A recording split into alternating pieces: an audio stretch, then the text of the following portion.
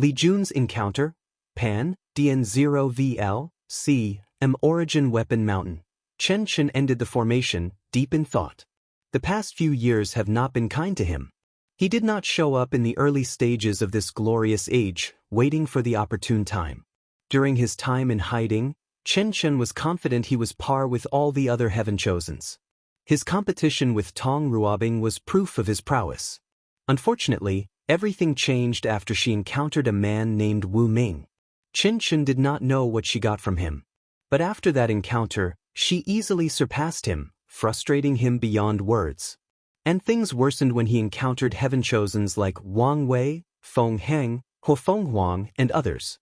He realized these people were in a class of their own, and his rival, Tong Ruobing, was now part of this class. Chen Chen's ambition has always been to create the most powerful artifact in history, surpassing the all-encompassing mirror that the Refiner ancestor created. The mirror is, without a doubt, the most powerful artifact of the Myriad Emperor world, despite the Refiner ancestor being only a pseudo-eternal emperor. Chen Chen wanted to create the most powerful artifact of the lower dimension, surpassing all artifacts in the lower dimension. And without proving the Tao and becoming an eternal emperor, he could not accomplish his goal. After sighing in desolation, Chen Chen took out a booklet from his space ring, a pondering look deep in his eyes. 200 years ago, he received a fortunate encounter that could change his life. It was the inheritance from a foreign heaven world named Mechanized Puppet World. He did not know this inheritance was in the Myriad Emperor world, nor did he care. The cultivation system of that world involved created a puppet that is empty inside, and the cultivators can enter to control. The puppets are essentially operated armors. That's the best way Chen Chen could describe them. Chen Chen did not care for the novelty of this system. In his eyes, these puppets were nothing but well-crafted magical artifacts used in another system. Furthermore, he could see the flaw in this system, reliance on foreign aid. The cultivators who controlled the puppets were naturally weak, having only cultivated their spiritual power to control the puppets better and have the ability to create and update them. In the later stages of this system, cultivators can create law puppets, but they still have to summon their puppets from their sea of consciousness when needed for battle. If someone is fast enough, they can take advantage of this flaw. This issue is solved only after the heaven will battle. After proving the Tao, the cultivator will inherit their puppet's power, while the artifacts will become something similar to a proving Tao artifact.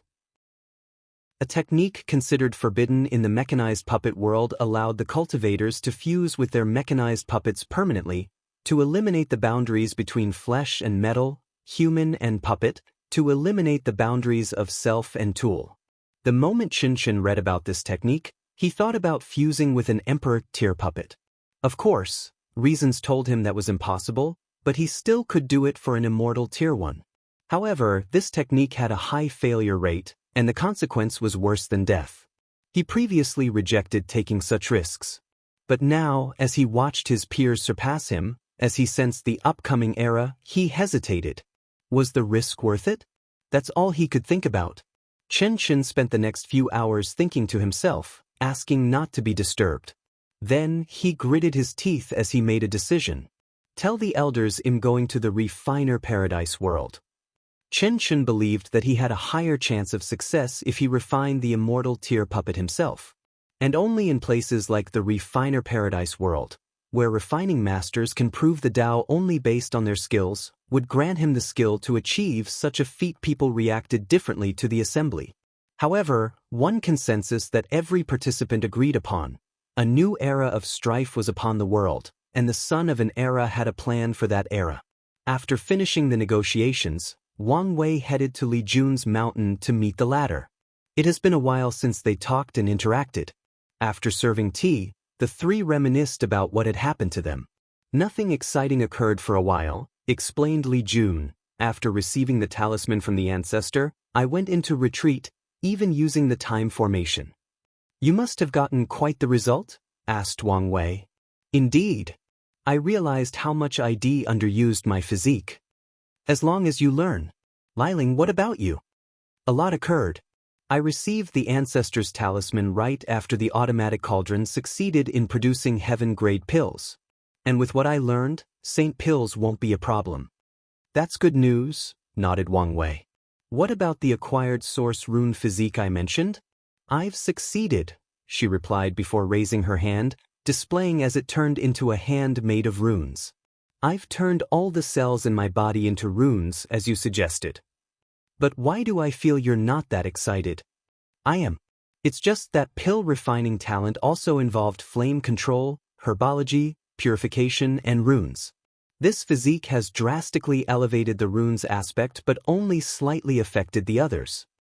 For more chapters, please visit Pan 0. The most significant benefit Yen Liling received from this physique is her talent for the other professions has been elevated, granting her the skill required for the automatic cauldron.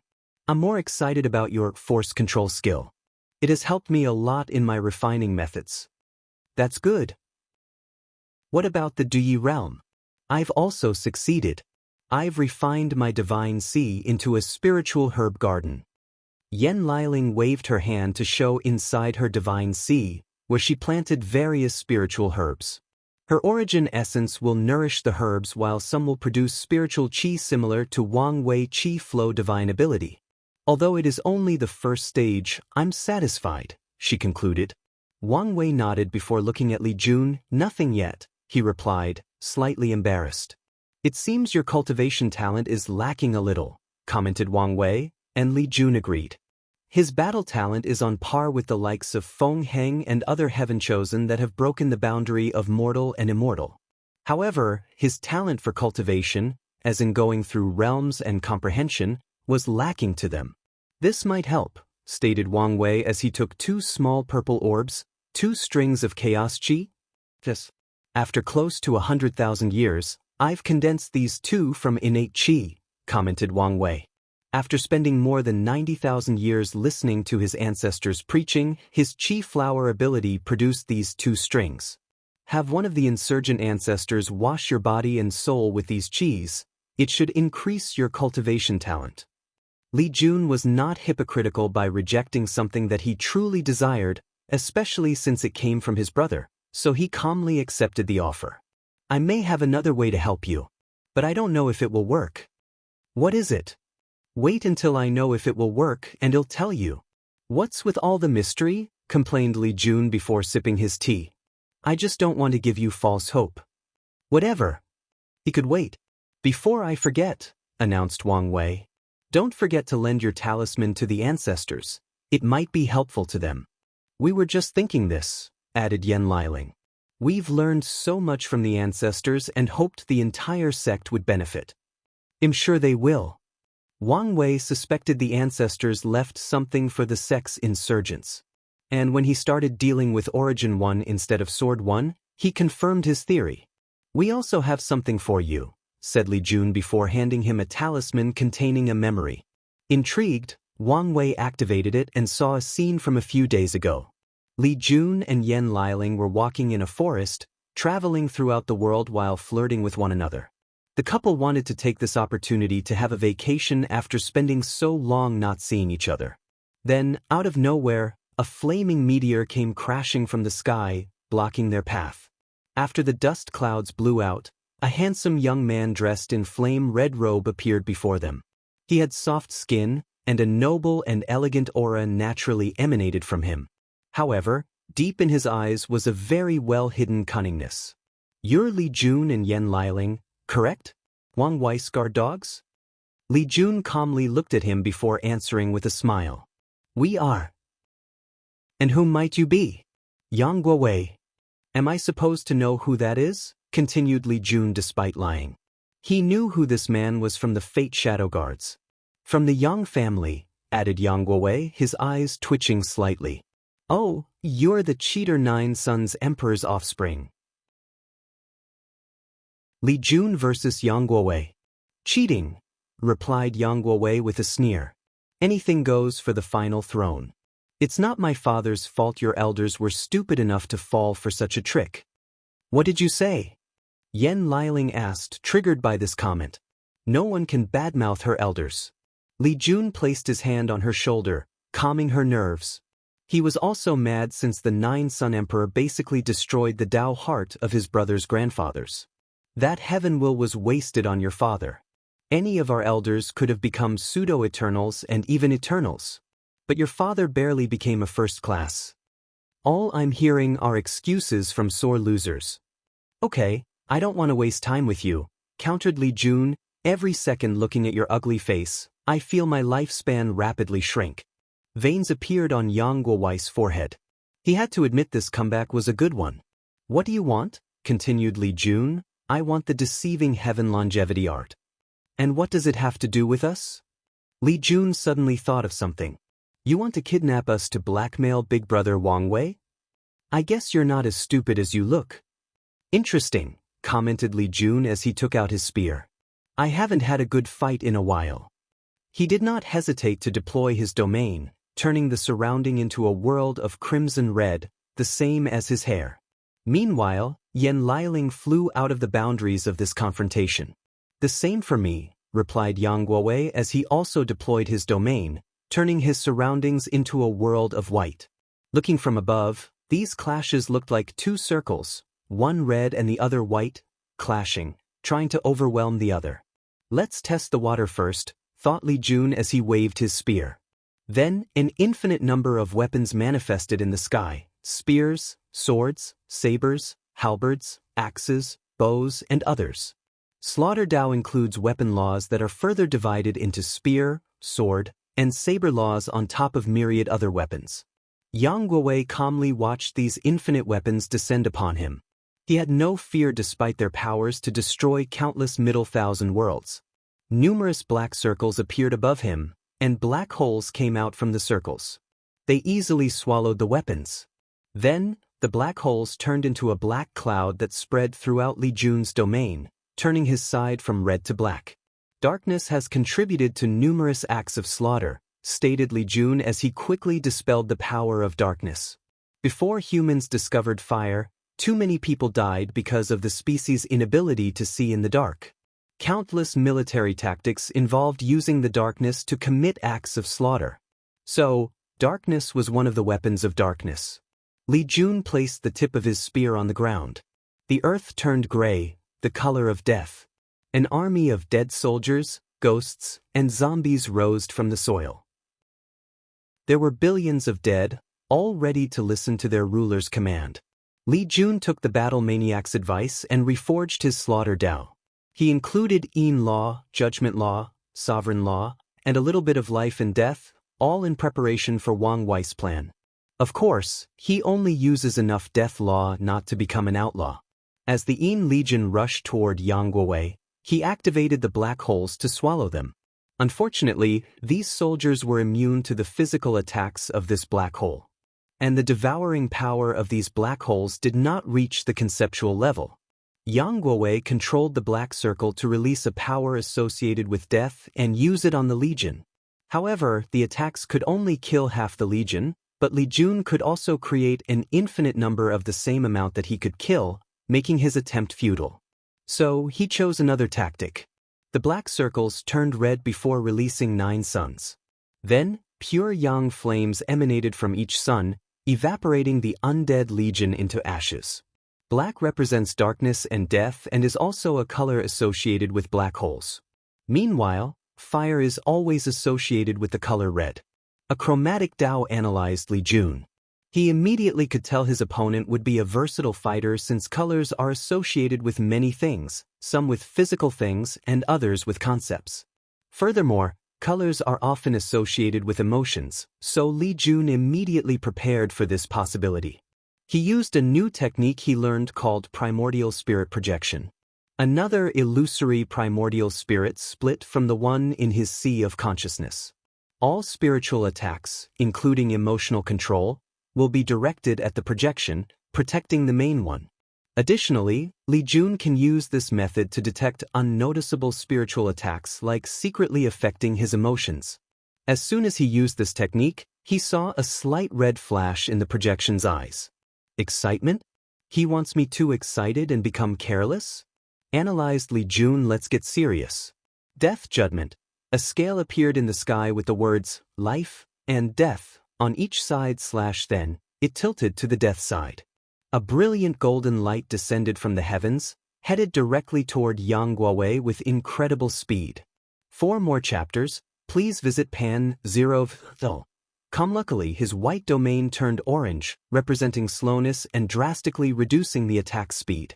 In addition to the time spent destroying the red suns, Yang Guowei finally reduced the attack speed to a point where he could react. 2 circles appeared above his head. The first was green, representing the Earth's solid nature and defensive capabilities. The second was black and white, which generated a yin-yang shield. Yang Guo's measures defended against Li Jun's attack. However, his opponent did not give him time to breathe. He saw Li Jun rushing towards him with a tsunami of blood following him. He could hear the scream of the fallen from the blood ocean but quickly protected his mind with a color barrier. He used the color black, this time associated with space and the void, to teleport the blood river away from him. He tried doing the same with Li Jun, but the latter resisted. Yang Guowei had to defend against Li Jun's spear. So, at the last minute, he condensed his domain into a protective barrier before him. Boom! The clash made the surroundings tremble as the space broke apart. The trees flew away, mountains broke, and rivers dried up. Li Jun slid backward because of the shockwave. Meanwhile, Yang Guowei was perfectly intact. At least, that's how it appeared. But Yang Guowei spat a mouth of blood, and his complexion became paler. What? I blocked that attack. Absolute control of the domain is one of the main requirements to enter the Supreme Realm. And not many people, including his peers, can condense it into a protective barrier right after entering the Saint Realm. As such, he should have blocked the attack. Yang Guowei immediately used the yellow color that represented plants to heal himself. Unfortunately, this method failed as he sensed his body rapidly become weaker. He tried the color gold, which represented light and also healing. It was the same result. He rapidly analyzed the situation before things reached a critical condition. What is the greatest cause of death throughout history? He muttered. Sickness. It was not cultivators, mortal strife, or the environment that caused the greatest death throughout history. Sickness. Trillions upon trillions of mortals die every day because of disease. You figured it out, commented Li Jun. Birth, aging, sickness, and death. The 4 fundamental aspects of life. Yet, cultivators have removed this aspect from the equation. I think it was about time for that to change. 5 colors appeared before Yang Guowei as he continued to cough blood and get weaker. According to medicinal theory, sickness results from an imbalance of the 5 elements. So, he used them to cure himself, and this method had some effect. Nevertheless, he still felt a sense of weakness, and his origin essence operated slower than usual. I can't believe I have to use my full power on someone like Li Jun. Yang Guowei felt humiliated, but he had no choice. Suddenly, his eyes glanced in one direction before returning to normal. It was such a passing glance, so subtle that no one would notice he was looking somewhere else, thinking he was simply scanning his surroundings. Then, Yang Guowei took a talisman and disappeared, making Li Jun and Yan Liling frown. Wang Wei finished watching the fight through the talisman. What's your analysis on him? He appeared prideful because of his emperor offspring identity. However, I feel like this is nothing but a mask. Given who his father is, he is most likely as cunning as the latter. I would not be surprised if he tried a similar tactic as his father, commented Li Jun. He's definitely ruthless and willing to do anything for his goal, added Yan Liling. During the entire fight, I felt he kept an eye on me secretly. I think he was scheming on kidnapping me to get you to surrender. Really? I didn't notice this. Yan Liling was very sensitive because of the recent improvement of her soul and new physique. So, she felt his malice. The question is why he suddenly left the fight when he seemed prepared to go all out, questioned Wang Wei. He sensed something and looked outside. Li Jun and Yan Liling felt the same thing and observed the sky outside. There was a vision of golden clouds accompanied by the sound of the Tao, which covered the entire world. The group calculated the reason and learned someone in this generation had already broken into the Supreme Realm, surprising everyone. Most Heaven Chosens were still in the void-shattering realm, with a few entering the Saint Realm. But someone had become a true monarch out of nowhere. Wang Wei divined more information but only learned it was a sealed heaven chosen who cultivated. However, something blocked other details on the ladder. While pondering on the person's identity and whether they had a purpose for cultivating so fast, Heavenly Tao suddenly sent a message to all cultivators in the world. And it involved this generation's cleanup. The cleanup? Something is wrong, thought Wang Wei. The cleanup is a generational event where cultivators of the myriad emperor world essentially go on a slaughter spree in the 9 devil god world, culling the strength of the devil race.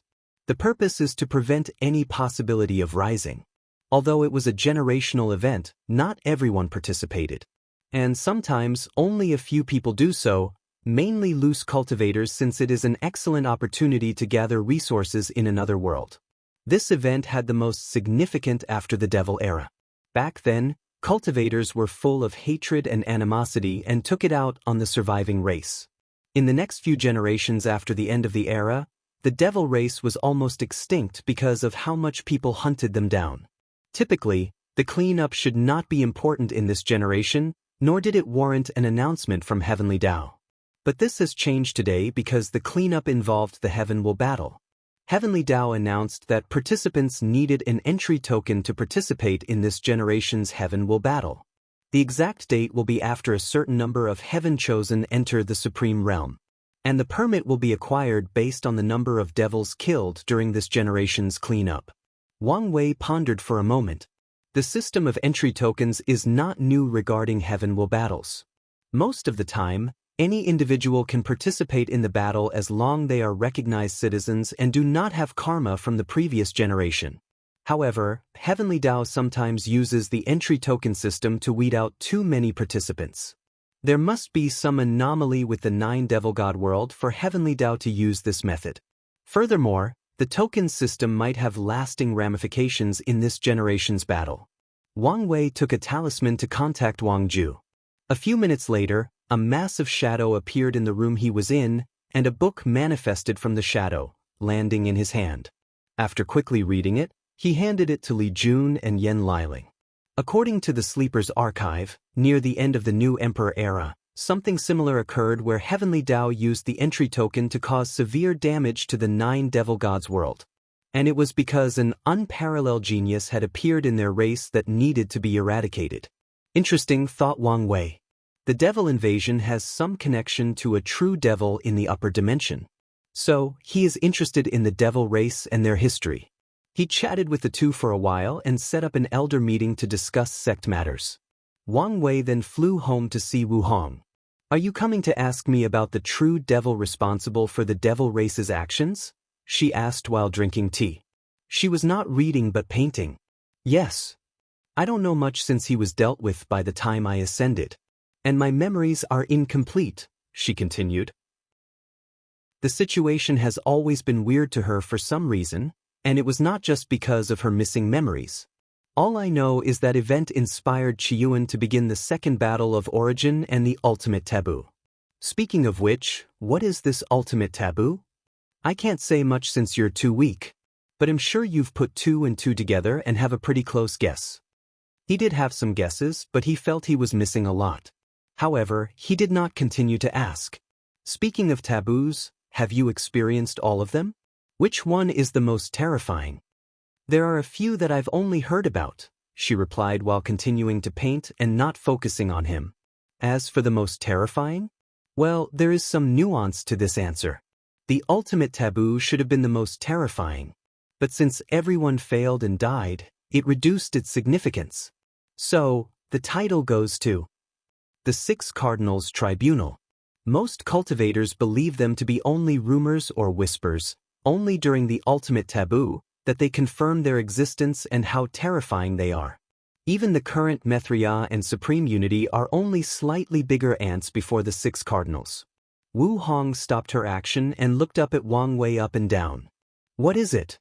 You're really a trouble magnet. What did I do? Do I have any connection with whatever taboo you were thinking about? Not yet, but you will if you want to be free from fate. Wang Wei groaned as he caressed his temples. His intuition told him she was correct. Alright, let's not talk about these things. Wu Hong shrugged as she continued to paint and enjoy her tea. What are you going to do? Go into retreat? I have to undergo my Saint Realm tribulation and flesh tribulation. Then I will go into retreat. Are you going to undergo mortal dust before entering the Supreme Realm? I am. That's good. It's always beneficial to temper the mind and heart when given a chance. Furthermore, when done correctly, mortal dust is a great way to deepen understanding OFS own Tao. Speaking of which, my parents should be back in a while. Wang Wei had a feeling they would be returning soon. Really? I miss father and mother. Me too. How about grandfather? Still in retreat? Yes. I've checked on him, and he's still dealing with his Tao heart, replied Wang Wei. Do you know any method to cure shattered Tao heart? In this chaos world, the answer is no, replied Wu Hong. The laws of this chaos world has placed great restrictions on resources dealing with Tao heart. Is it to weed out the elite and the weak-minded? Yes, but also to encourage cultivators to rely on themselves to deal with the issue. For more chapters, please visit pan0.com. That's unfair, declared Wang Wei, who felt there should be a better way to deal with this issue. You're only feeling this way because it affects you. You don't have to expose my hypocrisy so blatantly. Wu Hong ignored his fake outcry. You don't have to worry about grandfather. Your plan to have him defeat 9 sons should work. Hope so, replied Wang Wei as he stood next to her, watching her masterpiece. He had nothing to do until a few days later when he had to activate the Human Protection Array and finish the Myriad Emperor World's protection. Sons, Yang Clan Estate. Yang Guowei was talking to a few elders when he sensed something. He dismissed everyone before activating the room's formation, showing the figure of a hidden figure cloud in darkness. What is it? He asked. How are things proceeding? It's only been a few days. The dark figure paused as they sensed something in Yang Guowei's tone. Are you still mad about the other day? No. You should know it would have been impossible to kidnap them without alerting Wang Wei. And since you know his strength, you should guess what your fate would have been. I know. The figure paused for a moment. All right, don't forget our agreement. He then disconnected the communication, and Yang Guowei squinted his eyes. Somewhere in the Myriad Emperor world, the dark figure ended the formation. He was a young man with green eyes. His face was handsome until an insect came from his ears and burrowed into his cheeks. And the figure behaved as if he felt or sensed nothing. This Yang Guowei is a snake. I cannot determine his motive and behavior pattern, he thought. Anyways, as long as his father is on our side, he should behave. He then activated the formation to contact 2 others. Yu Zhu, how? I've told you not to call me by that name, parasite. Fine. Undead Flame, how is your situation? Not good. I think the Fate Shadow Guards have spotted me? So soon. They knew they could not hide for long, but the longer they could, the better the situation was for them. I think they are only suspicious. But some people have been monitoring me and my contact with the corpse-selling sect. You need to be more careful and better hide your track. I will. Parasite then looked at the second individual. Designer, how are things on your side? Excellent. As long as you gather the resources and have enough people to sacrifice, I guarantee you a weapon capable of killing a 3rd-class emperor, reassured a young man with dirt all over his face. I guarantee you these 2 9-extremity foundations won't survive. Don't worry about the sacrifices. I've already established a semi-decent alliance with many Heaven Chosens. I will turn everyone against these 2 if I have to. What about the Suppressing Fate Alliance? Do you think we can ally with them? Asked Undead Flame. Maybe. I'm hesitating to deal with Mo Xingyun since she might be connected to the Heaven Devourer Emperor. If she is as selfish as her ancestor, it won't be a bad thing if she's the one who proves the Tao. Their objective is to prevent the rise of the Myriad Emperor world or at least delay it for as long as possible. So, if someone as selfish as Heaven Devourer Emperor become emperor, they would never help or lead this new era. Let's wait and see. The moment Parasite said these words, he and the others sensed something. Then they received Heavenly Dao's message. Immediately, Parasite's face changed as the situation just got complicated. Heavenly Dao uses the entry token system to reduce the number of participants in the battle. And if it is the same in this cleanup, their plan, which requires ganging up on Wang Wei and Di Tian, will be in jeopardy. What do you think? Asked Parasite. It doesn't make sense to restrict the participant size, commented Designer. In Heaven Will battles where Eternal Emperor should appear, it has always been a free for all so that the final winner is the person who suppresses every individual. According to precedent, a few times, Heavenly Dao tried to cultivate an eternal emperor through a glorious age that skipped the previous generation, and countless heavenly physiques showed up. And in all these battles, there have never been restrictions on the participant number. Do you think it's because of the Era Sun? Asked Undead Flame. No. Heavenly Dao cannot show that much favoritism, even if it would benefit it, analyzed Parasite.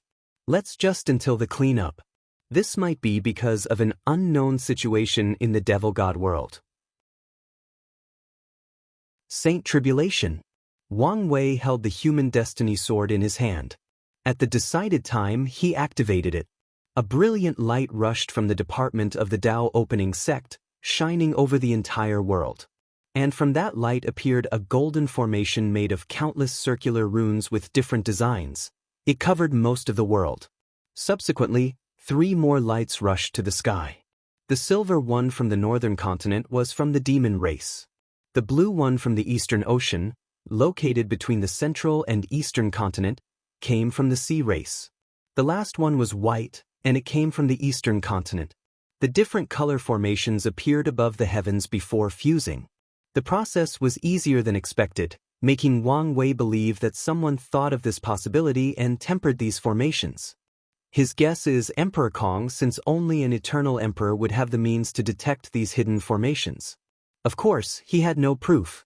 As he proceeded with the fusion, he strengthened his theory even more.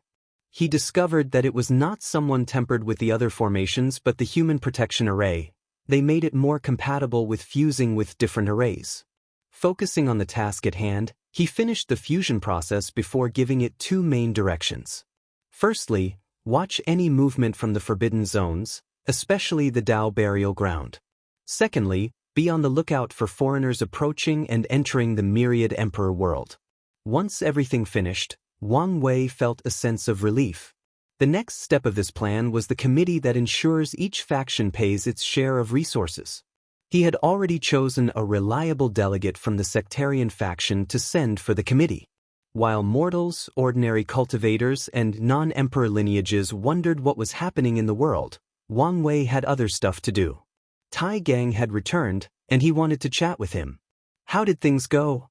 There was no suspense since most of the worlds I went to were middle 1,000 words. As for the Great 1,000 Worlds, there were a few resistances. But the elders put them down. That's good. Did you catch the existence of other factions in the lower realm? A few, Tai Gang replied. Mostly the Academy. They've conquered a few worlds to compensate for the previous Chi Lux loss. According to your instructions, we did not intervene in these worlds to not alert anyone. Wang Wei nodded. We must reduce interaction with the outside world for a while before the Heaven Will battle. Is there a reason? To prevent foreign interference or invasion. What about your other plans? Everything is already set. I just need to wait. He has already instructed the Fate Shadow Guards to expand throughout the endless void. And he has a reliable person in charge of the expansion, allowing him not to worry about problems despite entering a state of low contact. So, why is this conversation really for? Tai Gang could feel this was not as simple as on the surface. What is your plan for the future? Tai Gang did not immediately answer. What do you have planned for me? I wanted you to become Fate One and protect the sect. But I want to know if you are willing. Tai Gang did not immediately answer. I remember the first time we met. I was full of pride and ambitions, even after losing at the hands of Li Jun. But you made me realize how weak I was with one look. Tai Gang looked in the distance, slightly dazed. After broadening my horizon in this world, I truly realized how tiny and insignificant I am. He squinted his eyes with unwavering determination. But I still want to see the highest stage of cultivation with the best path. You want to prove the Tao? Yes, replied Tai Gang. But I also know my limitations. So, I have a plan that gives me the best chance. Oh, do tell. I want to become the most powerful insurgent possible. And I will serve you until you ascend. But before leaving, you can transfer my power to someone else, and I will reincarnate. For more chapters, please visit pan0.com. You want to use your past lives experience to ensure you can prove the Tao in the next. Yes. It's not a bad idea, muttered Wang Wei.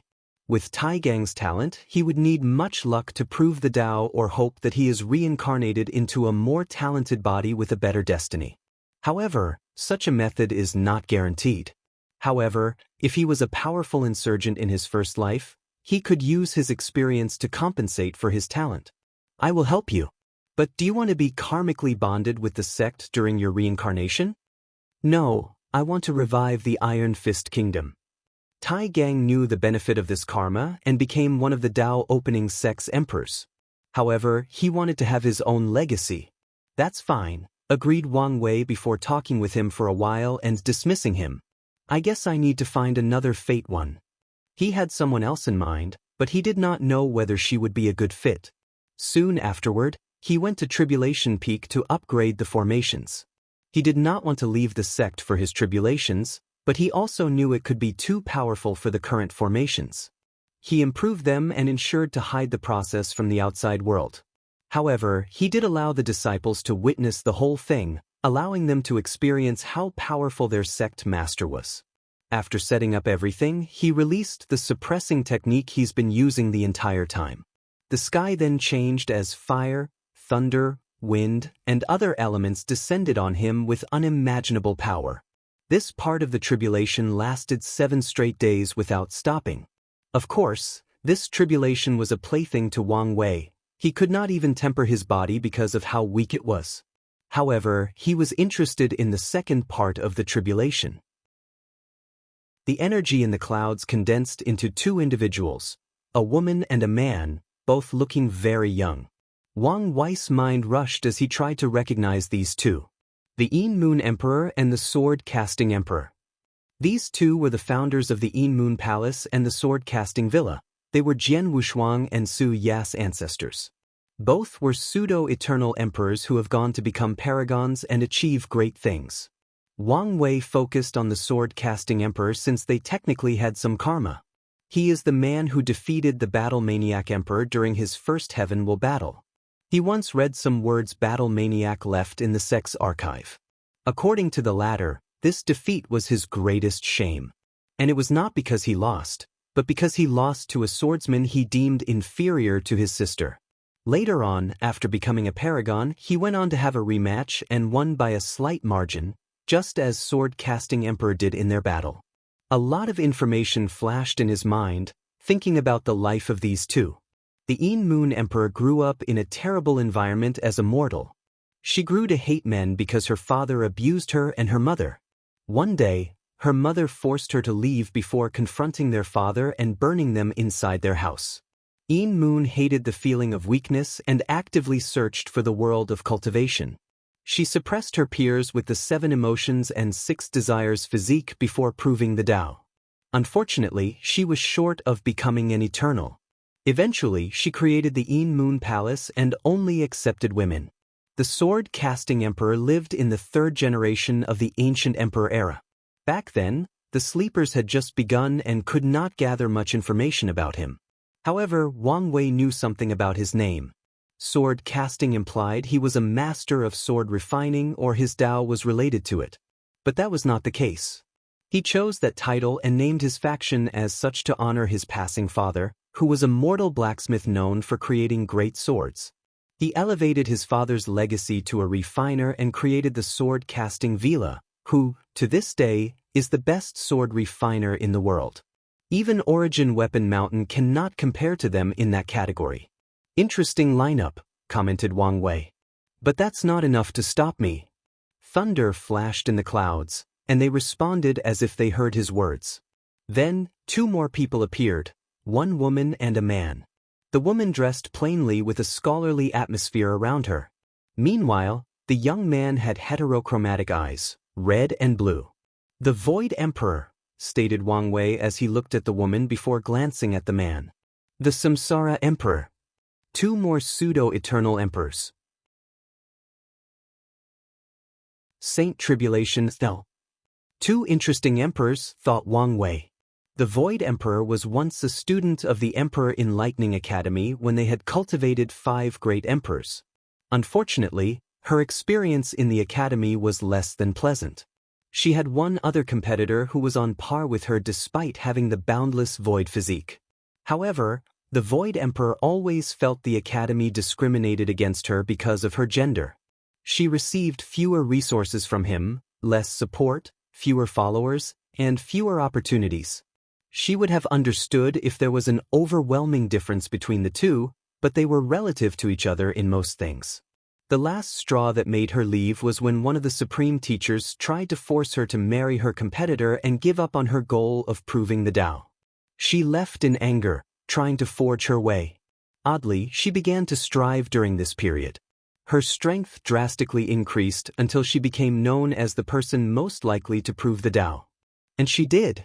She defeated all her opponents and became a pseudo-eternal. Then, she established the Tao Worshipping Academy with a more tolerant and accepting philosophy. As for her opponent from the academy, she killed him in the final battle. But she did not retaliate against the academy. After this incident, the Emperor Enlightened Academy also realized the corruption of their system and changed their policy to be more inclusive and tolerant. The Void Emperor left the academy in the middle of the void-shattering realm. So, this version is the one with her peak ability, thought Wang Wei before sizing the Samsara Emperor. His story was also interesting.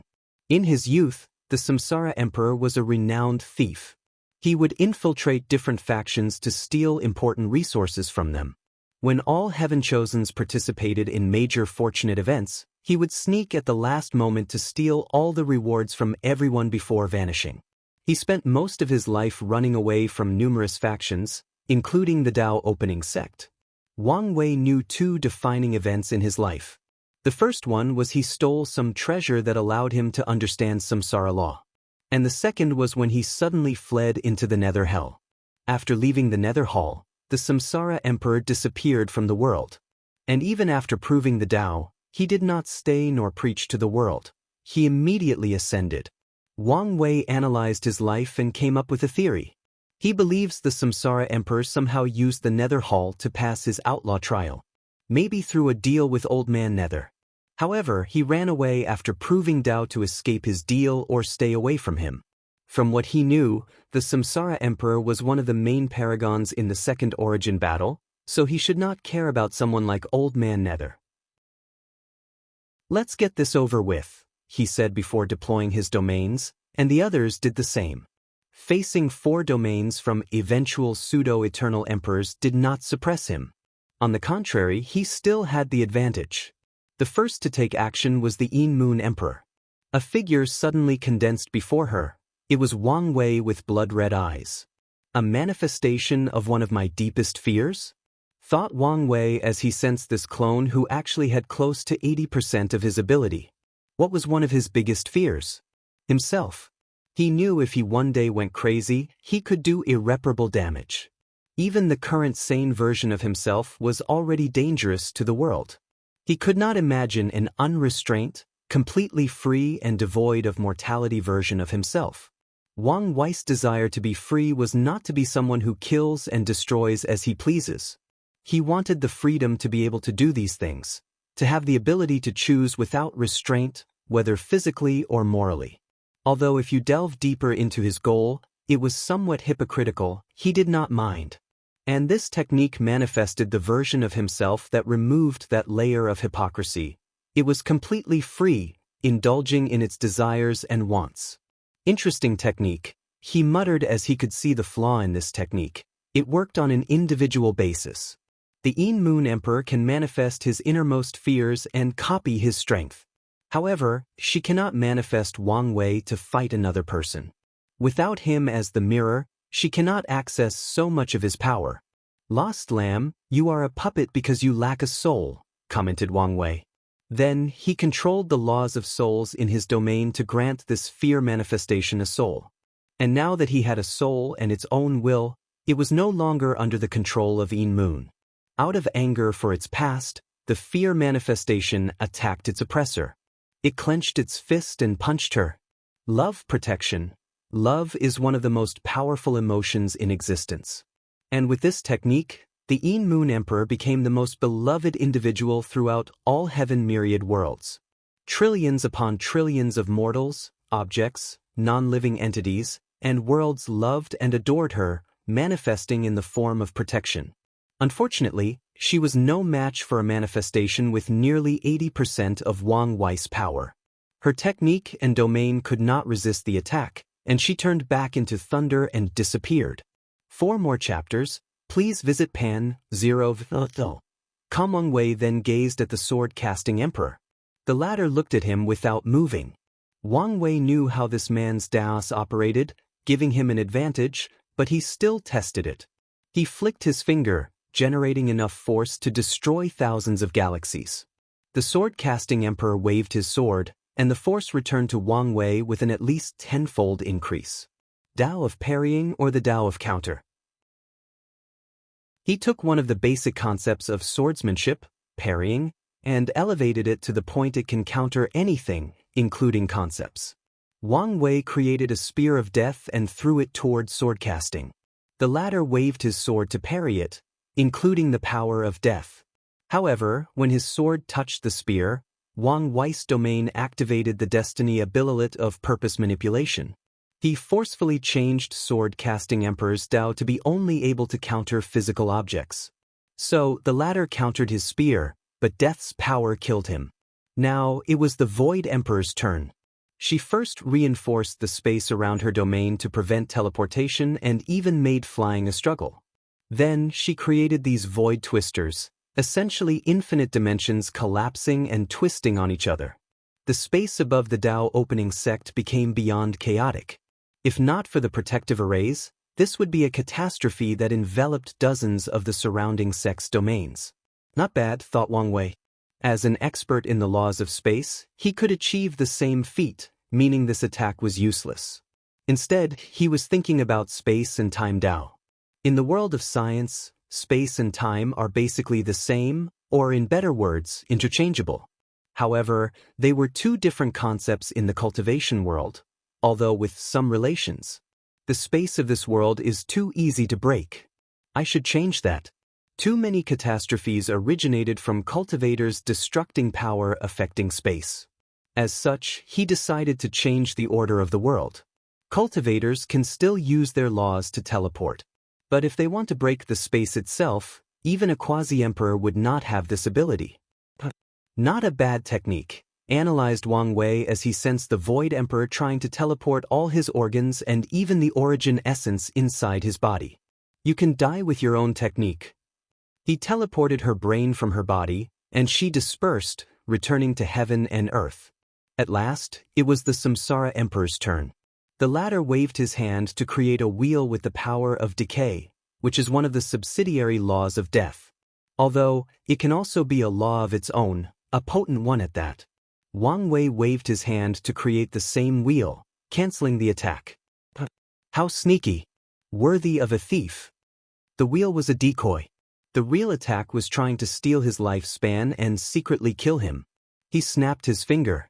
Death vibration, dark sound waves overwhelmed the Samsara Emperor, sending him into the cycle of reincarnation. Survived! Wang Wei looked at the dark aura protecting the latter. Death immunity? Interesting. He suddenly looked higher at the Samsara Emperor. Amongst these young emperors, he believed he had the highest chance of reaching immortal venerable strength.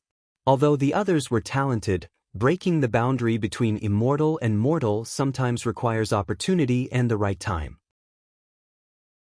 It is common in this age because of the glorious age. Without the right opportunity, many of the current heaven chosens would not have this feat. Wang Wei controlled his fate law and changed the Samsara Emperor's fate to that of a dying passing.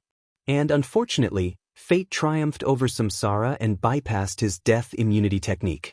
I would have to love to compete with the real version. It would be interesting if the younger version of all emperors across time and space competed against each other. That would be a sight to see. Saint's preaching. After his tribulation, he felt like a weight had been lifted from his shoulder. It was now smoother to control his law and domain. It was as if a veil or restrictions was removed from his body. As a result, it was easier for him to access the laws of heaven and earth and comprehend them. Wang Wei knew the reason for this change. Although he was previously a saint, heaven and earth did not acknowledge his realm since he did not undergo tribulation. The weight and veil he sensed was his incongruity with the world. Should I preach? He thought. One of the reasons the saint realm is named as such is because every true person can preach their Tao to a large group of people. And in return, heavenly Tao will grant them a small amount of merit. In ancient emperor era, saint realm cultivators would travel to the lower realm and preach in small, middle, and even great thousand worlds to receive merit. Unfortunately, as time passed, these places' cultivation civilization has been set, making it pointless to do so in modern times. The only time cultivators in modern times used this method was when they discovered a brand new world. A world that does not have a cultivation civilization for some reason, or one that was just born and is relatively new. Unfortunately, these worlds are rarer to find. Even with Wang Wei's soulflower ability, he might not find one since they might not exist at the current moment. Although I don't need the small amount of merit, it's better than nothing. He contacted the elders to announce he would preach to the sect's disciples. He thought this would be a simple thing that took a few days. But the event quickly escalated. The elders wanted this event to be more significant. They wanted disciples, elders, deacons, and foreign guests, people affiliated with the sect but not directly part of it, to listen. It would take some time to gather these people. One elder mentioned that the sect would recruit another group of new disciples a few months from now and let them listen as well to benefit the sect. Another one suggested allowing the disciples from the lower realm to participate. The new branches the sect opened in the lower realm needed a way to increase these people's loyalty to the sect. And listening to a potential future eternal emperor preach would do wonders for this issue. The myriad emperor world was semi-closed, so the lower realm disciples could not come here. But the sect decided to use an image transmission array to broadcast the event. Wang Wei was speechless the entire time. He did not expect things to escalate to this level. After the elders planned everything, Li Jun and Yan Lililing would also preach before him, turning this into an event. Tai Gang was on the list. Unfortunately, he was now in retreat to enter the Saint realm. A few months later, Wang Wei oversaw the disciple recruit. The sect divided the tester into two groups, the one with cultivation and the one without. Regarding cultivators, no one above the divine altar would be accepted since that's the realm where it is not too expensive to recast the foundation. There used to be an age limit, but Wang Wei removed it to ensure the sect could find some late bloomers with undetected talents. As such, people from as young as 14 to divine Altair cultivators close to the 1,000-year limit attended this process. The sect then used a variety of criteria to test these people. They tested for their talent, including professions, soul, physique, understanding, qi manipulation talent, luck, willpower, and Tao heart. The pagoda was useful for the last part. And this was not the end. The sect checked the background of these people to ensure no problem. They checked their fate line to see if they had some unique destiny. They checked their karma to see if they had some karmic connection that would be favorable to their cultivation or detrimental to them and the sect. Because of this unique and comprehensive method, some accepted individuals appeared to make no sense. Some people were nothing but mortals that did not even have leakless bodies. They only wanted to take a chance at changing their lives. And since travel had become more accessible because of the constructs, they came to give it a chance. Although these choices appeared nonsensical, only the sects knew these people could compete with some destiny, allowing them to have their legends in the cultivation. That destiny might be as simple as an inheritance. Usually, these people would never have a chance to fulfill their destiny. But with the sect's support, they were now the prime candidates. The advantages of this recruiting method were endless. and it was only possible because of Wang Wei's destiny and fate Dao. Once everything finished, 2 participants stood out amongst the rest.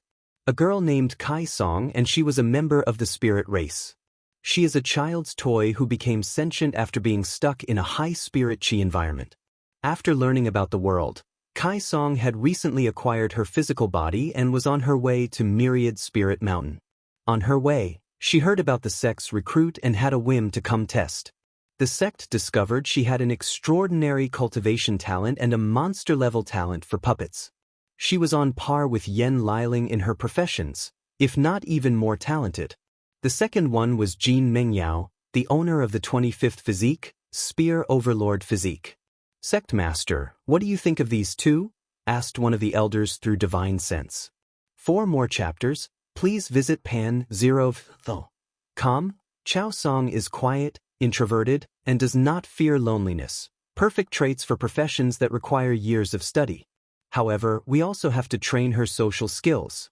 Puppets can be vital for our plans if used correctly, so her skills can be helpful. As for Jean Mengyao, besides his arrogance, he is indeed talented. However, we must see how he grows. Wang Wei can read Jean Mengyao like the back of his hand. He could tell this guy was planning on using the sect's resources to catch up to this generation's heaven chooses. Then, defeat him to become the sect's leader before proving the Tao and becoming an eternal emperor. The arrogance and ambitions of young people, thought Wang Wei. These 2 are potential emperors. Based on their performance, they can become the sect's seal heaven chosen. One of them might participate in the generation after my father, he added. A few people thought the same things and waited to bring it off. With the karma washing pool that Wang Wei brought for the sect, they will not have to worry about future emperors. Even if one of these 2 failed their heaven will battle, the sect could wait for a generation with less competition and bring them out. They don't have to seal themselves for millions of years. After the sect's recruitment, it was time for the preaching events. Li Jun went first.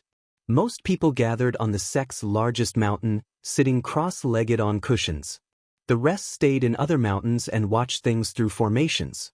And it was the same for the branches in the lower realm. Li Jun sat cross-legged, floating in the air and overlooking everyone. I am true person Li Jun, and today, I will enlighten you in the ways of battle. His voice was soft, but everyone could hear him. It was as if he was muttering next to their ears. Even the people who listened through formations felt the same way. Visions of lotus manifested near him, along with beautiful sounds representing the voice of the Tao, the voice of truth. Li Jun then talked about battle as if it was a Tao. He also injected some of his law understanding for the void-shattering realm and above individuals. The preaching lasted 3 months. And once he finished, everyone had one thought in their mind. This man made battle, a brutal and cruel thing, into an art. And they wanted more. Everyone benefited. Many of the new disciples were malnourished mortals who knew nothing about cultivation. The sect had to provide spirit chi and pills for them to listen for the entire 3 months. But even they benefited.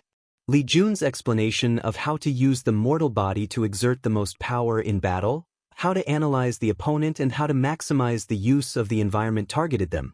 Furthermore, even if they could not understand most of the things he said, it would benefit them in the future as long as they remember some things and apply them in their lives. Golden lights came from heaven, and he received his merit. Next was Yen Liling's turn. Her process was similar to Li Jun's. She preached about all 5 professions, focusing on establishing a foundation for most profession-oriented people listening. Even Wang Wei learned something from her. As for the non-professions, they also benefited since she also talked about flame, energy, and spiritual power control. After taking her merit, it was Wang Wei's turn. I am Wang Wei, a true person and your sect master, said Wang Wei with a pleasing voice. And today, I will enlighten you on the essence of cultivation. He let his words simmer for a few seconds. In the endless void, there are countless cultivation systems, good or bad. But at their core, they involved 4 fundamental aspects: essence, chi, spirit, and law. Even if there are some outlier systems, one of these 4 will be involved in one way or the other. Now, let's begin with essence, or the body. Next is qi or energy, the source of life and evolution. Third is the spirit or the soul, mind or spirit. Finally, it's the law, the fundamental concepts that govern realities. The process lasted 3 years. And once everybody woke up, they did not know how to describe this experience and remained quiet for a few seconds. Family reunion. Wang Wei's sermon covered many things. These people now had an excellent understanding of the cultivation realms from body refining to primordial spirit. They understood which part of essence, qi, and spirit each realm was based on. With this knowledge, they can easily enter these realms and push them to their limits if they are talented enough. For the law aspect, Wang Wei talked about the 5 elements law and a bit about his fate law. However, he primarily focused on the subtle control of the law, and with his force control skill, every individual, including the true monarchs of the sect. Today's preaching will benefit every single listener until they become quasi-emperors. And maybe even further. Wang Wei received his merit before dismissing everyone. There was a lingering desire in the faces of most of the disciples. It was genuinely fascinating to listen to people preaching. It was like someone presented the universe's fundamental truth in such an easily understandable way. The feeling was simply intoxicating. "What a marvelous sermon," someone suddenly said. When Wang Wei saw where it originated, his eyes lit up. "Mom, Dad." Yu Yan rushed to hug her son, and Wang Tian followed. The family formed a hug sandwich with Wang Wei in the middle. "When did you guys get here?" After Liling's turn, Yu Yan explained. "We wanted to surprise you." "I'm glad you are back," said Wang Wei with a smile. "Let's go somewhere else." The 3 flew to Wang Wei's transcending fate mountain to chat. Everyone sat together, including Wu Hong. Wang Wei prepared the tea, and the family chatted. "Your sermon was brilliant," commented Wang Tian. "I've learned a lot." He was not lying, since he had learned a lot after hearing it, especially his force control skill, which he believed could reach a higher level after a while. Yu Yan nodded, but she did not say anything. She held her son in her hands, cuddling him like a child. Wang Wei did not resist. "I'm glad. So, how was your mortal dust? What did you do? Any new discoveries?" He could tell it was more than successful, since the 2 were now at the peak of the supreme realm, only 1 step away from becoming quasi-emperors. "Mine was interesting," added Yu Yan. "I became a blind mortal, living all my life in darkness. However, after enlightening myself on darkness and regaining my memories, I felt it was not enough, so I continued. My second persona was someone who had connections with some of the vilest individuals in society: sex traffickers, rapists, killers, cannibals, etc. I wanted to experience the darkness of the world. This persona granted me a deep understanding of societal darkness or darkness of the mind. But of course, I was not satisfied. So, I placed a bunch of mortals and cultivators in a small world and literally turned into darkness. Observing them live and survive in a world without sun, with only darkness, was interesting, to say the least." "Interesting. I give you a full score for ingenuity," commented Wang Wei. "Thanks. I think you've been rubbing off me," smiled Yu Yan, pleased with her son's compliment. "Old man, what about you?" "Mine was not that interesting," replied Wang Tian. "I had many personas in the mortal world, all swordsmen with different personalities. The indifferent swordsman who killed his loved ones for his sword Dao, the free and unrestrained swordsman, the charismatic one with friends all over the martial art world, and even the drunkard swordsman. Every time I learned something fundamental about swords from these personas, I would awaken my memories and choose the next one." Wang Tian took a sip of tea. "Then, I turned myself into a sword and experienced what it was like. In a few hundred years, many swordsmen created legends with my sword. As a result, I learned the fundamental truth that the sword was a weapon of murder. Nothing else, nothing more." "You don't seem too happy about this discovery," remarked Wang Wei as he sensed his father's odd mood. "It's not that, since I've always known this." With his achievement in the sword, of course, he knew the fundamental purpose of the sword's existence. "I've loved the sword since I was 8, and my father gave me a wooden sword for practice. I named it little heaven, after my name, and I still preserve it. I was hoping to pass it on to you for your training. Well, you know how that turned out." Wang Wei gave his father a wry smile. It's not his fault that he was not a fan of most weapons. Wang Tian did not blame his son since he was in a state of remembrance. "My love and passion for the sword have allowed me to travel far in its ways. But it also made me romanticize the sword, thinking it was more than a simple weapon. I thought it was beautiful, mighty, the best weapon, and the weapon of kings. Unfortunately, through cultivation, I found its essence as a tool created for death and slaughter. And a small part of me refused to accept this fact, until mortal dust. In the time he spent as a sword, he ended up in different people's hands. A blacksmith who admired the technique behind its creation. A king who used it as a symbol of power and authority. However, he always ended up being used as a tool for killing. For more chapters, please visit Pan 0. Come after removing that final reluctance, Wang Tian sublimated his state of mind, and his swordsmanship reached a higher realm. "As long as you've figured things out," added Wang Wei. "How strong are you now? Condense your most powerful attack into a sword qi, and let me see." Wang Tian did not hesitate because he knew how strong his son was before leaving. He raised his hand to condense a small sword the size of a toothpick. "As expected," commented Wang Wei as he felt the power emanating from the sword qi. "Middle level of 3-leaf. After you become a quasi-emperor, you will reach the peak with a slight chance of breaking into 4-leaf. He knew his father, and since Ji Lanfang had such potential, it made sense for his father to be on par with the latter. "Chuips," Yu Yan smacked her lips in response. She left her son's embrace and chose to embrace her quiet daughter-in-law instead. "What's wrong?" "After showing her my strength, she argued with me that she would still win if we had a heaven will battle in our generation," explained Wang Tian.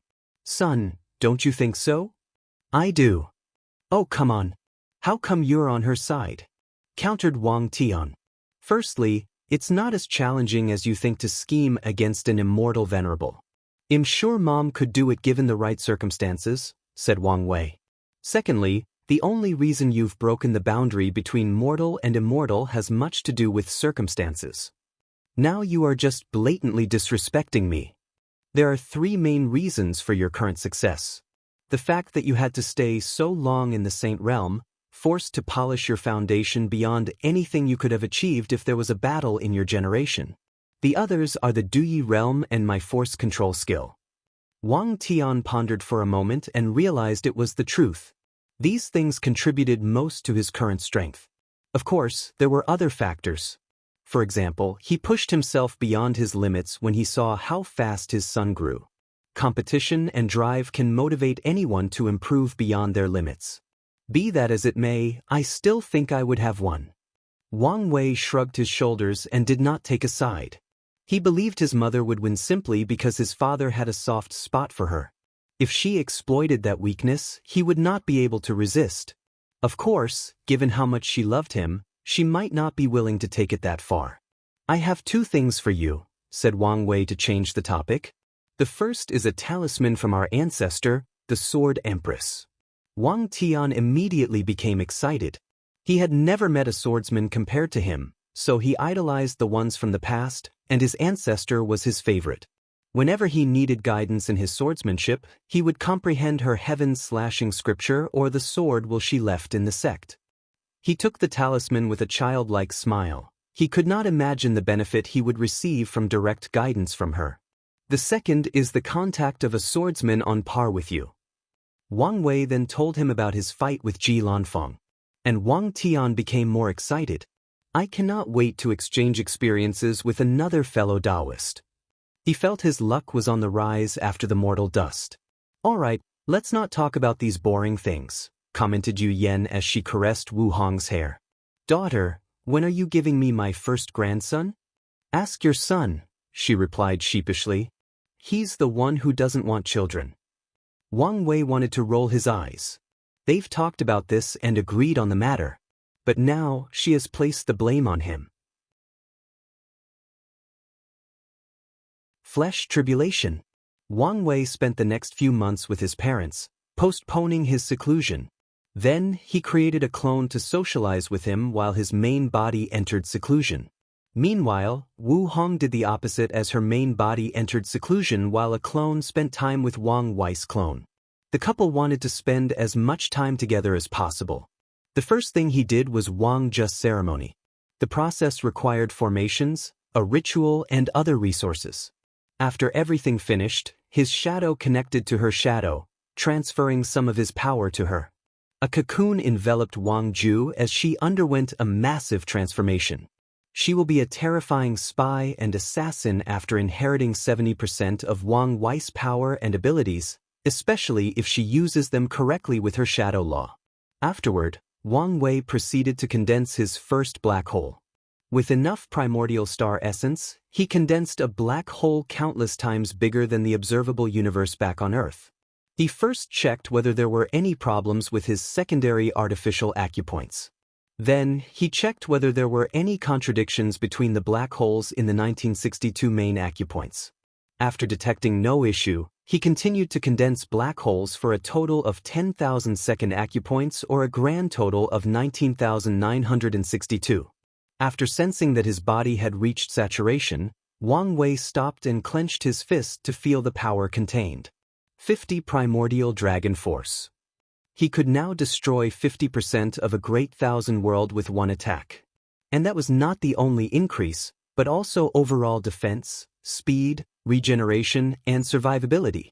It's coming, he thought after analyzing his body. An unknown power descended on him, and he knew it was from the true Power Tao realm. His tribulation had arrived.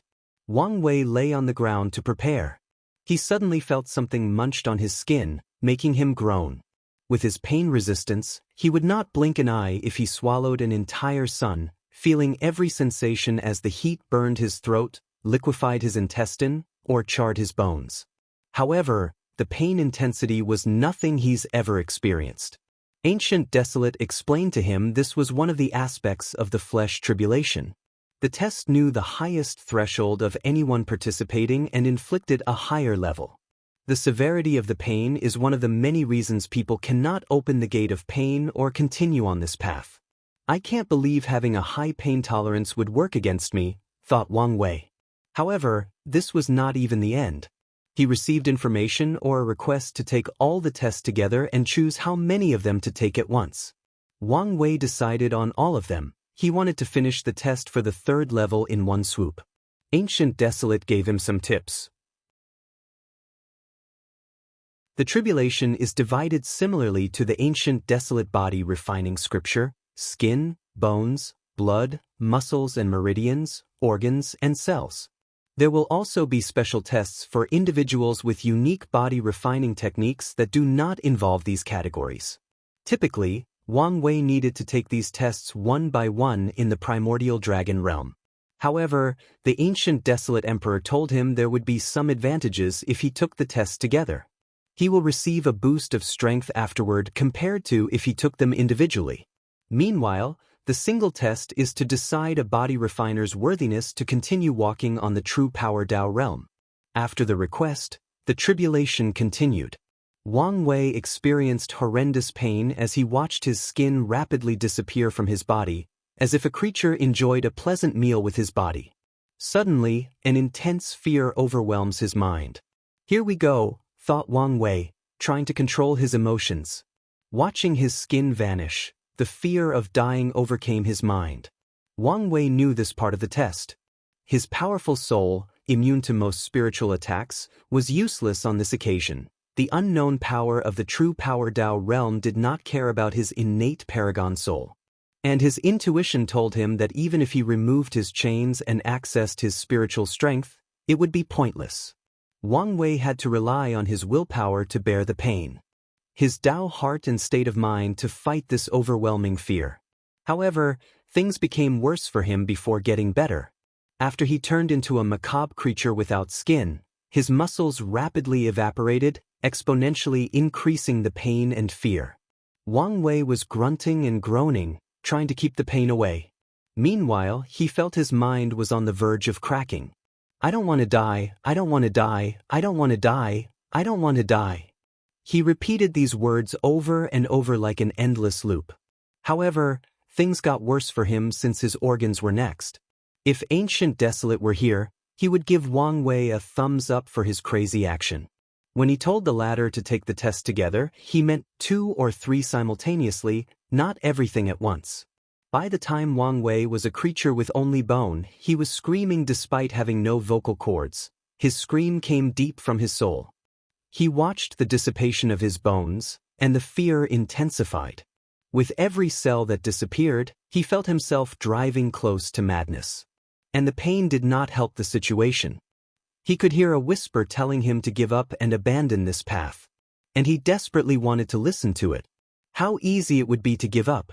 For more chapters, please visit Pan 0. Why did he have to endure so much? If he wanted a strong body, he could just comprehend power law.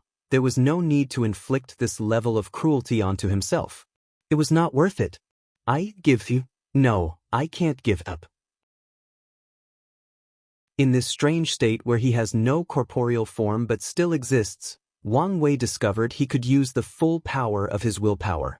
So, he tapped into that power. This action aided the situation, but it did not solve the problem.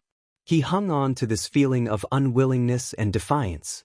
Memories of him floating in the endless void flashed in his mind. Back then, he also had to overcome his fear of death while fighting eons of loneliness. He did not give up then, so he would not give up now. He gritted his non-existent teeth and persevered.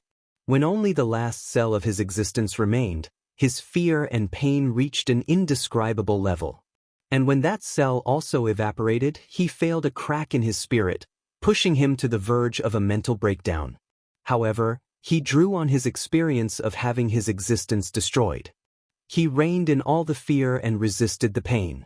He had to withstand such intensity for only 10 seconds, but each felt like a lifetime. 10 seconds later, the suffering ended, and his body was regenerated cell by cell. And since his fleshly body was linked to his primordial spirit, it also regrew. That was interesting, he muttered as he looked at his new body. This test took into account all his willpower and pushed it beyond his limit to test him. And he felt a real challenge for the first time in a while. Not to mention, this experience was a great way to temper the mind. 70 primordial dragon force. An increase of 20. Is this my reward?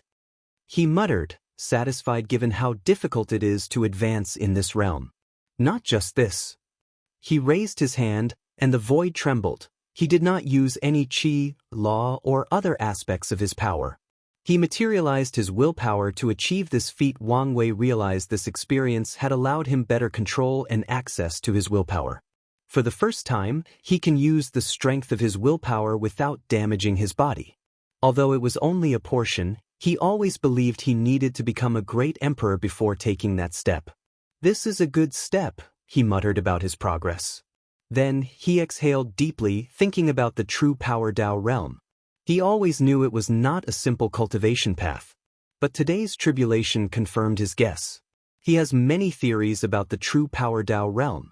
The best one is that it is the first power system ever.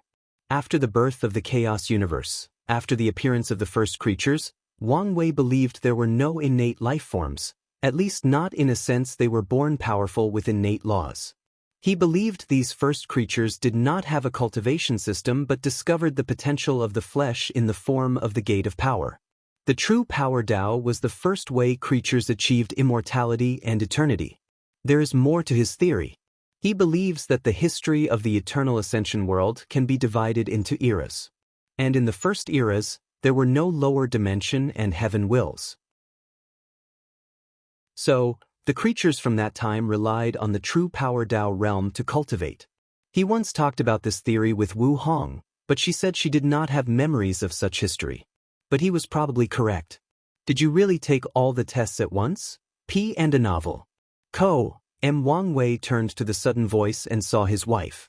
Not bothered by how she bypassed his formation, he replied, yes. Wu Hong did not know what to say. She remembered her flesh tribulation. She had a whim and decided to try 3 simultaneously, and she did not forget that horror for a long time. In her career, she has met a few inextinguishable paragons or individuals who opened the gate of power. The number of people who could withstand 2 tests simultaneously could be counted on one hand. Most of them did so by accident since they knew little information about the horror of the test. Many unlucky individuals chose 2 or more tests for a while and failed, ending their dreams of walking on this path. 8. Heterogeneity. Wu Hong was impressed. She has always known her boy toy was talented and capable. And on a few occasions she was proud and impressed by him.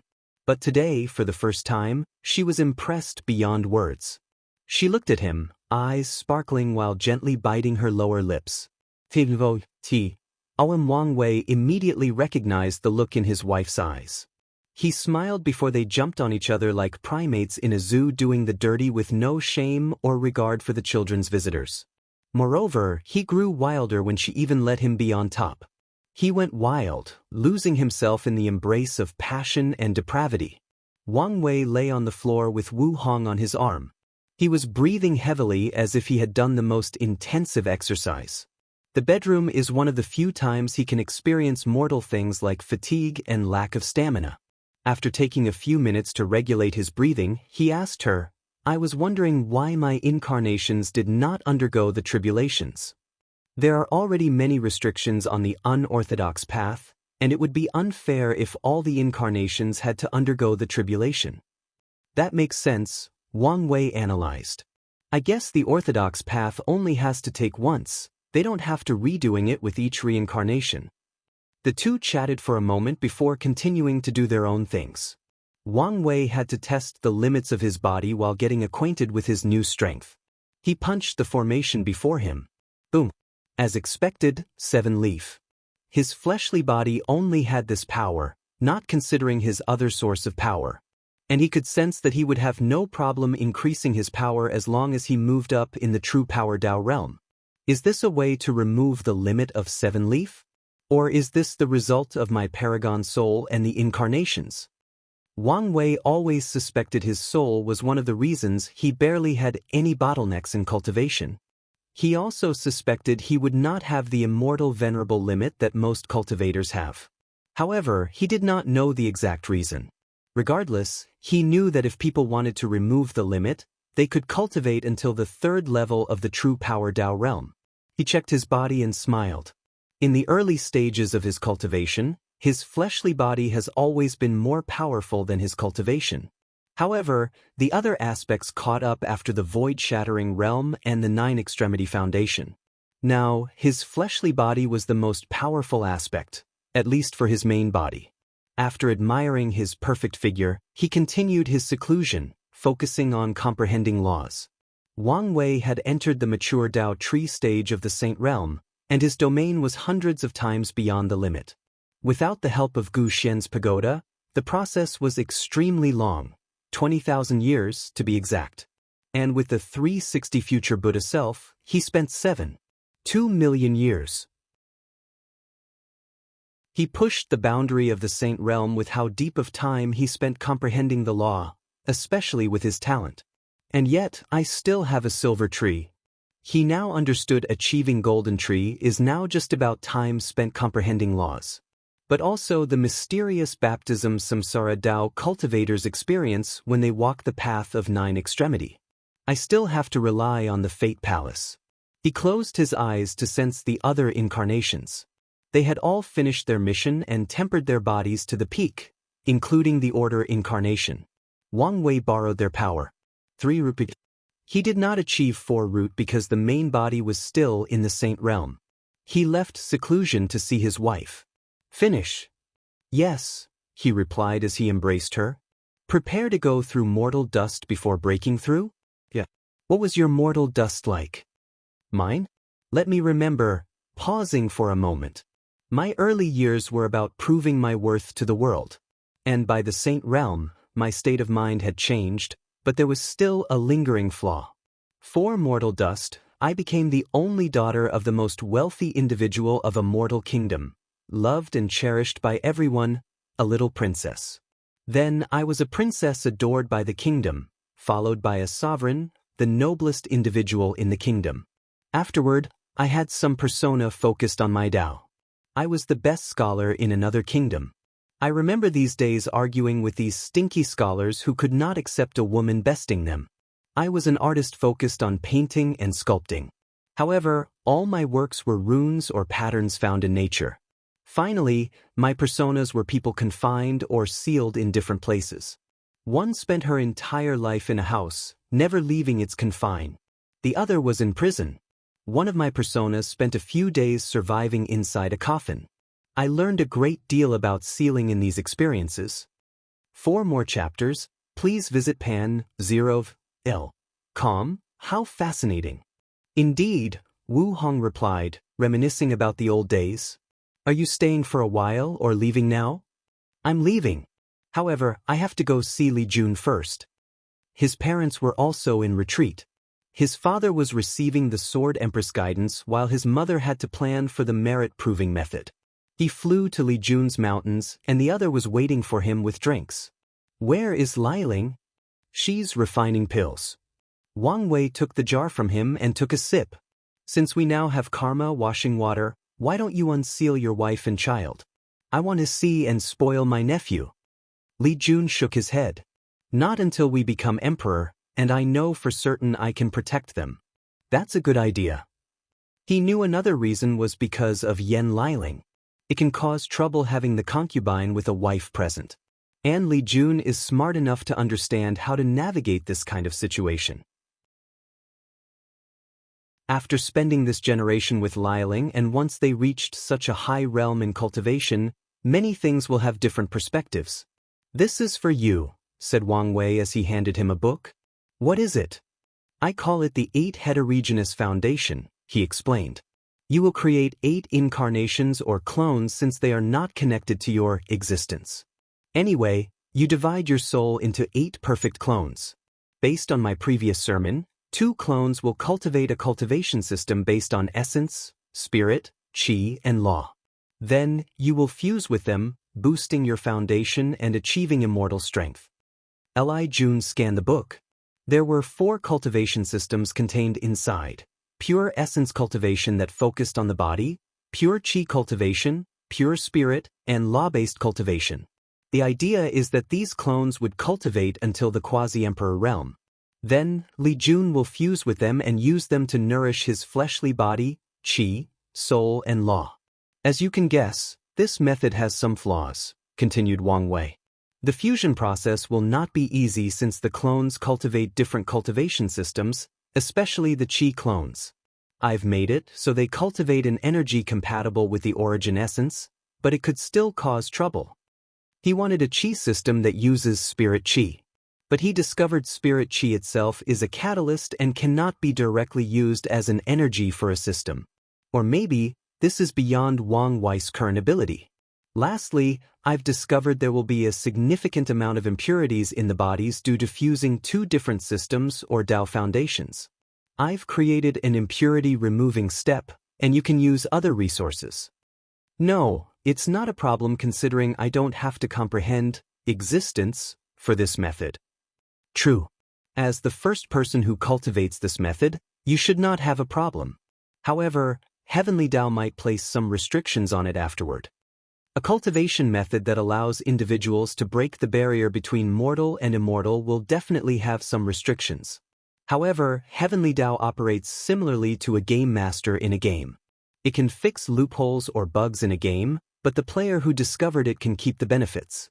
Better yet, let my mother and Yan Liling cultivate it simultaneously under the Heaven Hiding Array.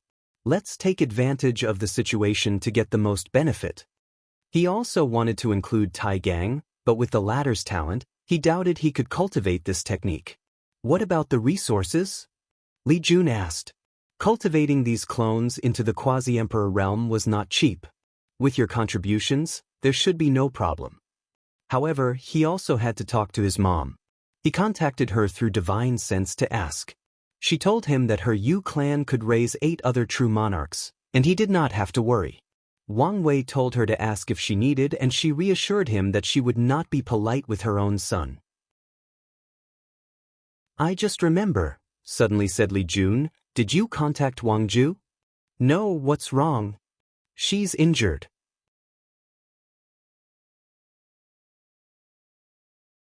Eating time. Is it DT on?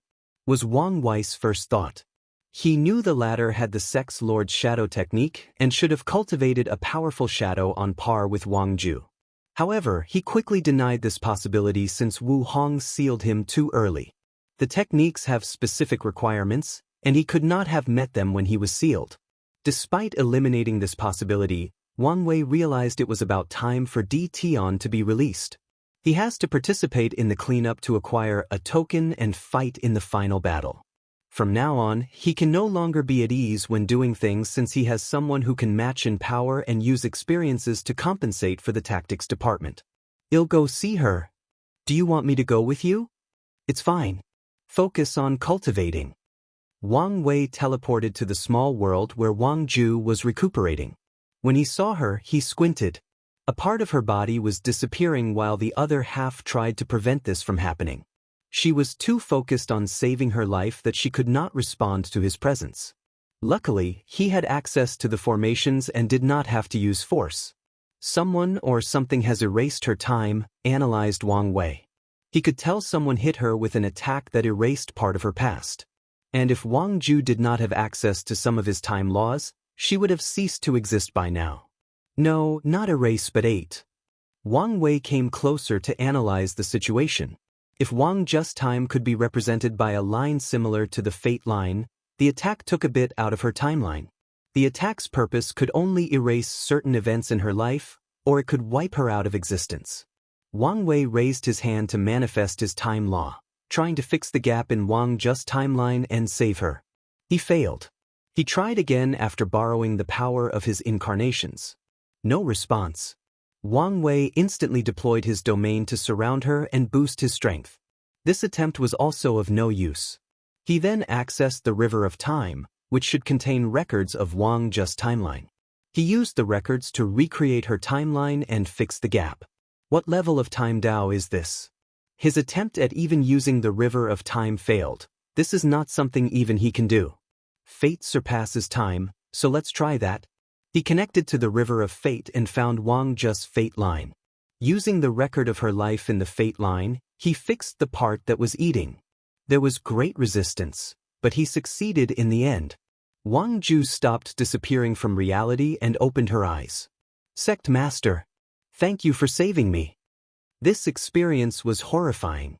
Having hundreds of years of her life vanished from her memories, having to question her sanity on whether these events occurred before slowly watching her dissipate from the world. What happened? Who did this? The upper dimension people, she replied, making Wang Wei frown. Although you can only use 70% of my main Bodhis power, only Immortal Venerable and above could injure you. And there is that strange time technique. It was a trap, explained Wang Ju. I was investigating some suspicious people when I discovered the possible existence of another alliance against you. My investigation led me to a strange heaven-chosen who seems to use insects. However, it was a trap. When I further investigated, they were prepared. They knew about the Lord Shadow technique and had a light-based formation that could affect my shadow status and weaken my access to your strength. Many thoughts flashed in Wang Wei's mind after hearing this. But he let continue without saying a word. Luckily, I've acquired some of your intuition and felt danger. Before they completely deploy the array, I used the talisman you gave me to create a hole and flee. Unfortunately, someone hit me with a strange time technique. Was it a person who attacked you or an item? I'm sorry, but I can't remember.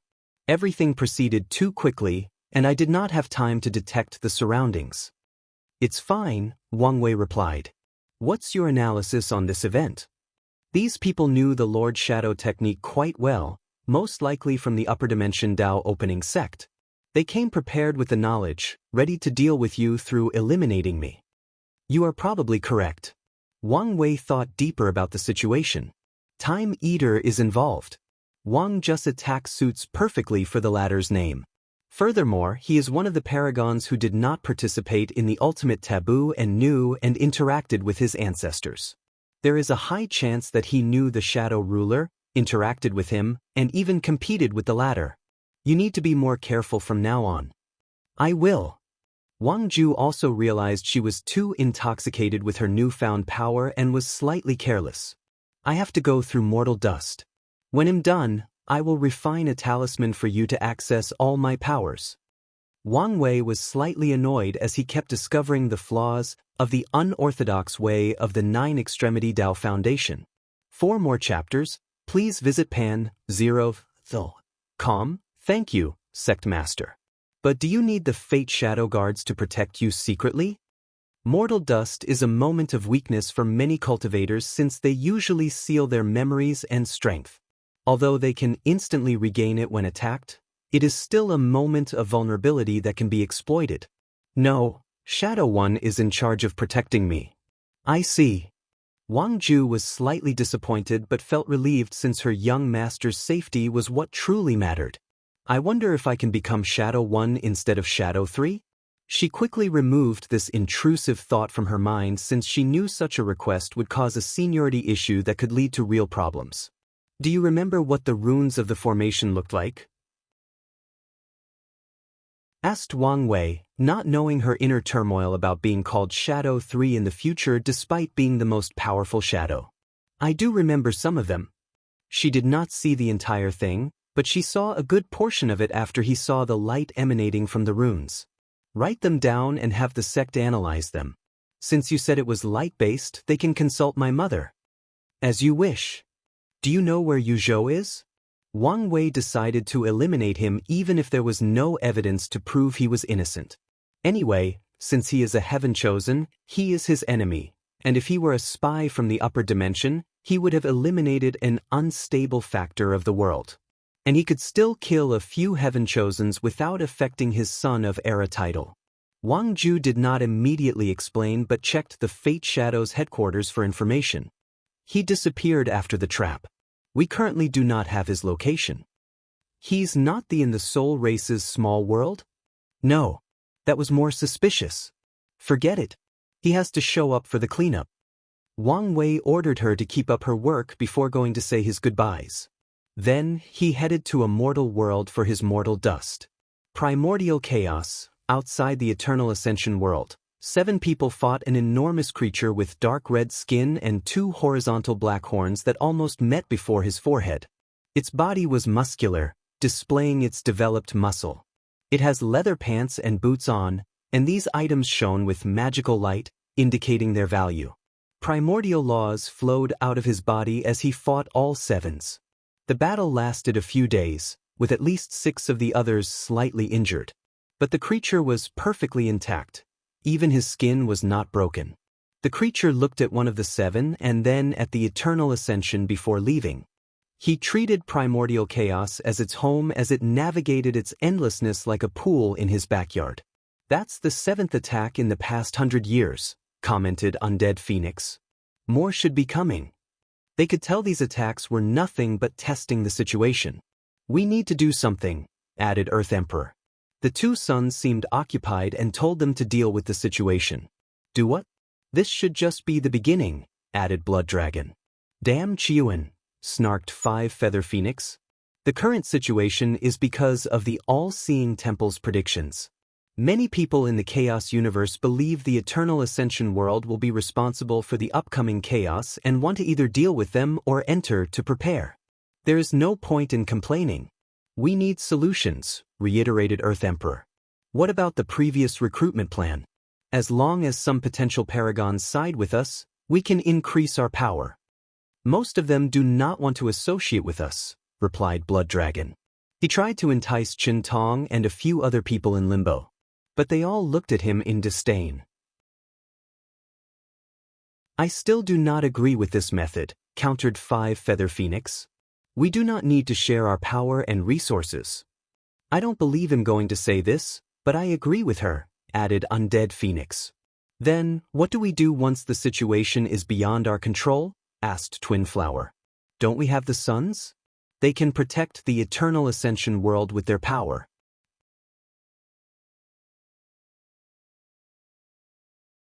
Mortal Dust L. Are you sure you want to do this line of work? asked Big Mouth, a fat and muscular man. That's the best way to describe his appearance.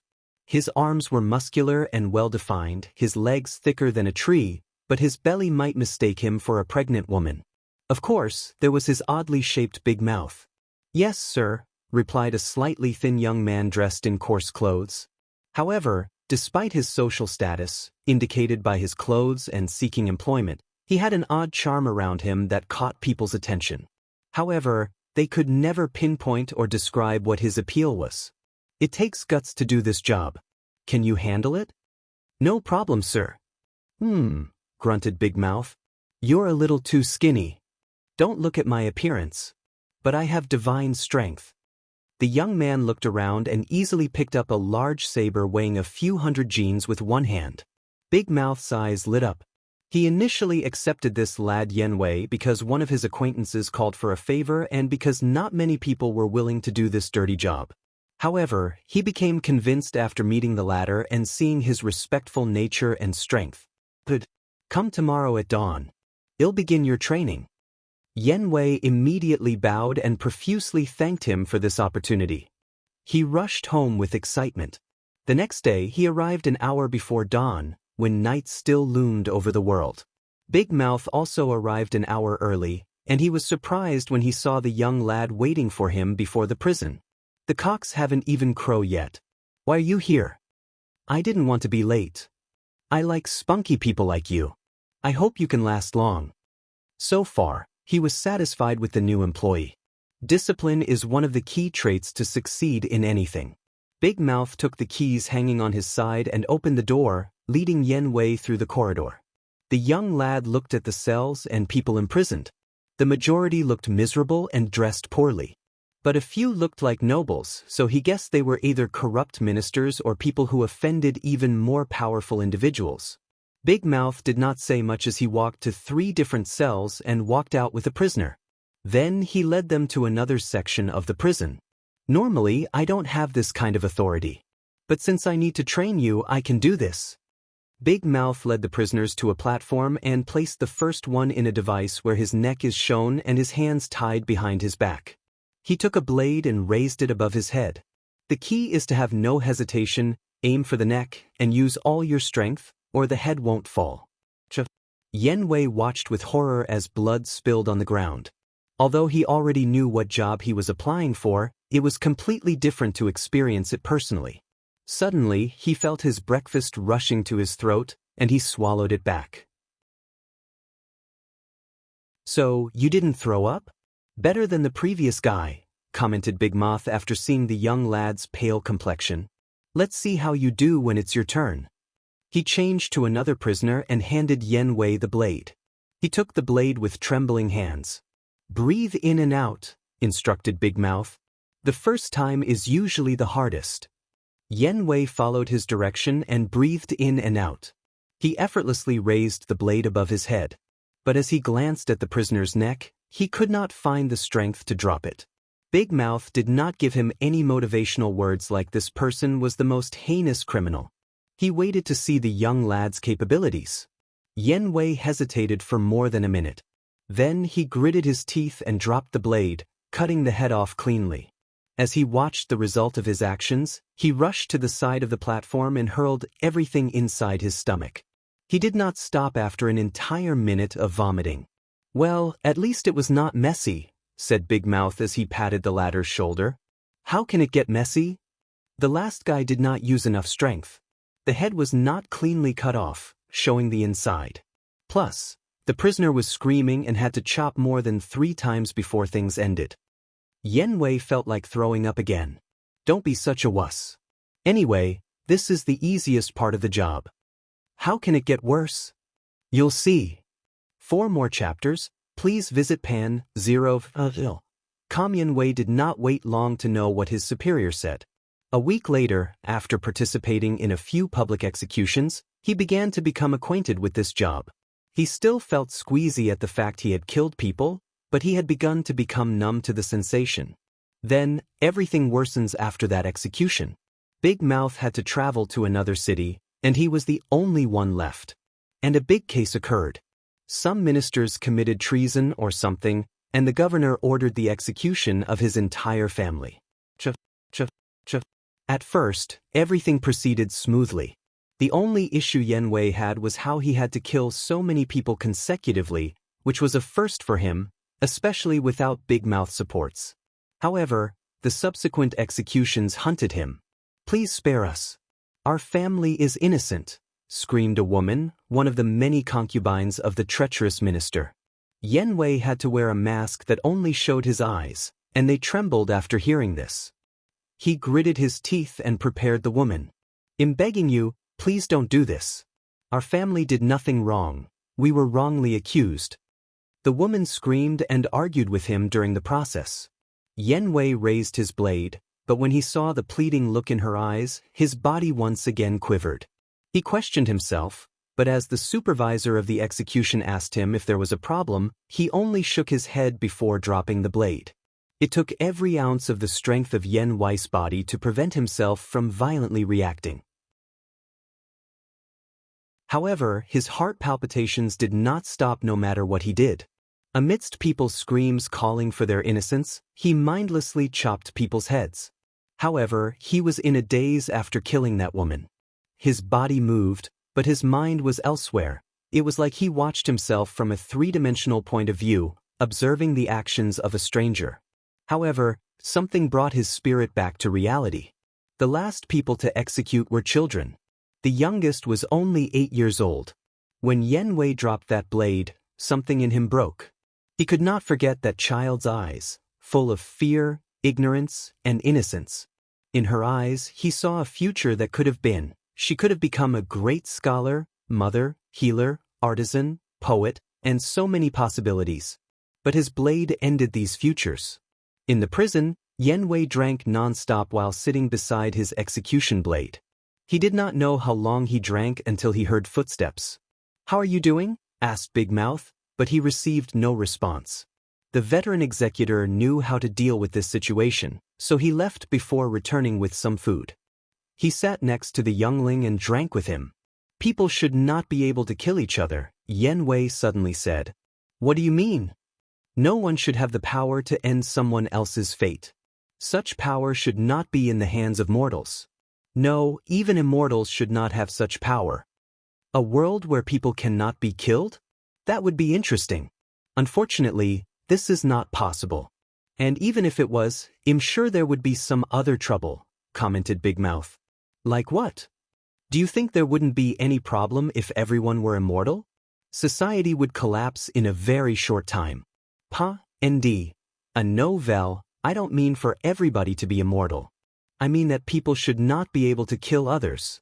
But dying of natural death, aging, or sickness is fine. What about criminals? They can be imprisoned and rot in jail for eternity. I still feel it is a naive idea. If such a world like this existed, these innocent people would not have died. You don't know if they were really innocent or just lying to save themselves," argued Big Mouth. "In what world will an 8-year-old child not be innocent? It's a shame what happened, but the son has to bear the crime of the father."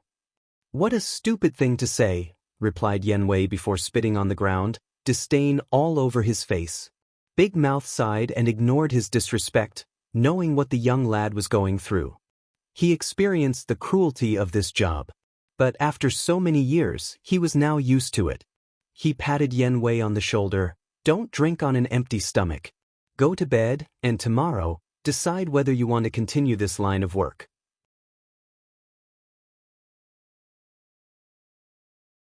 Mortal dust.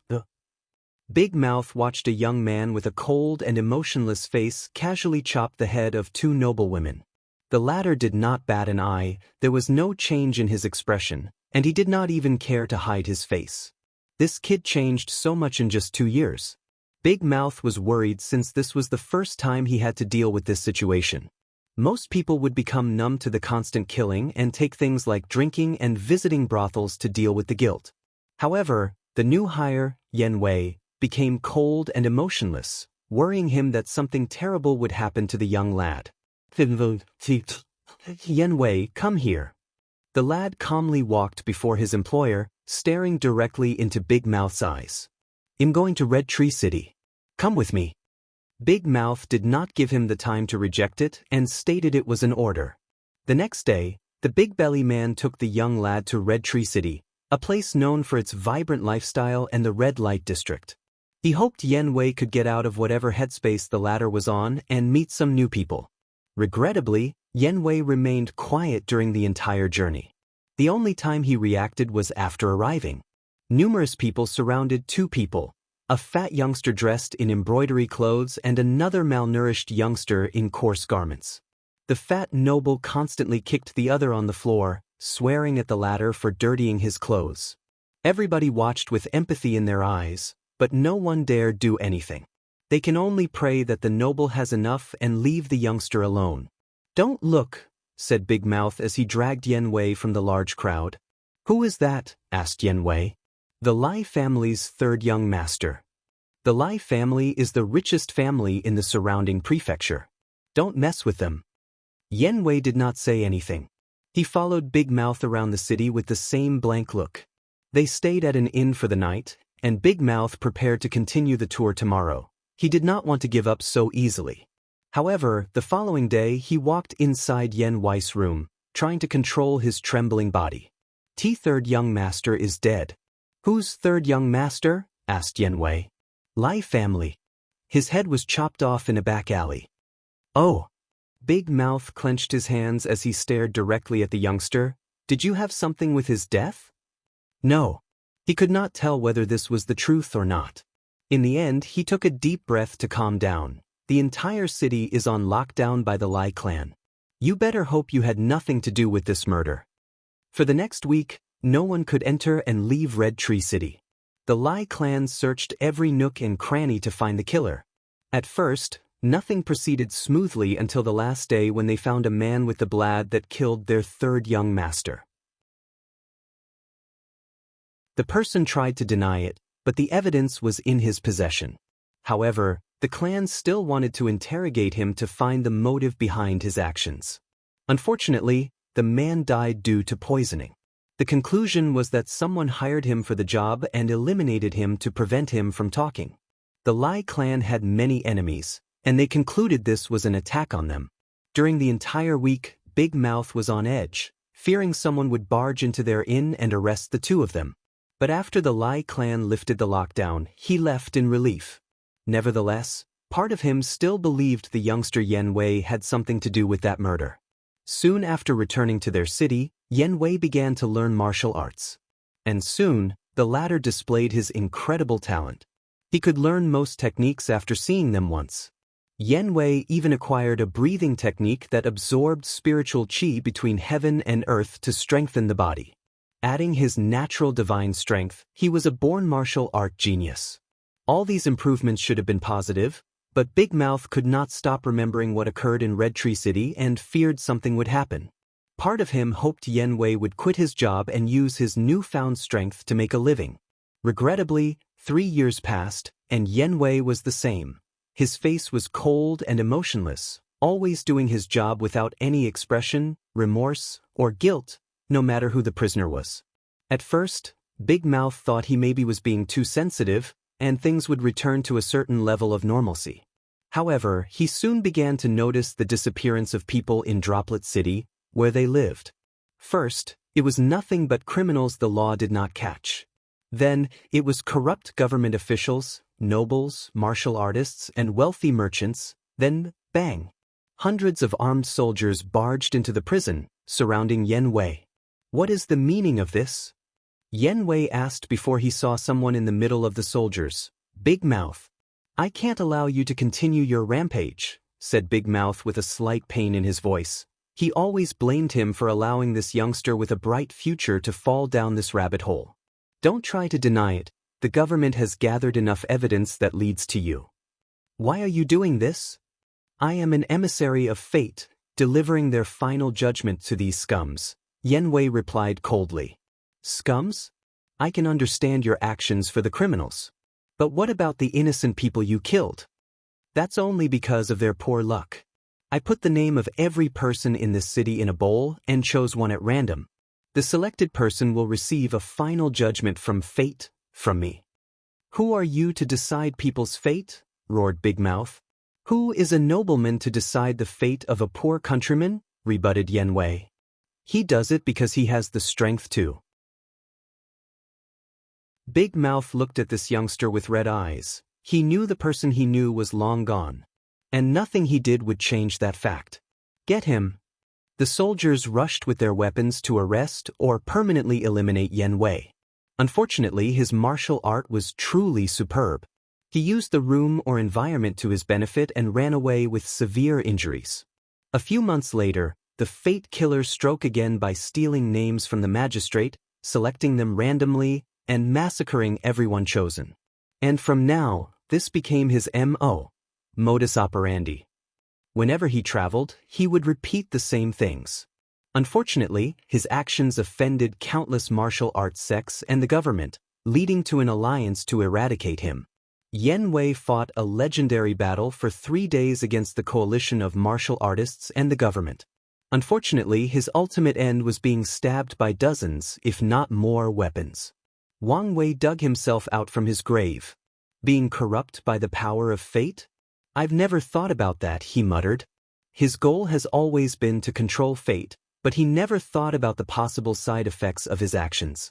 Well, he thought about them, but he always believed his cultivation and state of mind should be on par with the task by the time he could achieve such a feat. However, he realized this might not always be true. Maybe nothing is incorruptible, including Grand Tao, he muttered as his eyes lit up. This experience taught him that he should always be on the lookout and be vigilant to prevent corruption of his mind when he can control the power of fate of the entire chaos universe and beyond. He disappeared before reappearing in Droplet City. He stood before a grave. Wang Wei cleaned it up and placed some flowers. An 8-year-old child, how young and innocent. He thought while also pondering whether to revive her. With his mastery of life and death, it's as easy as eating for him to revive a mortal child. However, he shook his head. He knew fate was cruel. Every day, millions of innocent women and children die because fate has determined their lives and outcome. And one day, he has to get used to that cruelty before he can bend everything to his whim. Wang Wei stayed before the grave for a while before disappearing. He learned his lesson and will approach his goal of being free and unfettered by controlling fate with more prudence. He did not want to slowly lose his mind like Yen Wei, corrupted by the power he wielded. After leaving, he proceeded to his next persona, the king of an interesting kingdom.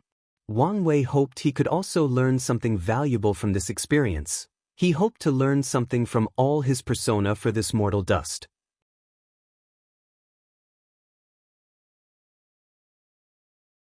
Mortal Dust 3. Inside a medium wooden house, a woman had dinner ready as she waited for her husband. She sat in a chair, waiting for at least a few hours before a man entered the room. After seeing someone waiting for him, the man's face became stiff. "Honey, where have you been?" asked the wife. "I went to Shi Yao's house to help him on his farm. It's been more than hours since the sun has set." She looked at the food on the table. "And the food is already cold. I'm sorry. I didn't pay attention to time. And when I realized how late it was already dark outside." The wife did not immediately reply. She stared at the food she had spent hours cooking before sighing out loud. "Who is she? What are you talking about? Don't treat me like I'm stupid. I know you're cheating, and I want to know the other woman's identity." No, honey. In the name of the death-controlling king, I swear there is no other woman." "I don't believe you," replied the wife. "I want a divorce." "Nothing but this," said the husband as he knelt before his wife. "Please, forgive me. I won't do it again. I've forgiven you 3 times already. And each time, you promised me you would not do it again. But then?" The husband did not know what to say. "It's because you know I'll forgive you that you keep doing it." "Well, I've had enough," continued the wife. "Tomorrow, I will apply to the magistrate to annul our marriage." After saying that, the wife stood from her chair to walk toward the bedroom. No, muttered the husband. According to the kingdom's law, he would lose more than half of his property farm because of his infidelity after the divorce. Then, there is the stigma associated with a divorced man. He did not want to live his life like this, shunted by his community. The husband's eyes suddenly turned red, and he lost his mind. He took one of the knives on the table and rushed straight into his wife's back, stabbing her more than a dozen times. When the husband regained his mind, he found blood all over his clothes, and he was holding a knife. His wife of 7 years was bleeding heavily on the ground. The husband took a step back, questioning what he had done. However, before he could think properly, something magical occurred. The wounds on his wife magically healed, and her pale complexion returned to normal. The scene scared the husband, so he instinctively stabbed her again. However, a magical shield manifested out of nowhere and protected her. The husband watched the fear and dread in his wife's eyes, and a new realization dawned on him. Without wasting time, he rushed outside the house. Unfortunately for him, people from the kingdom's public security had already surrounded his home. And when they saw the blood on his clothes, they took their weapons. Then the leader said to the husband, "We have detected an attempted murder in this location. And according to the law, killing is an illegal act." The husband did not resist since he knew it was pointless. The patrolman from the Public Security Bureau arrested him before taking the wife's statement. Attempted murder is one of the highest crimes in the empire, so the husband will probably spend the rest of his life in a dark cell. Undying Kingdom, Royal Palace. The death-controlling king, Li Wei, sat on his throne, overlooking his ministers. "Is this necessary?" he asked. "Yes, Your Majesty," replied the Prime Minister. "These people have committed the greatest sins and must be executed. Furthermore, our prisons are getting too crowded. We must either eliminate some people or build more." Li Wei did not immediately respond. A few minutes later, he sighed before waving his hand to manifest a black talisman that would release a strange black and white light. All the citizens of this kingdom are immortal, but only the king has the power to strip this immortality from them. "I need you to supervise the entire thing," ordered the king. "As you wish." Li Wei dismissed everybody and stayed in the throne room. He sat for hours, alone with his thoughts. He was only disturbed when Queen Wang Hong entered the room with today's dinner. "Are you all right?" she asked as she checked his forehead for temperature. "You've been distracted, even dazed, the past few days. You remember how this kingdom started?" She did remember. Back then, they were struggling to feed themselves and survive. So, her husband took a job as an executioner since it was good pay, and few people wanted to do this dirty job. However, after being forced to kill a family that was most likely innocent, he began to question things, including his sanity. Then, one day, an immortal came to see him and offered him the power to create a kingdom where everybody was undying, a kingdom where only he could decide a person's fate, including life and death. Ever since that day, I've been thinking about why the immortal chose me for this mission. I wonder if there is a reason. We've had this conversation before. We cannot fathom the immortal's mind. So, for the sake of our family and this kingdom, don't think about these things, pleaded his wife. If only things were this easy, argued the husband. I can't sleep peacefully if I don't think about it. Queen Wang Hong sighed. All right, I'll indulge you. Did you find a reason? I thought the immortal wanted to test me. Well, not me but mortals in general. Test whether we would succumb when given absolute power. So, in the past 15 years since the establishment of this kingdom, I've done my best not to let power corrupt me. The queen knew it was not an easy task. Her husband is the only individual capable of granting death to people in this kingdom.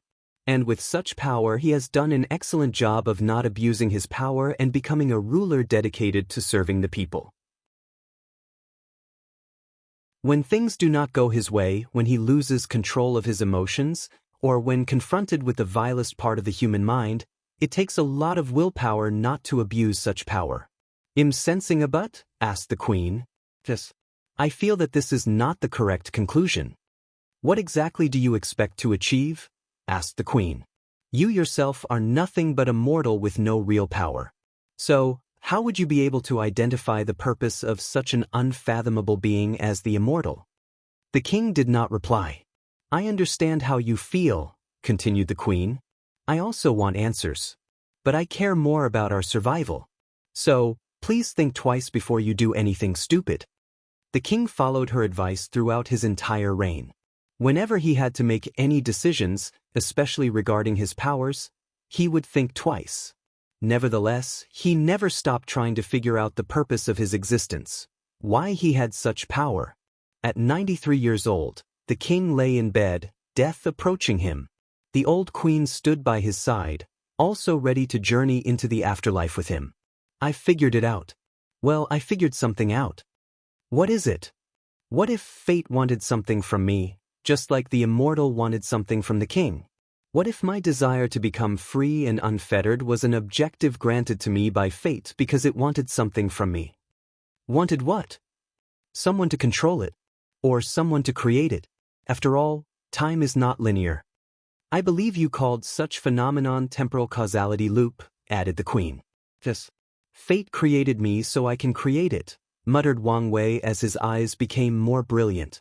Although this might be a nonsensical idea, I need to watch out for this possibility. And how are you going to do that? Wang Wei did not answer her, but he muttered to himself, Grand Daos River of Fate, my river of fate. As he regained his memories, power, and youth, he felt something had changed because of his enlightenment.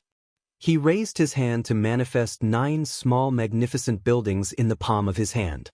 There was 1 in the middle and 4 on the left and right that orbited the central one. Are those your fate palaces? Asked Wu Hong as she sensed the power fate these things emanated. Yes, he replied. Something seems to have changed with them after my enlightenment, but I can't tell what it is. Wu Hong looked at them. The Fate Palace is a form of spiritual foundation connected to your cultivation realm.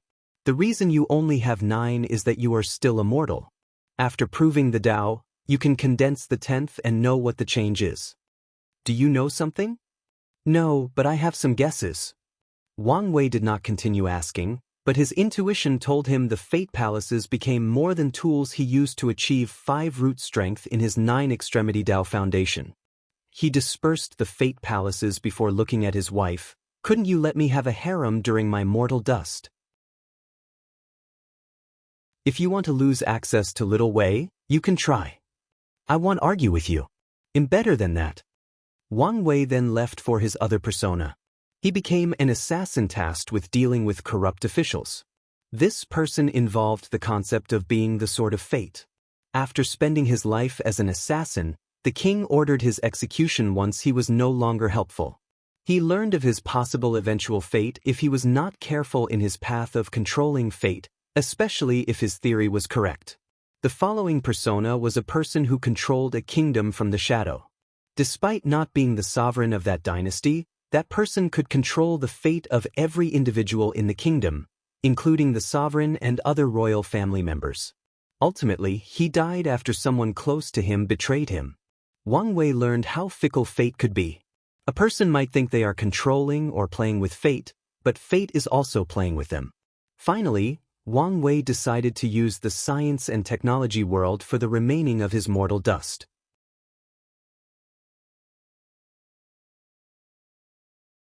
Mortal Dust 4. A high school boy laid his head on the desk, deep in sleep. It was a period of self-study, and the teacher had not arrived, so the students could not contain their restlessness. They enjoyed every second of their freedom.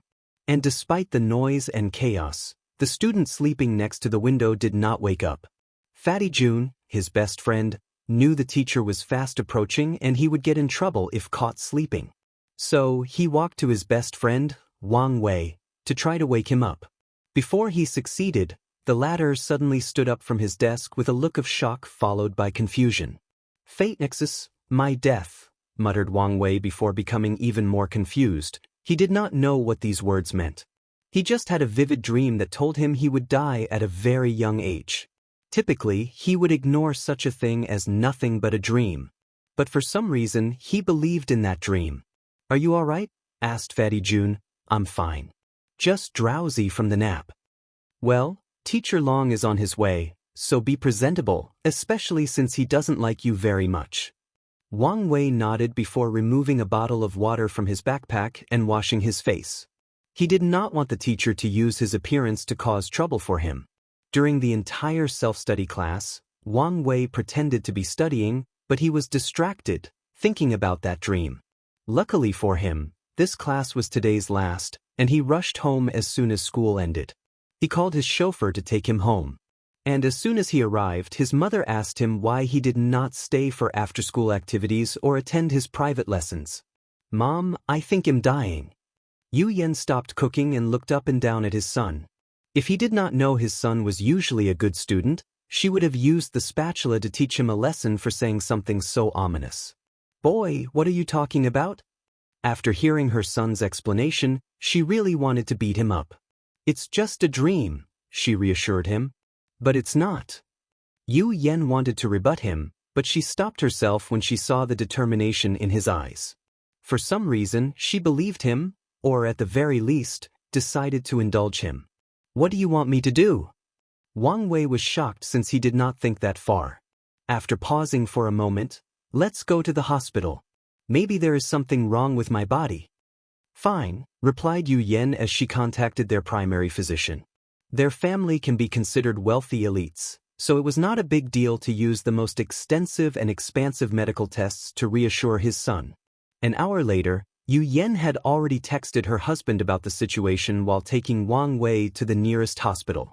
Wang Wei asked the doctors to run all possible tests, and they acquiesced. And when he saw Dr. Yen walk into the room with a serious look, he knew his hunch was correct. "Dr. Yen, is something wrong with my son?" asked Yu Yen as she also felt something was odd. The doctor arranged her hair before answering. This was a habit she had when stressed or needed to deal with an anxiety-ridden situation. "Madam Yu Yen, I don't know how to tell you this," said Dr. Yen in a plain but reassuring voice. "We have detected a genetic anomaly in your son." "What does that mean?" asked Yu Yen, trying hard to control herself. "This anomaly has only recently been detected, and be direct, doctor," said Wang Wei, making her sigh. "You won't live past 35 years of age." Yu Yen immediately wanted to break down. However, she knew it was not the time. "Is there anything you can do?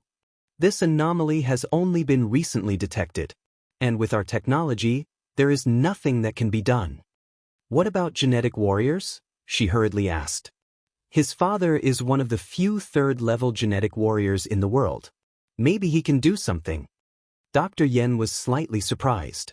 Although she had these people as patients for quite some time, she did not expect them to be a family of genetic warriors, especially a third-level one. More than 20 years ago, an alien ship crashed on this planet. And from the remains, the people of Blue Ocean Planet were introduced to the genetic warrior, a method for humans to actively evolve and control the process. Unfortunately, most of the ship's records could not be recuperated, and scientists only retrieved the first 3 levels. And in these short 20 years, any individual who can become a third-level genetic warrior is exceptionally talented. "I don't know much about the detail of genetic warriors," continued Dr. Yen. "So, I can't say for sure. But I know that he can't reach the first level with his genetic mutation." Yu Yen could no longer control her tears. Meanwhile, Wang Wei was quiet, left to his thoughts. Yu Yen thought her son had difficulty processing this news, which further broke her heart. She took her cell phones and contacted her husband. Less than 5 minutes later, everyone in the hospital heard a booming sound from outside before the entire building trembled for a brief moment. Then, Wang Tian came rushing inside the room. "Let me see the result," he asked directly while hugging his family. As a genetic warrior, he had an in-depth understanding of the gene. And after analyzing it, the light in his eyes faded a little. Luckily, he was prepared and hid it from his wife and son. Back home, the family had a quiet dinner. No one knew what to say. That same night, Yu Yen convinced his son to sleep in the same bed as her. Meanwhile, Wang Tian went to use his contacts. He traveled all over the planet and met with the planet's best doctors, scientists, and genetic warriors. He only returned home 3 days later. "How did it go?" asked Yu Yen over the dinner table. The quiet Wang Wei looked at his father, hoped deep in his eyes. Unfortunately, Wang Tian shook his head, sending the family into despair. "Don't give up yet," he hurriedly said. "I will go to prehistoric continent to see if I can find something." Everyone became quiet. The alien spaceship did not only bring forth evolution for humans. In the continent it first landed, it released some unknown substance that forcefully accelerated the evolution of all life forms. Animals, plants, and even some inorganic life forms appeared. As a result, the entire continent became inhabitable, forcing large-scale migration. The prehistoric continent contained many creatures, many on par with genetic warriors. There are even rumors there are fourth-level creatures deep in the continent. Unfortunately, satellites cannot properly capture images or information on that continent. The Blue Ocean Federation tried to drop numerous nuclear bombs on the continent to deal with these powerful creatures. Unfortunately, a powerful attack prevented these bombs from landing. Furthermore, the power of technology has drastically been reduced on the prehistoric continent. This is too dangerous, argued Yu Yen.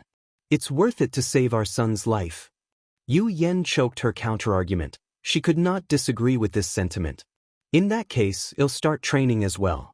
If I become a genetic warrior, I can help you. And who will stay with Xiao Wei? I'll be fine, replied Wang Wei. No, you won't, cried Yu Yen as she knew her husband was correct. She also knew he wanted to undergo all the danger by himself. After dinner, Wang Tian quickly left.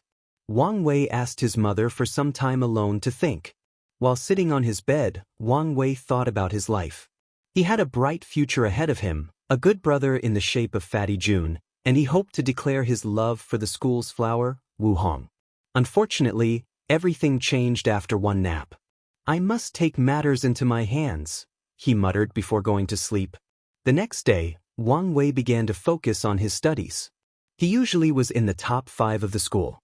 But now, he turned into a study tyrant, always with a book in his hand.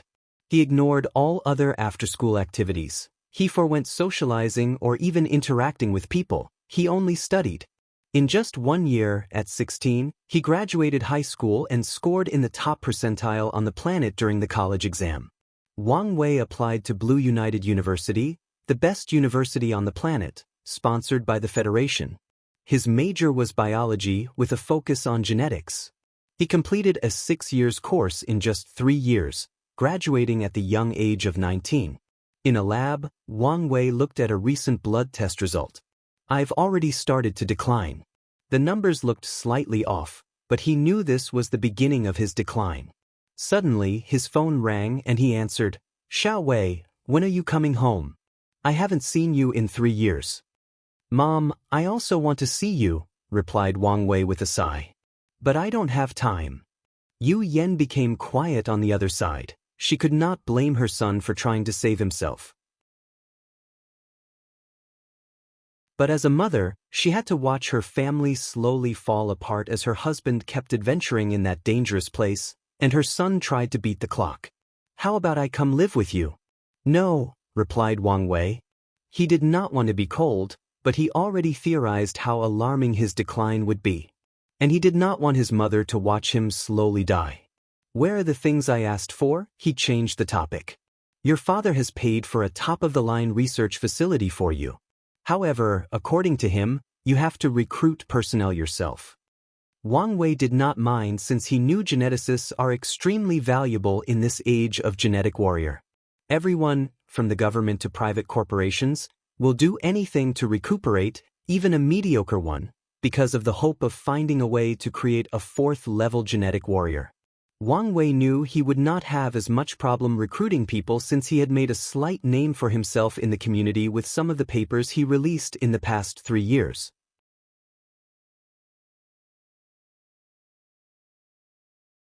Mortal Dust v. Exploring the limits of genetic engineering, the future of genetic diversity, implications and challenges, the path of genetic medicine, discovery of the gene core, and the correlation between genes and energy life forms. In the past 5 years, with non-stop research and unrestrained funding, Dr. Wang Wei has changed people's understanding of the genome. His discoveries in gene medicine have reduced the threshold to becoming a genetic warrior, thus pushing the planet into a new era of fast evolution. Unfortunately, such a genius, considered a gift to humanity, does not have long in this mortal world. Maybe God or the heavens envied his talent and cursed him with such a disease. Wang Wei wiped out the blood from the corner of his mouth with a tissue. "Dr. Wang Wei, are you all right?" asked one of the lab assistants. "I'm fine," replied Wang Wei, his complexion paler than a ghost. While looking at the result on the computer, he took a bunch of pills from his desk and swallowed them. He coughed again, but a bit dry compared to his previous wheezing. His phone suddenly rang, and he frowned when he saw who it was. "Mom, I told Xiao Wei." Crying. "Why your father? Crying star.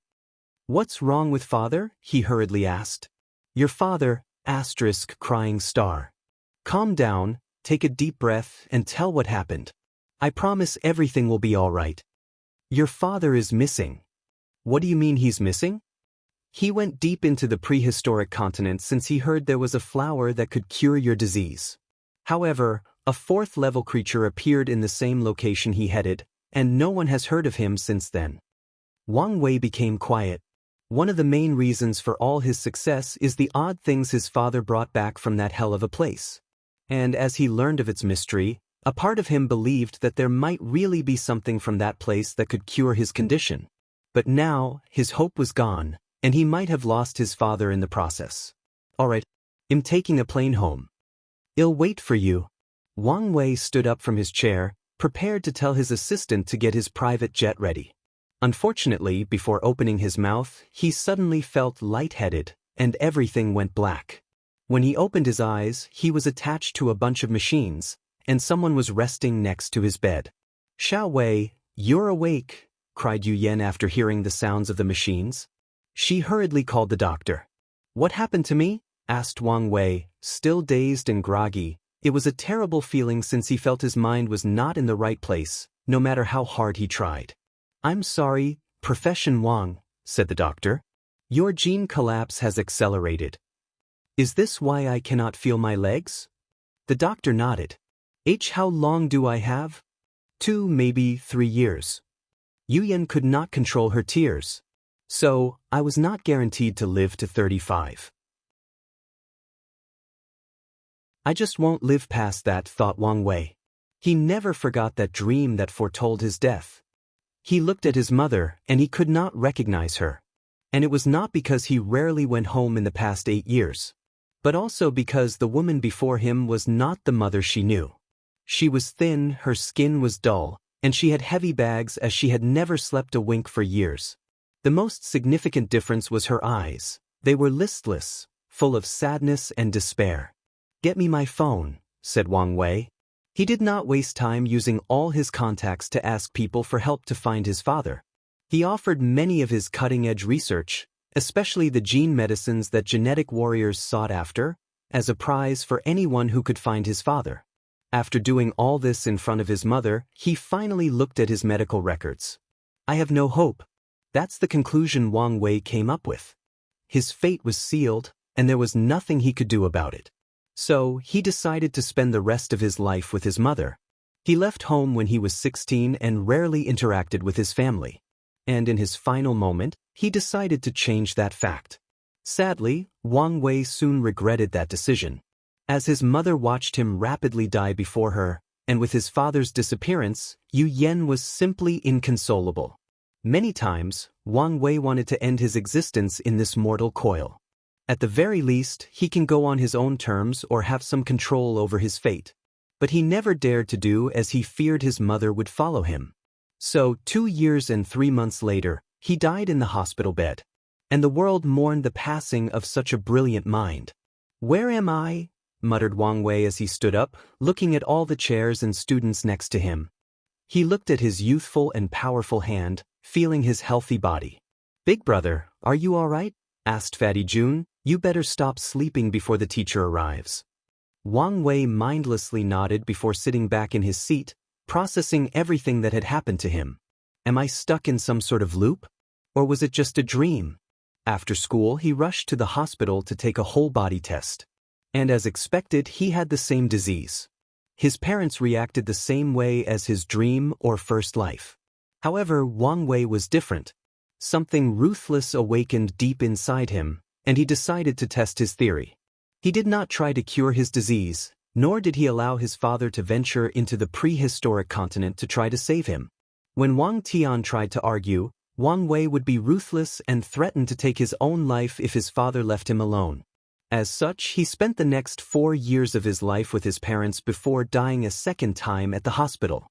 And as expected, he found himself at 16, back in the same position and in the same class. I am indeed in a loop. And it seems the purpose is to cure this disease, analyzed Wang Wei. Then, he focused on his previous experience of the past 2 lives. The approach in the first life was wrong.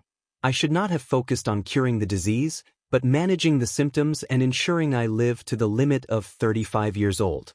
Wang Wei understood that his disease was very complex and could not be easily cured in just a few years. It might take decades, if not longer. Luckily, he appeared to have ample time. After school, he did not get tested or tell his parents about his disease. He convinced his mother to become a genetic warrior and his father to give him a large sum of money for investment. He used that money to acquire a state-of-the-art laboratory in just over a year. And for the next 3 years, he continued his research until, "When were you going to tell us about your disease?" asked Wang Tian, trying extremely hard to conceal his anger. "If it was up to me, never." "Boy, this is not the time for you to be cheeky. Look at the state of your mother." "I'm just telling the truth," he argued back. "Telling you would only make things worse. You probably are thinking about going to that dangerous continent to find a way to save me. But I can tell you it won't work." "And how would you know that?" Wang Wei opened his mouth but could not say anything. Then, he suddenly wondered what would happen if he told his parents about the time loop. He did not know whether some god or devil placed him in that loop, but he was not happy that his fate was decided for him. Furthermore, he was unhappy about keeping it a secret when revealing the truth might make things easier for him. So, he decided to gamble and tell the truth. To Wang Wei's surprise, nothing happened, except for his family not believing him. However, he had many other ways to convince him, like knowledge about the future and so on. Then, his family established a code word to believe him easier and faster in his subsequent life. With his family's help, things proceeded smoother. In this third life, Wang Wei lived to 30 years old, 3 more than the first. However, he concluded that he had reached a bottleneck in his research to manage his disease. The fastest way to deal with this issue is with some faunus or species in the prehistoric continent. Otherwise, he might use hundreds of lives before succeeding. Unfortunately, that place was too dangerous. So, in his 4th life, he focused on creating the method to become a 4th-level genetic warrior. With the scattered data from the alien spaceship, he finally succeeded in his 8th life. In other words, it took him 4 lives of living to 30 years. However, he only had 15 years of research for each, so he spent 60 years. With both his parents' 4th-level genetic warriors, Wang Wei had access to all the rare resources in the prehistoric continent. In his 10th life, he could manage all the symptoms of his disease and live until he was 35 years old. From his 11th life onward, he focused on finding a cure for his disease. And he only succeeded in his 27th life. And, if nothing out of the ordinary occurs, the next chapter should be the last one for mortal dust. But don't quote me on that.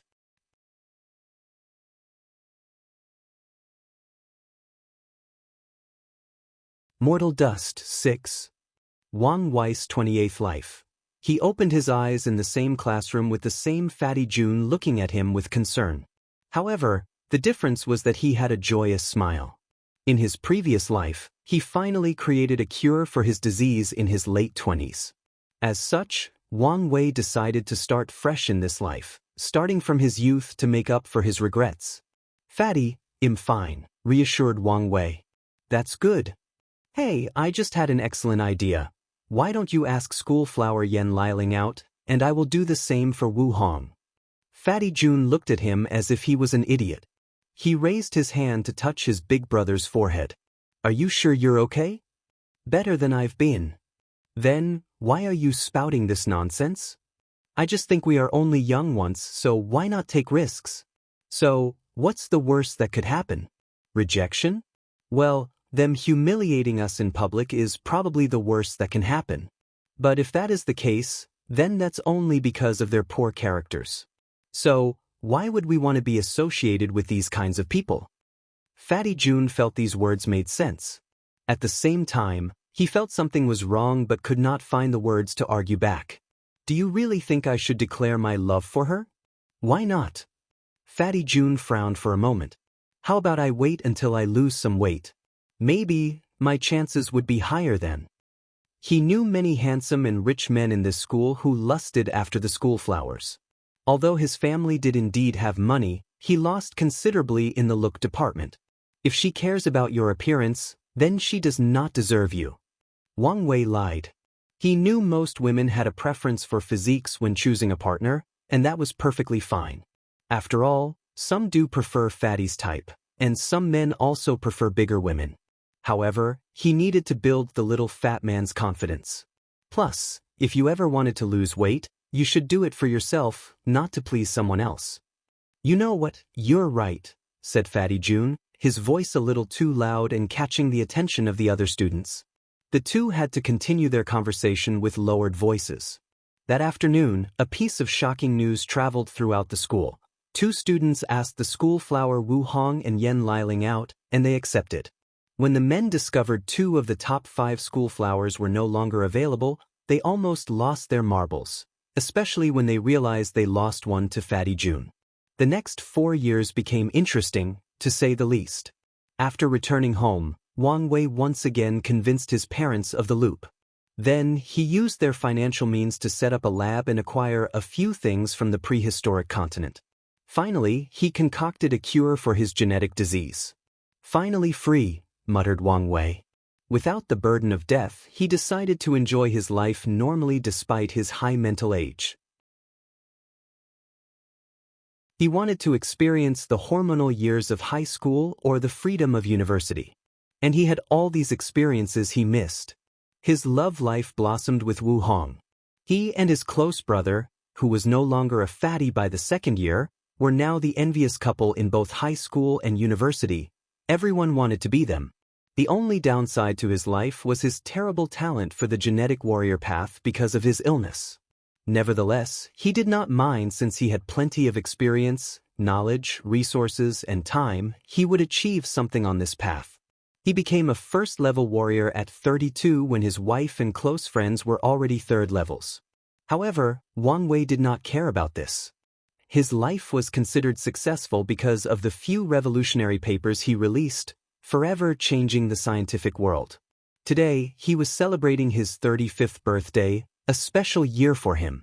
It was a grand celebration, but only a few people knew why the reclusive renowned scientist, Dr. Wang Wei, would throw such a lavish festivity. Wang Wei overlooked everyone attending over a balcony with his family next to him. He raised his glass to make a speech. Bang! Wang Wei stood up with heavy breath, looking at the desk before him. Are you all right? Asked Fatty June. Wang Wei looked him directly in the eyes, myriad emotions flashing in his eyes. You're scaring me. Did something happen? Nothing. Just had a nightmare. Wang Wei motioned him to sit down as he processed what had just occurred. That was the sound of a gunshot. Now that he pondered on the situation, he remembered the vivid sensation of something penetrating his skull. Thinking back to that experience, he felt fear and panic but quickly regained his mind to concentrate. It was not time for such emotion. My time loop is not my disease, but my death at the age of 35 years old. Is this what I meant by nexus of fate? Many thoughts flashed in his mind as he analyzed the situation. Then he slammed the desk with his hand. Who the fuck placed me in this time loop? I don't care who you are. I don't care whether you are a god, devil, or even the heavens itself. Once I'm out, I will gut you and your entire life. I will make you regret your existence. There was nothing he hated more than being manipulated. Suddenly, Wang Wei was embarrassed as he realized he was in a classroom. The next few hours were quite embarrassing since he had to see the principal, and his mother had to come to pick him up from the office. However, after calming down that night, Wang Wei learned something from this event. He mentioned the existence of the time loop to a large group, but there were no consequences. Of course, there was the possibility it was because no one believed him, but he decided to test the boundaries of this rule. So, the next day, he tried to convince Fatty Jun, Wu Hong, and Yen Liling. He knew these people were trustworthy and individuals with excellent capabilities. They could be great allies in this unknown journey of saving his life. Convincing Wu Hong was easier than expected.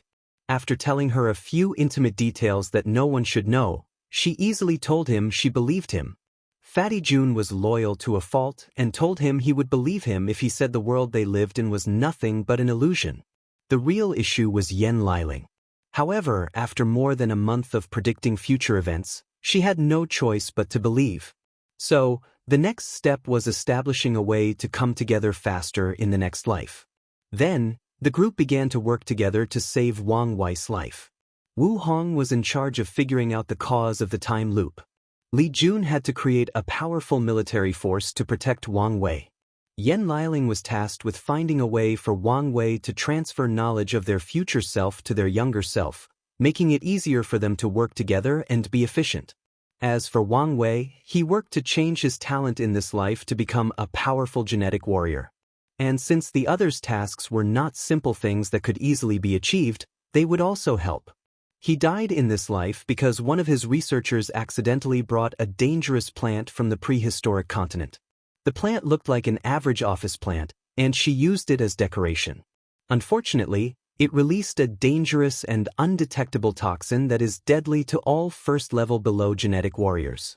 With this death, Wang Wei knew for sure he was in a time loop around living more than 35 years and that he could die in the most ridiculous way if he were not careful. In his 29th life, he successfully cured the problem of his genes and acquired an ungodly talent for evolution. Unfortunately, he died because something went wrong with his laboratory, resulting in a powerful explosion. Li Jun, Yen Liling, and Wu Hong could not save him in time despite their third level. In his 30th life, he cured his disease and the problem with his genes. And in a short time, he and his family became fourth-level genetic warriors using countless resources and even affecting their foundation. As one of the most powerful entities on the planet, he still died. The Beast Disaster. All the creatures or odd species from the prehistoric continent invaded his region of the world. This event revealed to humans the horror of that place, with countless fourth-level creatures. Wang Wei died while protecting his mother as a creature swallowed him whole.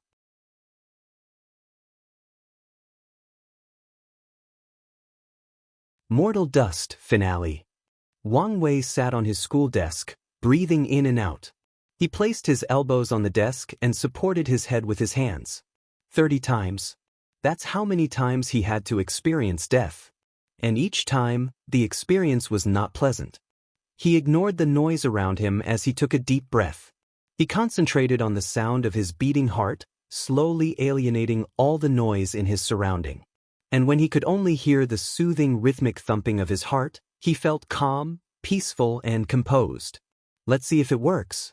He closed his eyes, using a meditation technique to enter a realm of absolute silence. As he traveled into the depth of his mind, he soon saw 5 floating lights, and a rare smile appeared on his face. He opened his eyes to look at the worried Fatty Jun and said, "I have something for you." "Something? Forget about that. Are you all right?" "You'll understand soon." Wang Wei placed 2 fingers on Fatty Jun's forehead as he closed his eyes. "It might hurt, so be prepared." Immediately afterward, Fatty Jun groaned as his eyes changed. It was no longer youthful and full of vigor. Instead, it contained the vicissitudes of life. Li Jun faltered for a moment, and Wang Wei supported him. "So, I failed," said Li Jun, his eyes full of wisdom beyond his age. "What life is this?" "The 30th. But you should not blame yourself. I couldn't protect you, so who else should I blame? We knew things would not be so simple. Anyway, we should focus on the positive sides." Liling's method worked. 4th-level genetic warriors have evolved their brains to detect the magnetic fields of the universe. And this process is often referred to by scientists as achieving a higher consciousness. Wang Wei's group theorized the further evolution of the higher consciousness in 5th and above genetic warriors would allow humans to transfer their consciousness into another body, abandoning the flesh and becoming pure consciousness creatures, to become soul creatures. So, they experimented to see if they could leave a piece of their higher consciousness to Wang Wei, and when he died and restarted, whatever power placed him in the time loop could bring them with him. Separating the higher consciousness took some time to achieve through technology. And right before Wang Wei's 35th birthday and death, the group proceeded with the plan.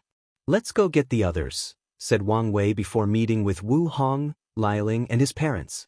After accessing the previous lives' memories, the team had a better chance at surviving since they did not have to go through all the hurdles of becoming acquainted and convincing each other. "It's good that at least one of our plans succeeded," commented Yen Liling. "So, what's our next game plan?" "5th level genetic warrior. If all of us can be this powerful, nothing on this planet can kill us," said Wang Wei. "That's not as easy as stated," added Yu Yen. We have already theorized that further study of the higher consciousness is the way to the 5th level. But how will we achieve this stage in less than 20 years? She was correct. Achieving 4th level genetic warrior with the limited time the group had was already a daunting task. And each higher evolution needs more energy or resources and more time. "Do you want to study temporal fields to create a time acceleration room?" asked Wu Hong. "Exactly," replied Wang Wei. "This level of technology cannot be developed easily."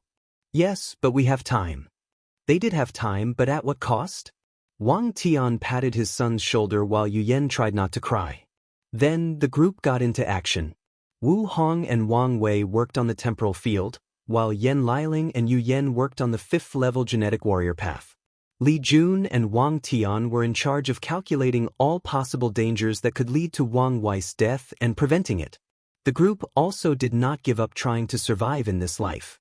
They tried to build an underground bunker to hide and pass the time. Somehow, a group of 4th level creatures that had evolved underground ambushed and killed them. The next attempt was to build a spaceship and leave the planet with their research crew. Unfortunately, one crew got infected by an alien species that is a brain porosity and sabotaged the ship, killing everybody. The group tried again, this time with only themselves on the spaceship. They were caught by some abnormal cosmic phenomenon and died. On the 50th life, they completed their research. With time acceleration, the group became 5th level genetic warriors. Their cause of death was the planet's explosion. Typically, a 5th level warrior should be able to survive a planet's destruction with no issue. Unfortunately, the real cause of the destruction was a secret research program gone wrong that affected the planet's core and exponentially increased the explosion. The group tried again. They reached the 5th stage and left the planet.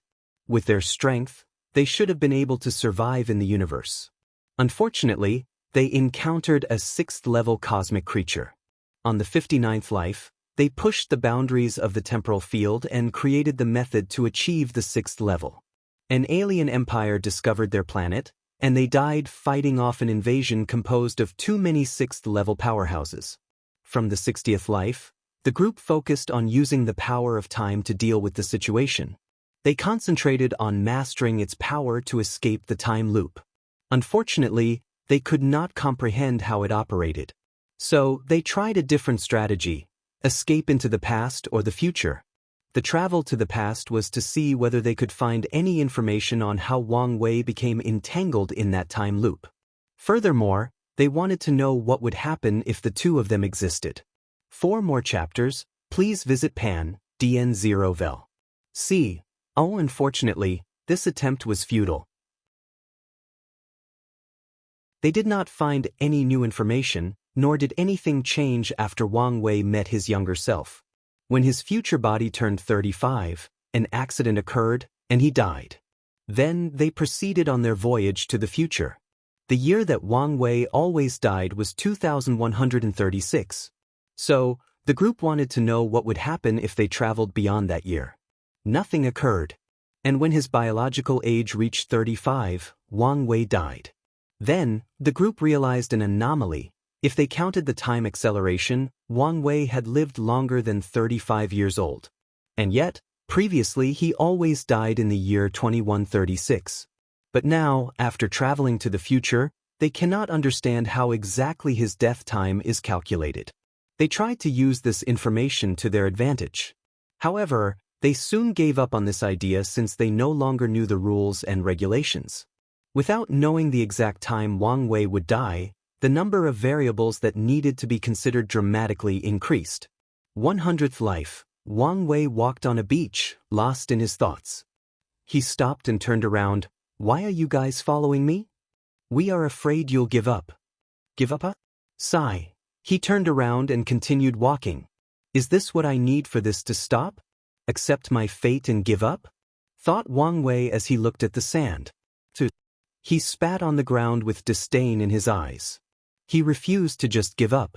He promised himself that he would punch whoever it was that made him suffer through this. And even if it is out of spite and hatred, he would never stop until he succeeded. He took a moment to calm down and analyze the situation, taking into account all his previous experience. This feels like a sick, twisted game. He felt that way because of the events in the future. It was like he went outside the boundaries of the game, and without knowing the rules, it became even harder to win. So, I need to play the game to win. Play within the confine of the rules. He then looked at the entire situation like he was playing a game against an unknown entity. Let's call it fate. He drew his name against fate on the sand before drawing a line. At one end he wrote 16 and the other 35. He then crossed the 35 and placed the year 2136 underneath. My greatest move was that high consciousness transference. Wang Wei wrote the name of his name against fate. That move granted him the support and help needed to continue this battle. Otherwise, he would never be capable of making so many moves. That move was brilliant and cunning, he thought with a smug look before stopping. Why did it work? The mind, memories, thoughts, part of the game's rules? He squinted his eyes, deep in thought. Fate is not absolute. It has to allow room for possibility. And since it's not absolute, it can be conquered. But how? Wang Wei was not stupid to think he could overwhelm such power. Play within its rules and limitations. Trick it. In this life, Wang Wei did nothing extraordinary besides managing his disease. And when he turned 35, the group placed him in a machine with 2 pods. And when the time arrived, the machine beeped, signaling his death. Push it. The other pod opened, and a teenager walked out. Success? Asked Wu Hong. It appears so, replied the teenager as he looked at the dead Wang Wei. Fate wanted Wang Wei to die in the year 2136, and he did. His plan was simple: accept his fate, die, and transfer his mind, memories, and consciousness into another body. As such, he was now a new person, with a new identity. He did not agree to the plan to transfer his mind into a clone to ensure success. So, are you really Wang Wei? Asked Li Jun. The answer to this question is quite philosophical, he replied. He did not transfer his higher consciousness to another body. Instead, he transferred his memories and thought patterns to a prepared body with its mind wiped. On a physical level, he was different. On a conceptual level, he had a different soul, if such a thing existed. But on an existential level, he had the same memories, ideologies, likes, dislikes, fears, aspirations, and everything that made him Wang Wei. After thinking about this, Wang Wei suddenly smiled as his eyes and hair turned gray and his face changed. Meanwhile, his family dispersed since they were only projections. This was an interesting experience.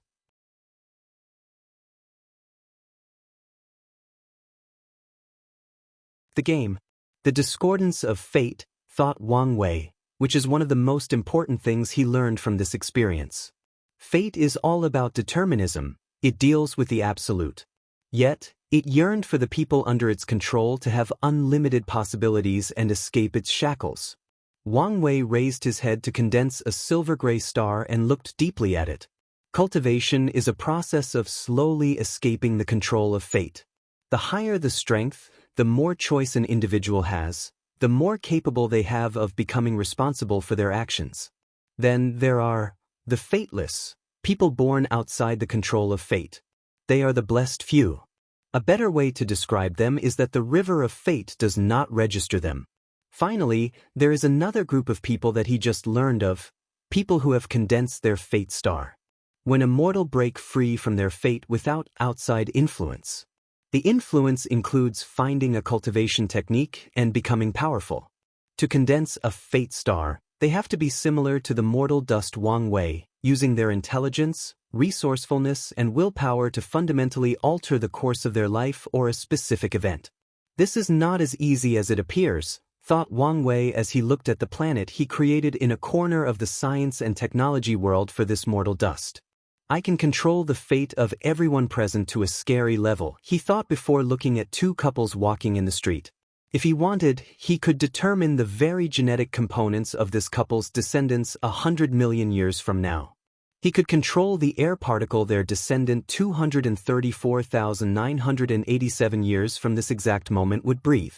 Wang Wei could determine the precise molecular composition of every mortal that will exist on this planet for up to a few billion years. He can determine their personality, choices, trauma, success, failures, and so many more. The river of fate should be more even horrifying than I am. So, how difficult is it for a mortal to condense their fate star? Wang Wei could not fathom the difficulty of achieving such a thing. Even he only defeated fate because he had unlimited time. There should be some people who succeeded. And if these individuals walked the cultivation journey, they would be scary. He shook his head before dispersing the fate star since it was not real. Anyway, he was still a fateless, and to his knowledge, the star granted similar capabilities. Wang Wei then teleported to the beach, where he had his epiphany. He looked at the sand, deep in thought. In the grand scheme of things, it does not make sense for fate to allow any being possibilities to become free. It undermines its core concept of absolute control, unless someone needs it to do so. Grand Tao, he muttered out loud before writing its character on the sand. The entire chaos universe is like a game, and cultivation is a way to level up. Based on the player's location, they can choose different classes: Emperor, Tao, and Immortal.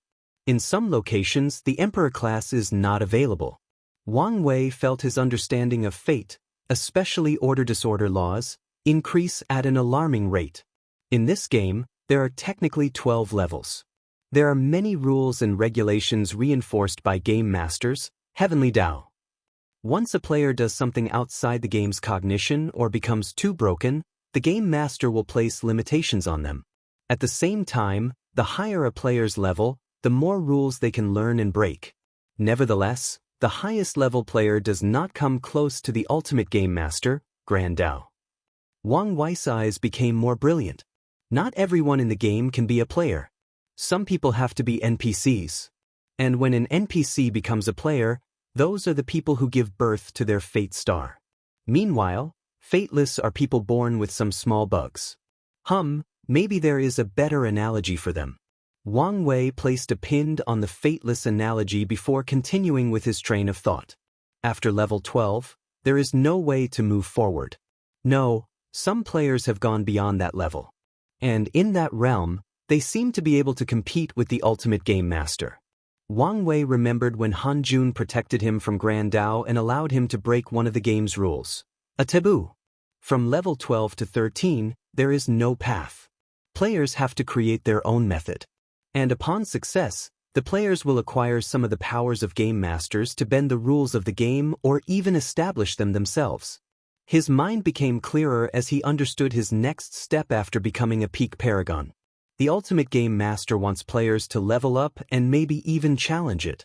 But what? Did someone program it that way? Or does it benefit in some ways as a result? For more chapters, please visit Pan, DN0vel. C. Heavenly Tao's goal is to make their world stronger. Then, the same could apply on a large scale. Maybe, Grand Tao desires the infinite chaos worlds floating in primordial chaos to evolve, strengthen, and give birth to even more powerful cultivators. Or, it could be something more sinister. We are stuck in a cage, raised like pigs to be slaughtered. And of course, the pig has to fatten up first. Wang Wei squinted his eyes and took note of this possibility. However, if that was true, he was only level 8 and could do nothing about such a thing now. The ultimate game master has many modules to help him in the game, and the most powerful is the River of Fate. But what are the others? His innate paragon soul began to function rapidly. Every one of his spirit particles acted as one Wang Wei, boosting his comprehension speed. Grand Dao Source, River of Time, Source Chi Space. Wang Wei frowned as he felt there were more critical modules. For example, the True Power Dao Realm, but he was not sure. It seemed his comprehension was not enough. It's fine. I have time to figure things out. One of the ways to win this game is to figure out its rules and essence. Most level 12 players do not even know the game's existence, let alone have such a deep comprehension of it. The majority of them cannot even reach level 12. And those who do give in to the despair of not having a path forward. Meanwhile, exceptional players like his ancestor, Qiyuan, knew to create a path forward. After all, he created a way from level 0 to 9. 5. If the ultimate game master did not place severe restrictions on level 10 and above, players like Qiyuan would have continued to find a way to level 12. I now understand why he created the Second Origin War and the purpose of the ultimate taboo. To find a way to level 13. Of course, I'm guessing things were not that simple. He looked at the writing in the sand about the game. If someone from Earth saw them, they could immediately enter a deep state of enlightenment and understand order-disorder law and even a tiny portion of fate. No, as long as a cultivator was the gaming terminology he used, they would also become enlightened. He waved his hand to remove these writings. Some secrets of the world cannot be written down. Play the game to win the game, he muttered. Wang Wei then flew to the atmosphere, looking at the planet from above, reviewing his final mortal dust for a second time. He learned many lessons that he feels would be vital to his future cultivation path, especially when he tries to reach level 13. Furthermore, his comprehension of existence increased slightly after the method he used to cheat death. He understood that Eternal Emperor's eternal attribute is also a form of mimetic power. They exist in the form of memories, words, and even historical events. Additionally, not all Eternal Emperors are the same. For example, Qiyuan and the Absolute Beginning Emperor. However, because of all the events that Qiyuan has accomplished, it is at least 1,000 times more difficult to kill him than the Absolute Beginning Emperor. Qiyuan has created events that have affected the entire universe. And if someone wanted to kill him, they would have to erase him from the history of the entire Chaos universe, which involved near-infinite Chaos worlds. As he pondered all these things, his mind felt clearer than before. The silver law tree in his sea of consciousness bloomed to give birth to a fruit. There is only one thing I need an answer to now. Why do I want to become free and unfettered? The moment he learned about the cultivation world, he decided that this would be his primary goal. But the question is, why was this his goal? Was he a person naturally born desiring freedom? Did the environment of his past life mold this desire?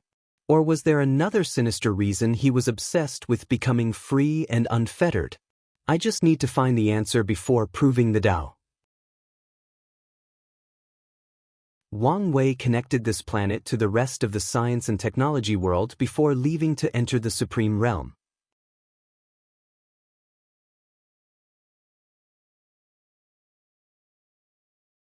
Supreme Realm. Wang Wei sat cross-legged in a mountain, deep in cultivation. The law tree inside his body shone brightly as a fruit rapidly condensed. The fruit was silver with 9 symbols, each representing an aspect of Wang Wei's fate law: destiny, fate, karma, samsara, space-time, luck, order-disorder, yin-yang, and free will. As his comprehension reached the required level, he had no problem condensing his Tao fruit. Wang Wei could feel his laws sublimated to a higher level. They became Tao, the source of all laws. However, this was the first part of condensing the Tao fruit. The next step was to instill all his desires, goals, and ambitions similar to what occurred in the divine body realm. Not everyone can pursue the Tao, and there are differences between the people who do. Does a cultivator have their own Tao? Or are they relying on the path of the ancestor? Is their Tao heart and state of mind worthy of pursuing the Tao? All these things will determine success in entering the Supreme Realm. Wang Wei used his spiritual strength to instill his ideas and ambitions, and in the process, he felt resistance. In the process, countless doubts manifested from the deep corner of his mind. He began questioning himself, his ideas, his beliefs, and whether he would succeed. Could he prove the Tao in this generation? Everything seems to be going smoothly, but is that the case? What about his plans? What will happen to the people who are counting on him? Then there is his dream, no, his goal of becoming free and unfettered. Is that really possible? Can absolute freedom be achieved? Can his version of absolute freedom become a reality? Wang Wei pushed through everything and did not let these doubts stop him. Despite the many questions he had about his life, despite the worries, he never doubted his eventual success, no matter the situation, and kept pushing forward. After the process finished, his Tao fruit shone a little, indicating his success. The next step is to condense his Dharma body or the other fruits of his secondary Taos. Cultivators cannot have two primary Taos. They can cultivate as many laws as they want, but there has to be the main Tao fruit that is used to prove the Tao. Luckily, the Tao fruit can be composed of countless laws. Wang Wei proceeded to condense two more secondary fruits that he labeled Profession Tao fruit and Battle Auxiliary Tao fruit. The Profession Tao fruit contained the laws of the 5 elements, followed by his understanding of the other 5 professions like array and alchemy. The Battle Auxiliary Tao fruit contained soul, destruction, devour, thunder, and sealing laws. The process of condensing the second Tao fruit was simpler than the first and did not cause much trouble. So, Wang Wei watched the 2 other small fruits below the main one. Next is the Dharma body, thought Wang Wei. This part of the breakthrough involved control of laws and the domain. This part was the easiest for him because of his force control skill. An enormous version of himself appeared above the mountain. If Wang Wei did not isolate the surrounding with formation, the entire myriad emperor world would have noticed the presence of that Dharma body. After making the shape, the fruit inside his sea of consciousness shone brilliantly for a few minutes before stabilizing itself. Wang Wei stood before the enormous version of himself. Not bad, he commented to his handsome self. Last step. Well, second to last. Another enormous version of himself appeared. His physique's vision. Under his control, the two fused. The Dharma body then released a more mighty and profound aura.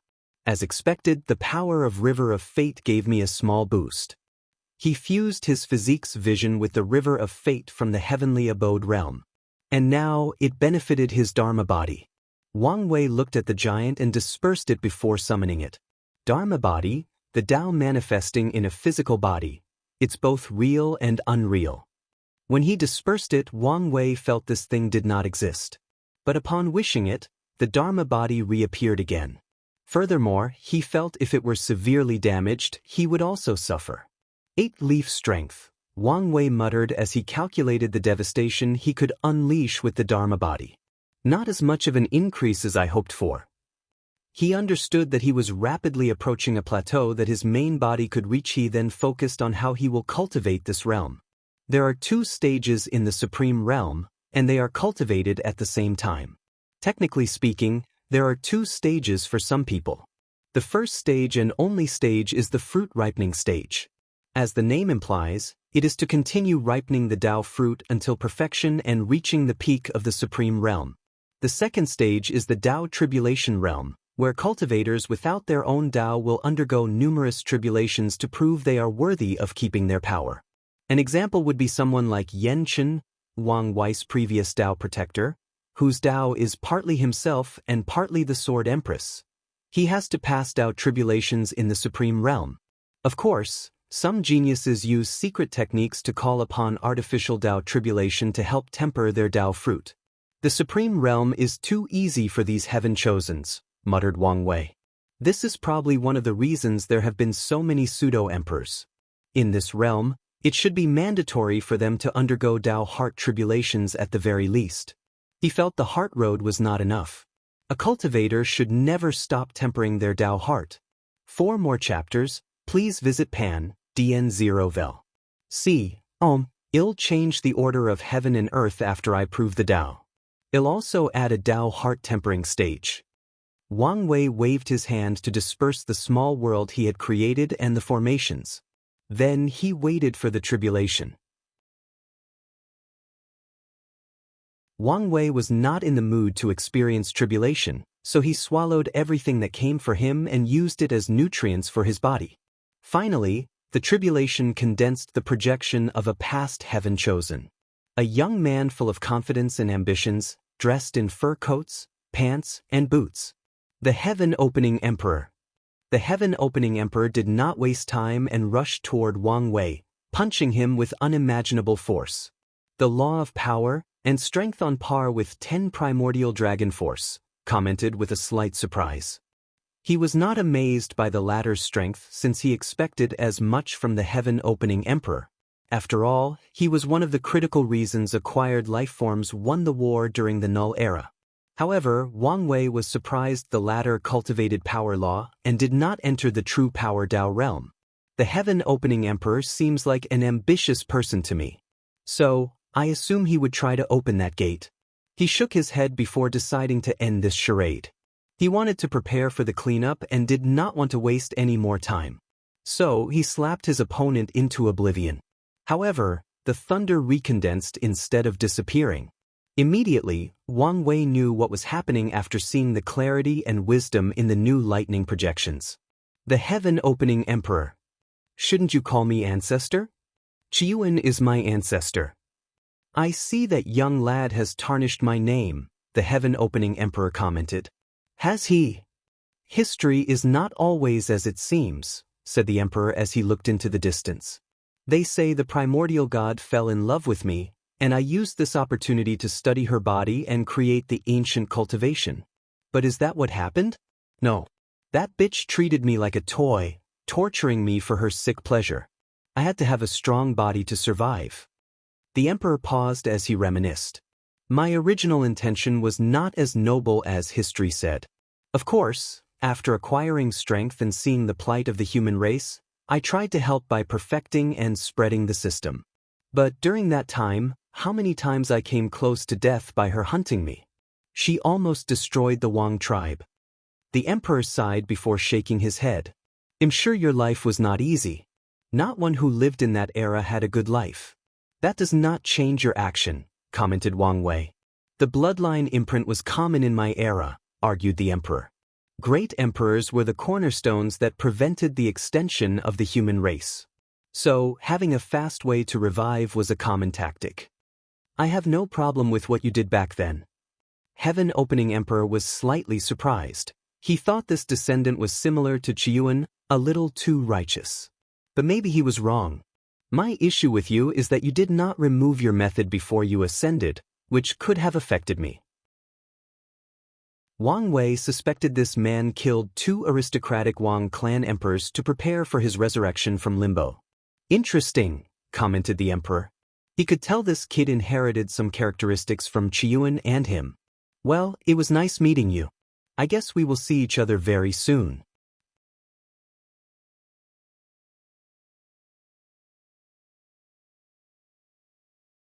Heavenly Book. Wang Wei's reaction to the heaven-opening emperor has everything to do with trust. He can trust his ancestors to some extent after analyzing their deeds, interacting, and his wife's personal experience with them. Nevertheless, he would never completely trust them since the number of people he trusts completely can be counted on one hand. As for the heaven-opening emperor, he is in the category of people Wang Wei can trust once he is on the same level as them, with no overwhelming power disparity. Once that happens, he has no trouble reuniting the Wang clan for his benefit. He looked in the distance before disappearing and returning home. He first went to check on Li Jun and the others. He did show them the memories of what happened in the science and technology world, since he did not want them to be affected by the taboo. Wang Wei did not know the extent of Hongjun's protection, which would probably not extend to the people he loved. So, he would only show his wife since she might be safe from the taboo. How did it go? Asked Li Jun as he handed him some tea. Pretty well, replied Wang Wei before explaining his mortal dust. What about yours? Pretty standard. I became a murderous psychopath, a mighty general, a conqueror, and a battle-addicted martial artist. The only interesting aspect was when I was a corpse and worked in samsara for your life-death incarnation. That should have been quite the experience. What about the 8-Extremity Foundation? It worked. I did what you told me and sent all my clones to the space-time incarnation. They are now all quasi-emperors after cultivating in a parallel timeline. What did Liling decide? She said she wants to take at least try. Wang Wei nodded. Yan Liling's talent is better than Li Jun despite being way weaker than him. So, she wanted Wang Wei to preach existence to her and see if she could walk the 9-Extremity Foundation. Wang Wei also plans to do the same for his mother. He wants his mother to have the strength of 7 Leaf before proving the Tao. She has to have the power of a failed 9-Extremity Foundation. And he's prepared to go to extreme means if necessary. He chatted with Li Jun for a while before seeing his father. Once he reached the Wang clan's mountain, he saw the latter fishing before a small pond with a dazed look. "Are you all right?" he asked as he sat next to him. "Oh, you're here," replied Wang Tian. "I'm fine, just thinking about something." "Where's Mom?" "She went back to her clan." "Is everything all right?" "No, just a normal visit." "I see. So, what's on your mind that you did not even go with her?" Wang Tian sighed before explaining the situation with the Sword Empress talisman. "In other words, you're conflicted about tempering your body despite the ancestor giving you her wisdom that the body is necessary for the future path of cultivation?" Wang Wei wanted to curse. These swordsmen were too stubborn. "I know you think I'm inflexible, but things are not simple. I am now over 900,000 years and for all my life, I've held the belief that swordsmanship is all about giving up everything for offensive capabilities. How can I easily change? You should also understand that the ancestors spent innumerable Yuan epochs to learn this lesson and shares that wisdom with you. Shouldn't that count as something? It does, hence why I'm conflicted." Wang Wei took out a wine jar from his space ring and took a big sip, not hiding the frustration on his face. "Did she leave her consciousness in the talisman?" "Yes." "Did you ask her the question?" "You were right. Ancestor Chiyuan did preach existence to her, and she achieved 9-Extremity. "What level?" 2 root. "The reason for failure?" "Her body was too weak," Wang Tian replied with a bigger sigh. "So, are you prepared to walk the same path as her? With your talent and my guidance, achieving 5 root should not be a problem." I don't know." "Well, figure it out." Wang Wei disappeared and returned home to see his wife. "These pure swordsmen are truly the most stubborn people I've met. The older and more powerful they are, the worse they become," Wu Hong replied. She also suffered this frustration when she tried to convince Sword Empress to temper her body. The latter did not change even after losing to her. "Wife, I miss you." He hugged her for more chapters. Please visit Pan, DN0 Vel. C. Did you not see me in your last mortal dust? I did, but it was only a projection. Speaking of which, will it be a problem if you know what happened in the science world? It'll be fine. She herself is an anomaly. Although her powers and memories are limited, she still has some privileges. Wang Wei then shared everything that occurred. Your game analogy is quite the perfect way of looking at things, commented Wu Hong. However, you underestimate the players who condense Fate Star. Oh, is there something I don't know? After condensing the Fate Star, they will undergo an awakening where they experience the essence of the universe or the essence of the Tao. The result of this process is a terrifying ability that you would refer to as cheatability or golden finger back on Earth. Wang Wei's mouth twitched. Is it that bad? It varies based on the individual. But I remember one of the scariest Fate Stars I met, continued Wu Hong. Heavenly Book Paragon, a peak paragon and controller of the Heaven Grand Tao Source. She squinted her eyes. He is one of the few people I've never defeated in my life. And honestly, during our fight, I don't think he fought me with all his strength during our fight, yet we tied. He's that good? Do you know what his ability was? It was a novel. You have to give me more than this. Let me finish, replied Wu Hong before pinching him. Imagine your life was a story written from birth until you become a paragon and beyond. Then the author of that novel reincarnated in his own book. What would it be like? The author would know all the secrets of the universe, all the best scriptures, talents, fortunate encounters, etc. He could use them to rise to the top in a quick, efficient, and terrifying manner. That's what his ability was. He had a novel that contained all the knowledge of his chaos world, and he used it to his advantage. Wang Wei wanted to curse. People are often jealous of his talent and background. But compared to someone like that, he was nothing but dirt. Don't be jealous, he earned his ability. Even so, replied Wang Wei with gritted teeth. Is it too late for me to become a fate star? It's impossible for you. Why? You were never a mortal.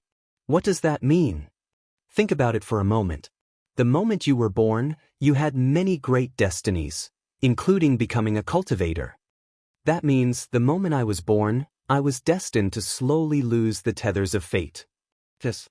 Albeit contradictory, that's how it is for all cultivation geniuses and heaven-chosens.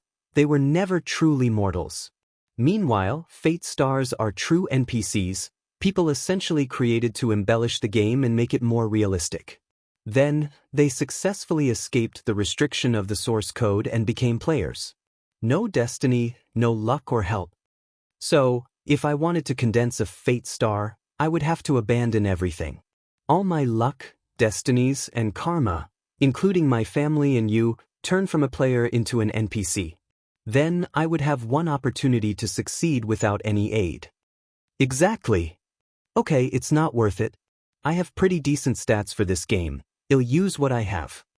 Wise choice, said Wu Hong with a brilliant smile as she caressed under his chin. By the way, what happened to Heavenly Book Paragon? Is he also in limbo? Probably not, since he refused to participate at the last minute. Wang Wei squinted his eyes. What are you going to do next? The cleanup should start soon, replied Wang Wei. He guessed most heaven-chosens were now using time acceleration to the limit to catch up and be prepared for the cleanup. You should prepare that things will not be as simple as it seems. Indeed. Are you coming with me? No. My presence might make things more complicated. She had an inkling of the reason for the cleanup, but she was unsure of the detail, nor did she care to inquire. And she also felt things might become more complicated if she appeared. Wang Wei checked on Wang Ju to prepare for the upcoming events. He then checked the alliance with the demon race and ensured no problems. He did his duty as sect master. A little over 200 years later, Heavenly Tao announced the beginning of the cleanup. So, he flew to the lifeless domain along with everyone else.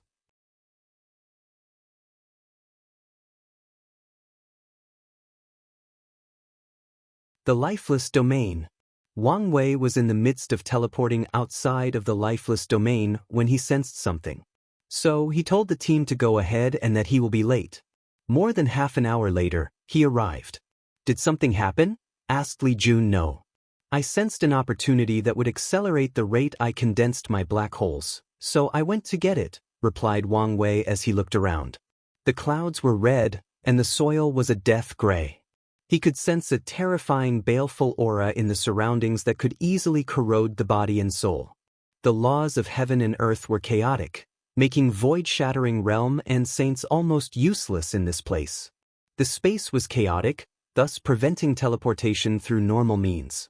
What a terrible place, commented Wang Wei as he looked at a humongous red door not far, and all the heaven-chosens gathered around. Really? I like it, commented Li Jun. Of course you do. This place is like a small haven for you, commented Yan Liling. These baleful auras are a booster for someone who cultivates Slaughter Dao. I wouldn't say it's a haven. Wang Wei ignored the couple as he observed everyone present. All the heaven-chosens in this generation were here, many of which he had never seen or interacted with, but he had a file about their information. Su Shi is not here. Is she late? Wang Wei continued to look around before his gaze on Mo Xingyun, and he suddenly appeared before her, catching everyone's attention. After all, who does not know the man who is said to have the highest chance of proving the Tao in this generation? A puppet, said Wang Wei after observing for a while. There is no. She did not finish her word as Wang Wei snapped his finger, and she exploded into 1,000 pieces. You can leave or suffer the same fate as the construct, said Wang Wei to the people of the Mo clan. You can't do this? Yes, I can since I did not break any hidden rules. He snapped his finger, and these people disappeared, teleporting them to some unknown place and also sealing them. Wang Wei knew his actions would not prevent the Mo clan from getting their hands on a token since they could still enter after him or better yet, take a token from some poor soul. After all, Heavenly Tao did not explicitly state that a token was linked to the person who acquired it. The entire token situation is not even clear yet to everyone. Wang Wei ignored the stares around him and walked toward someone else. Little rat, I thought you would continue to hide. Sir Wang Wei, this is the first time we have met. Have I offended you in some way? Replied Yu Zhou with a confused look on his pure and innocent face. And he was not the only one. The people from the soul race were also wondering what's the contradiction between these two. You know me better than anyone, so you should understand I will not let societal pressure like status, custom, or public image dictate my actions. So, what's your reliance? Some other heaven chosen might be worried about the image of the Tao opening sect and how suddenly killing someone for no justifiable reason might cause trouble.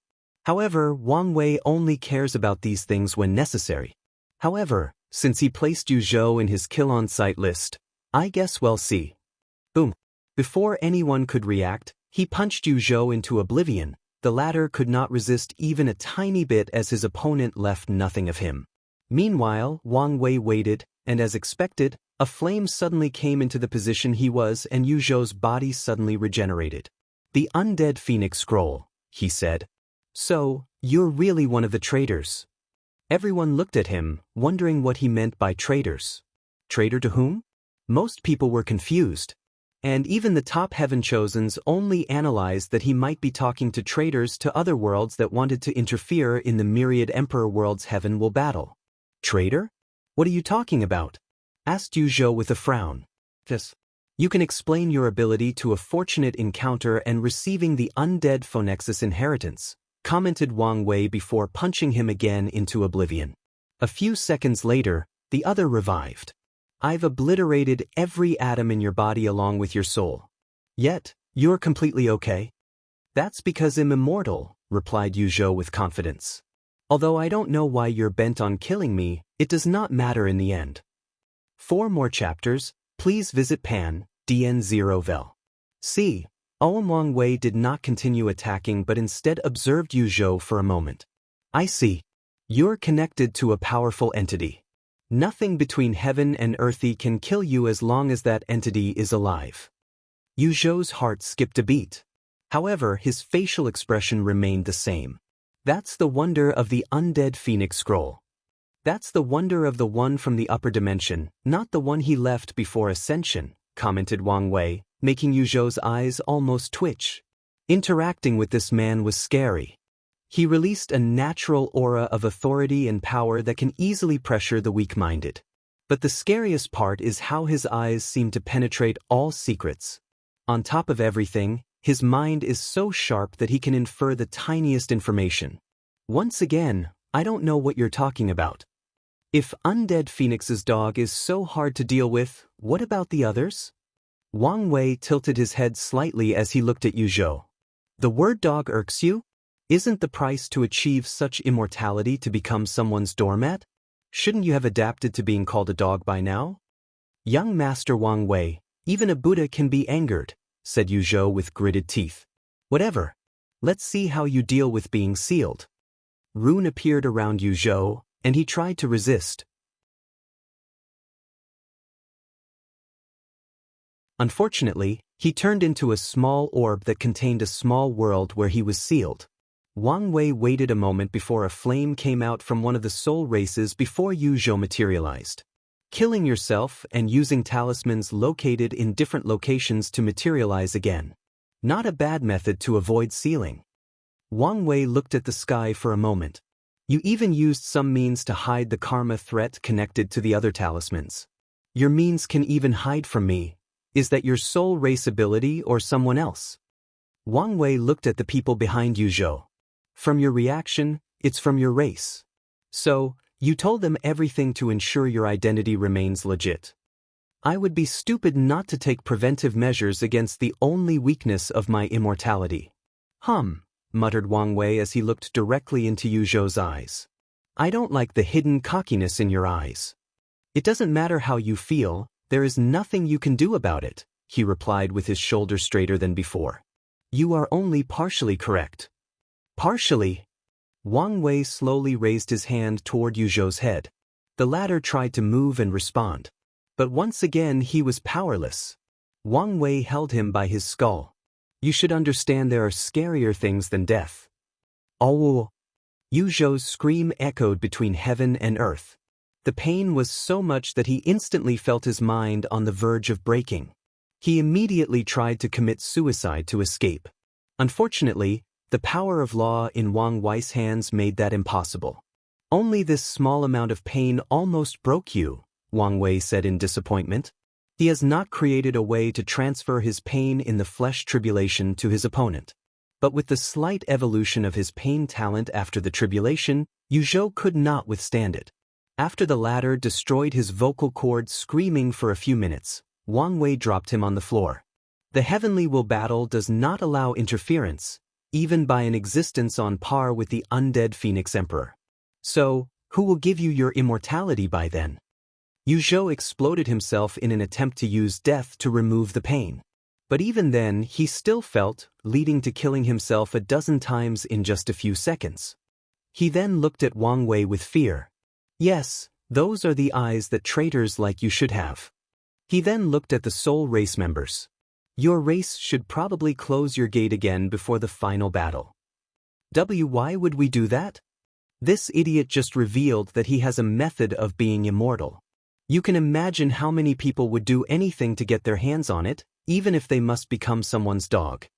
Their faces changed. Some emperor lineage and even hidden old monsters would pay anything for such an opportunity. Yuzhou's face changed as he immediately realized Wang Wei's plan. With the information he revealed, he would raise the soul race's suspicions. Then he revealed his immortality, forcing them to close their gate and limiting his movement and resources. And if he abandons this identity, he will become more suspicious. Not to mention, he will have to hide from immortal powerhouses interested in his immortality. No eternity. Wang Wei turned around to look at someone who was observing him not far away, Di Tian. Their eyes met, creating sparks.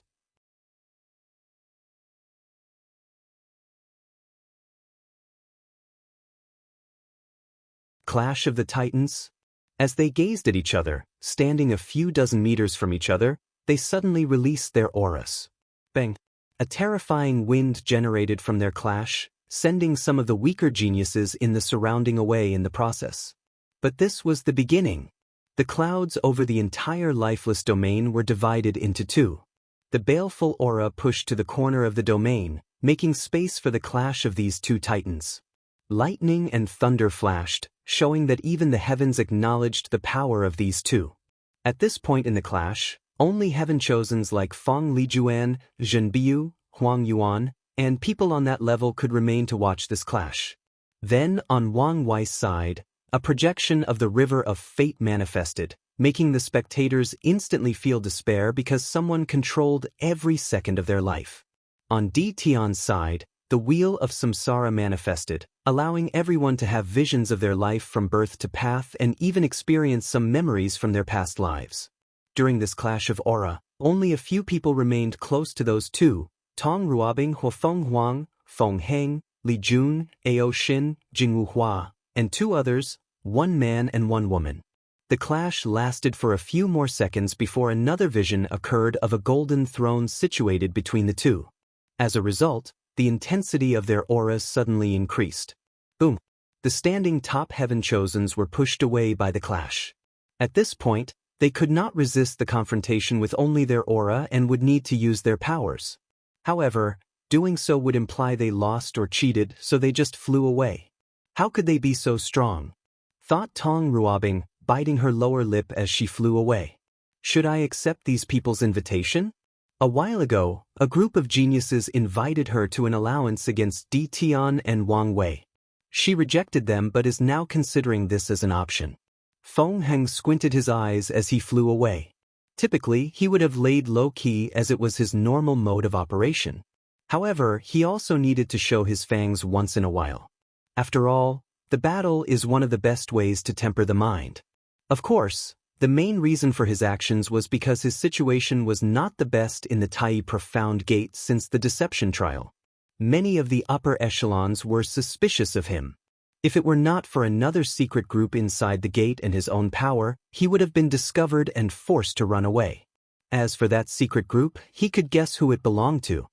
He looked at Wang Wei's display of his might with countless thoughts flashing in his mind. The other also flew away from the center of the clash. And each had their own thoughts regarding this battle. Meanwhile, Wang Wei and Di Tian continued their conflict. The Golden Throne moved back and forth between them, with one having the advantage only momentarily.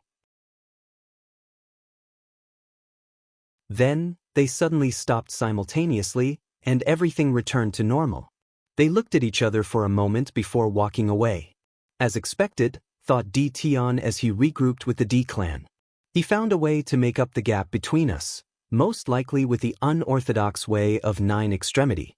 Now, the question is, will he break the limit? By all odds, there should be no way for this to be possible. After all, 9 Pillars was someone above the Emperor realm and spent countless epochs before discovering a unique treasure that would allow someone to reach 10 extremity. And since this treasure does not exist in the lower dimension, there should be other ways to achieve 10 extremity. As long as it's him, there is a possibility, thought Di Tian. I should have gone above and beyond to kill him. His aura is different, thought Wang Wei. It's more ethereal and noble. Did he find a way to reach 10 extremity? If that's the case, I cannot be as relaxed as I used to be. He reunited with his group before using his divine sense to communicate. He's acting outside of my expectation. Yu Zhou? Asked Tai Gang. Not him. Yu Zhou was a disappointment. He first acted calm and collected but lost his bearing after being called a dog.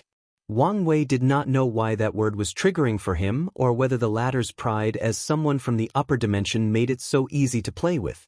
I thought Di Tian would have allied with these traitors, added Wang Wei.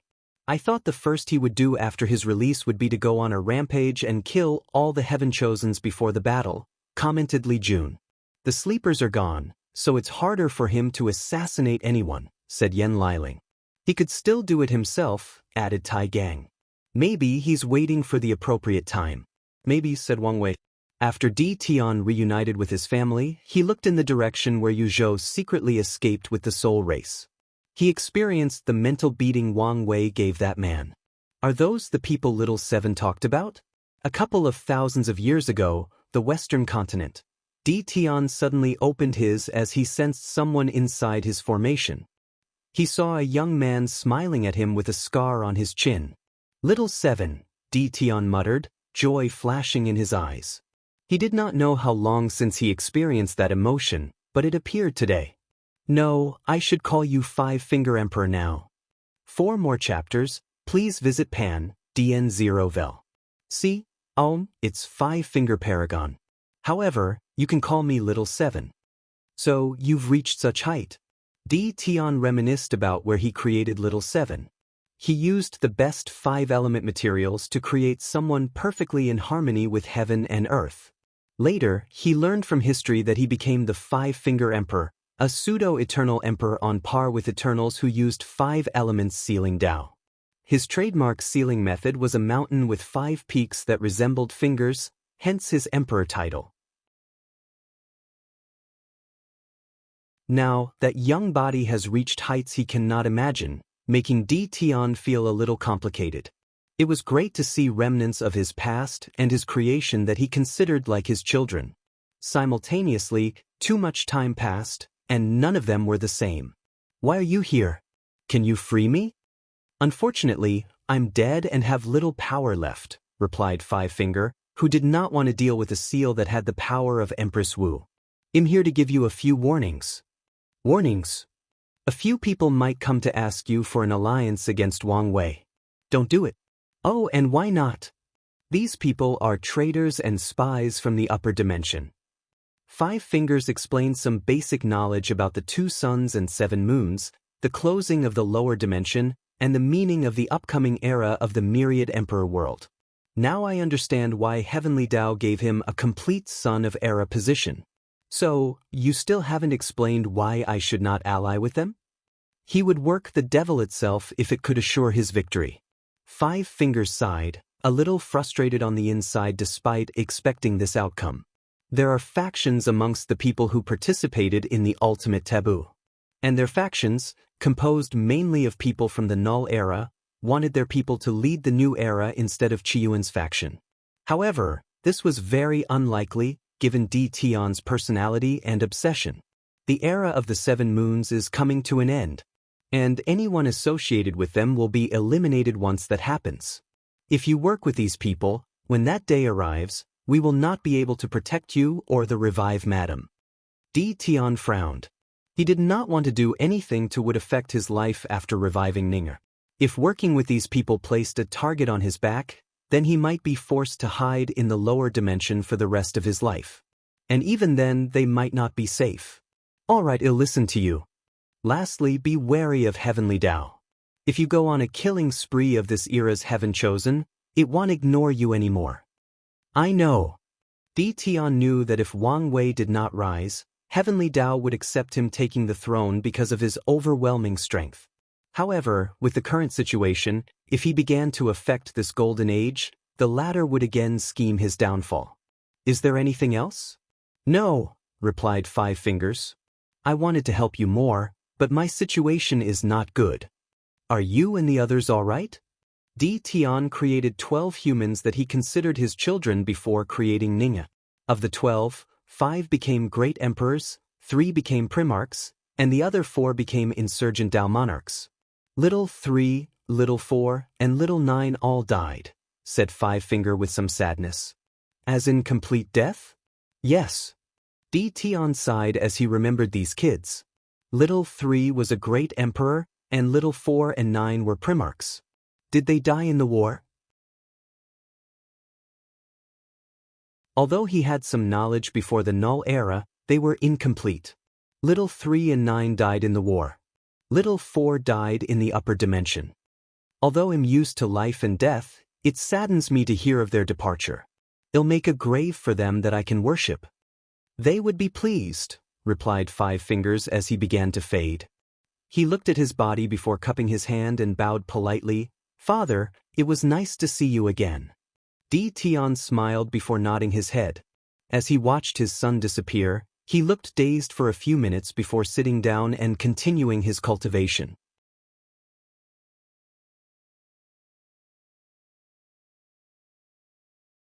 Defamation. After this intense battle, many people could not help but look at these two with horror, especially Di Tian. Most people thought he had ceased to be a viable candidate for the throne. But after disappearing for more than 100,000 years, he showed up to declare the throne was his, and only one other person may stop him. At this point, they all have the same thoughts. Do whatever is necessary to get rid of the two. It could be poison, alliance, formation, or assassination. Some daring one even thought about breaking the Immortal Avenue Pact and asking their faction to send some of their immortal ancestors to get rid of these people. Di Tian calmly looked at everyone's reaction and guessed their thoughts and planning for the future. I need a powerful general. He foresaw the possibility that the battle between him and Wang Wei might be very close. And such a battle, anything could tilt the result. He did not care for these people's alliance and used cannon fodder to try to kill him. However, if he has to spend time dealing with them, it would mean his origin essence, spiritual power, and stamina are not at their peak. And in a battle of such magnitude, the slightest difference could mean losing. So, he needed someone to deal with these people and ensure he remained in peak shape. Of course, he was not the only one who came to this conclusion. Wang Wei predicted this possible outcome long ago. Hence the reason he wanted Li Jun to reach immortal venerable strength. You know what to do, right? Don't worry, replied Li Jun. None of them will touch a hair on you. You will be in perfect shape before you fight him. What about you? Asked Wang Wei. I've practiced the secret technique you gave me, replied Tai Gang. With Yen Liling's pills, I can pay a certain price to achieve immortal strength. Very well. Wang Wei nodded before continuing his observation of everyone present. Chen Chen from the Origin Weapon Mountain was not here, but he was not surprised since his Fate Shadow Guard told him of his departure. Su Shi is also absent. However, he did not have any information on the latter. He knew the academy had a plan to deal with her obsession with Lin Fan. Unfortunately, only the headmaster and a few people knew of the plan and its outcome. And the academy has kept its mouth shut on her fate. Regardless, their people were here to acquire a token for her. Besides Tong Ruobing and the Origin Weapon Mountain, the people from the other main profession factions did not show up. Wang Wei expected Lu Cheng from the Origin Pill Dao sect to suddenly rise after the inheritance of the Flame Emperor. As for Wu Ming from the Origin Rune Palace, he guessed this guy was probably trying to destroy the faction from the inside. Xiao Songshi was giving him a complex look. After a quick analysis, he could guess the reason. The Star Sage bloodline of the Baishi clan told him how to win this generation's Heaven Will battle. And the answer is simple if you think carefully: kill him and Di Tian or cultivate the Nine Extremity Foundation. Killing them would require an almost impossible elaborate plan or breaking the Immortal Avenue Pact and asking an insurgent to take action. However, such an act would have political ramifications that would lead to the destruction of the Baishi clan. So, Xiao Songshi is bitter since he knows his chances are slim to none. Wang Wei then focused on Yi Lianxing, Heaven Chosen from the Deep Squid race that called himself the Abyss Squid. He was one of the people who remained standing beside Tong Ruobing and the others. This guy gives me a creepy vibe and a dangerously family aura that I cannot completely identify. I should place him on my killing list. Wang Wei calculated he could probably kill 1 or 2 more people before affecting his Era Sun title. And he is pondering using it on Yi Lianxing as his intuition told him this man had a secret that could become a variable in the upcoming battle. Let's observe for a while. He did not want to rush into something and die because of the unknown. He was not stupid or cocky because of his strength.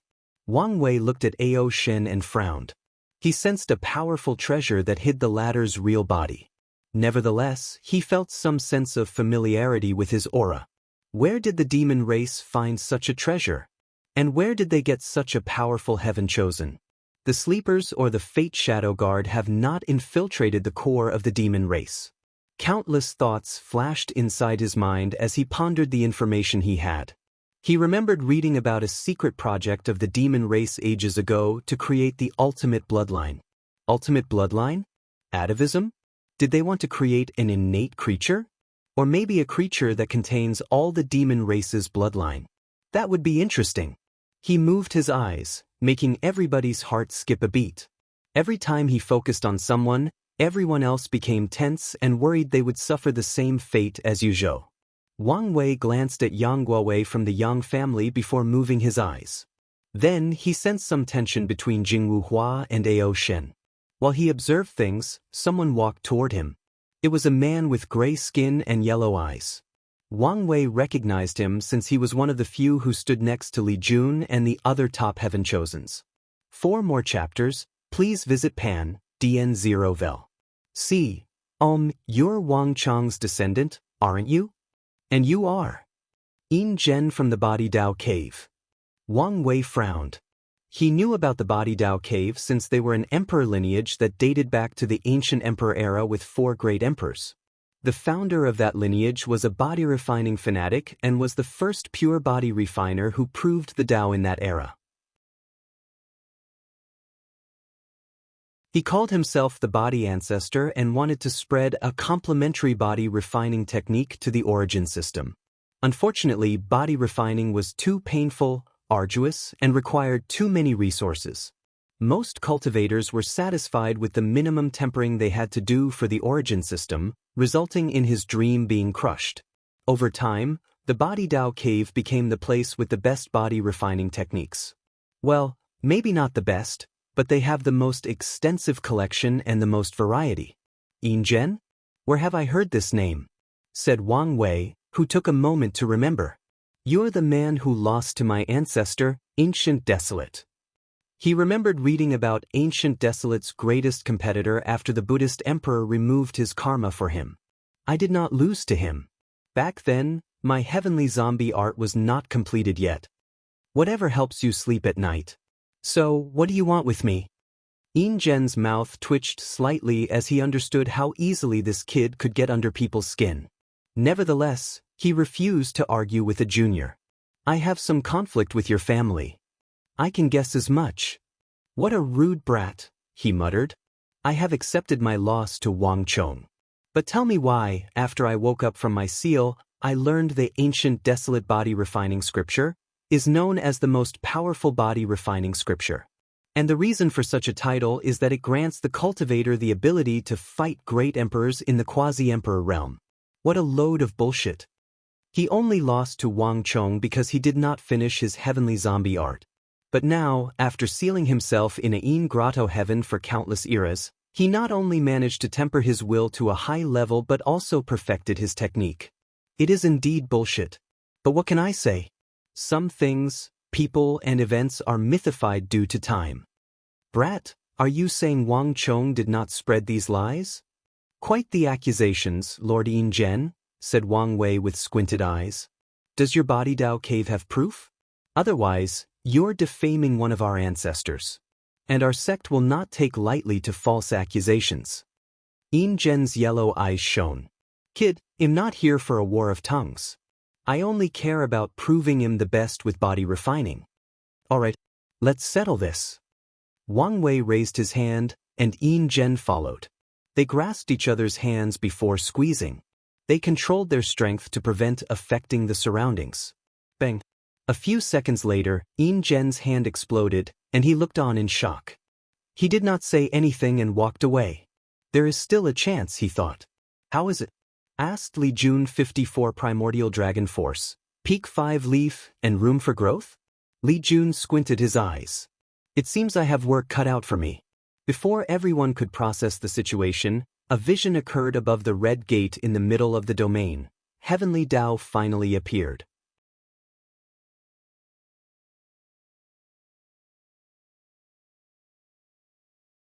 Oddity. Numerous lights flew from the heavens before floating before all the participants. They were all a token with the characters, Heaven Will, inscribed on them. Wang Wei held his token and observed it. As expected, it's not linked exclusively to anyone.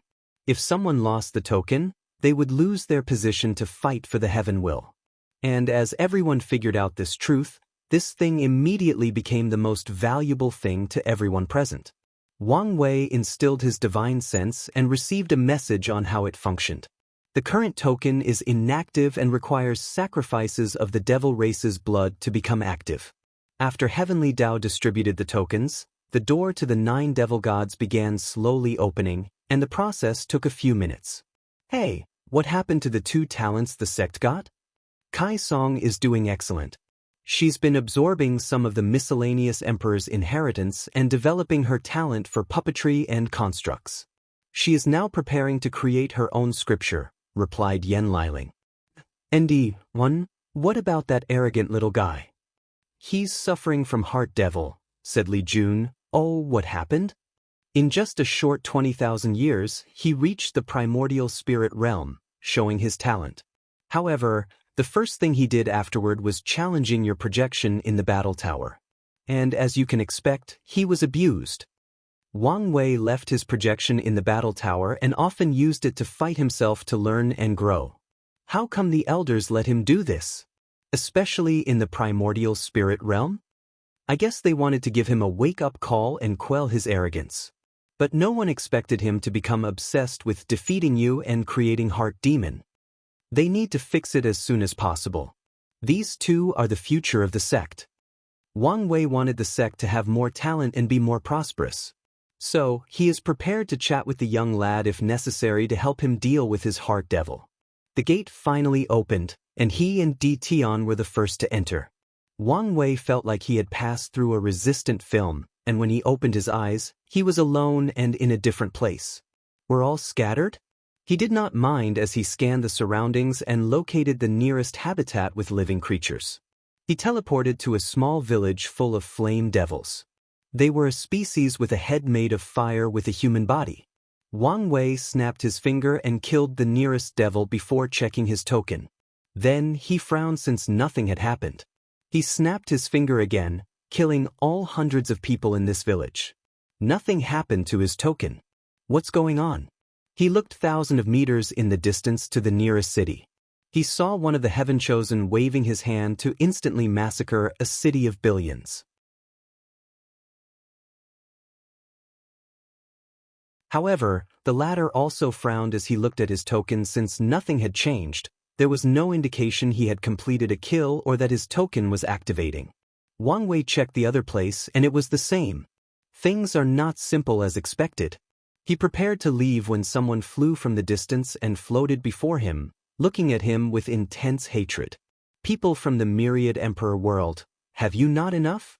Have we not suffered enough for the actions of our ancestors? If you devils had conquered the endless void, you would do worse than this, replied Wang Wei. But we did not. We lost and paid the price for 2 eras. Shouldn't be enough? Maybe it is. Unfortunately, no one wants to test whether you have truly changed or would revert to your former self after recuperating. This is not about preventing our rise. No, this is plain cruelty, replied the devil. If you guys truly care about that, you should have wiped out our race and taken us out of our misery. The devil looked at the destroyed village, tears falling down his eyes in the shape of lava.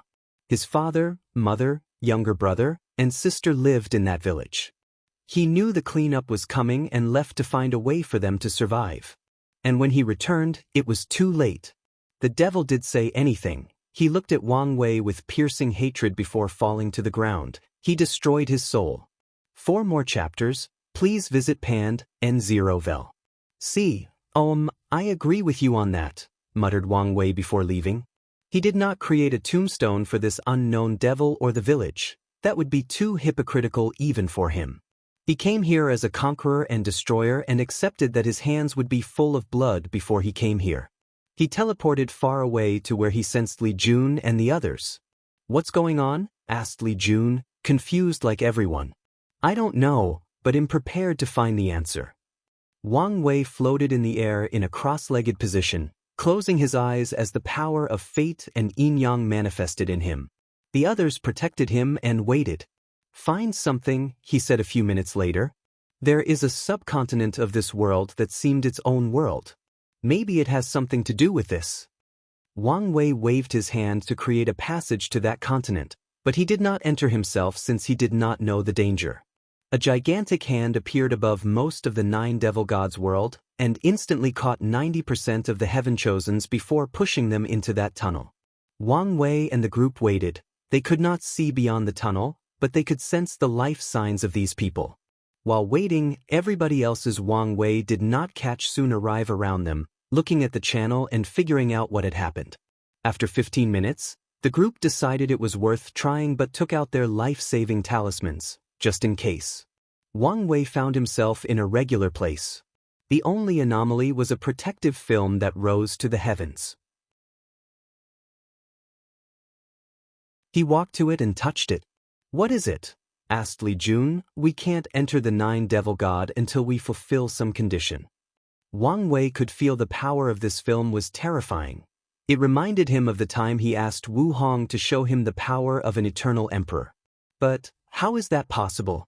Heavenly Tao of any world will only reach 2nd-class emperor and barely 1st class. It seems that an anomaly did occur in this world, said Yen Liling as she tried to know a veil to look beyond this veil. The situation is worse than you think. Whoever laid this film should have the power to hide this small world completely, said Wang Wei with a frown. But they did not. Is it the surviving devil gods? But they should be in a weakened state. Even if they sacrificed all their powers, could they do something like this? Added Tai Gang. Could they have revived? But that would mean they removed Empress Wu Seal and all the other emperors who reinforced it, said Li Jun. Could it be the people from the upper dimension? The revival of the devil race does not benefit them since they would need a long time to recuperate and pose a threat to anyone. Plus, even if they did return to the peak, no plane would let them achieve the same thing again, analyzed Yen Liling. Time Eater, Undead Phoenix, and Disaster Paragons should have lived in the upper dimension during the True Devil's catastrophe. They should know the terror of a revived devil race. Furthermore, if they removed the seal, they might offend Wu Hong, who should be quite the deterrent even in her weakened state. However, her state can also make them bolder and do things they normally would not. Wang Wei realized he did not have enough information to analyze the entire situation since there were too many variables and possibilities to consider. Although the 7 moons appeared on the surface as greedy, selfish, and power-hungry people, each individual has their own goals, ambitions, desires, and schemes. They can only be considered a loose alliance, which was good for Wang Wei once he tried to dismantle their rule. However, it also makes it more difficult to calculate some of their thought patterns and motives for doing anything. And if he considers that some of them usually act individually outside of the group's interest, it becomes even more complicated. While everyone was walking around to determine their next step, a sudden change occurred. Everyone became on guard since they sense a power similar to Heavenly Tao. Wang Wei frowned since he knew Wu Hong sealed the Heavenly Tao of the 9 Devil God world. Above the sky in their isolated area, characters began to appear. The first made a phrase that seemed to be a title, followed by 4 floating characters hanging above everyone's head.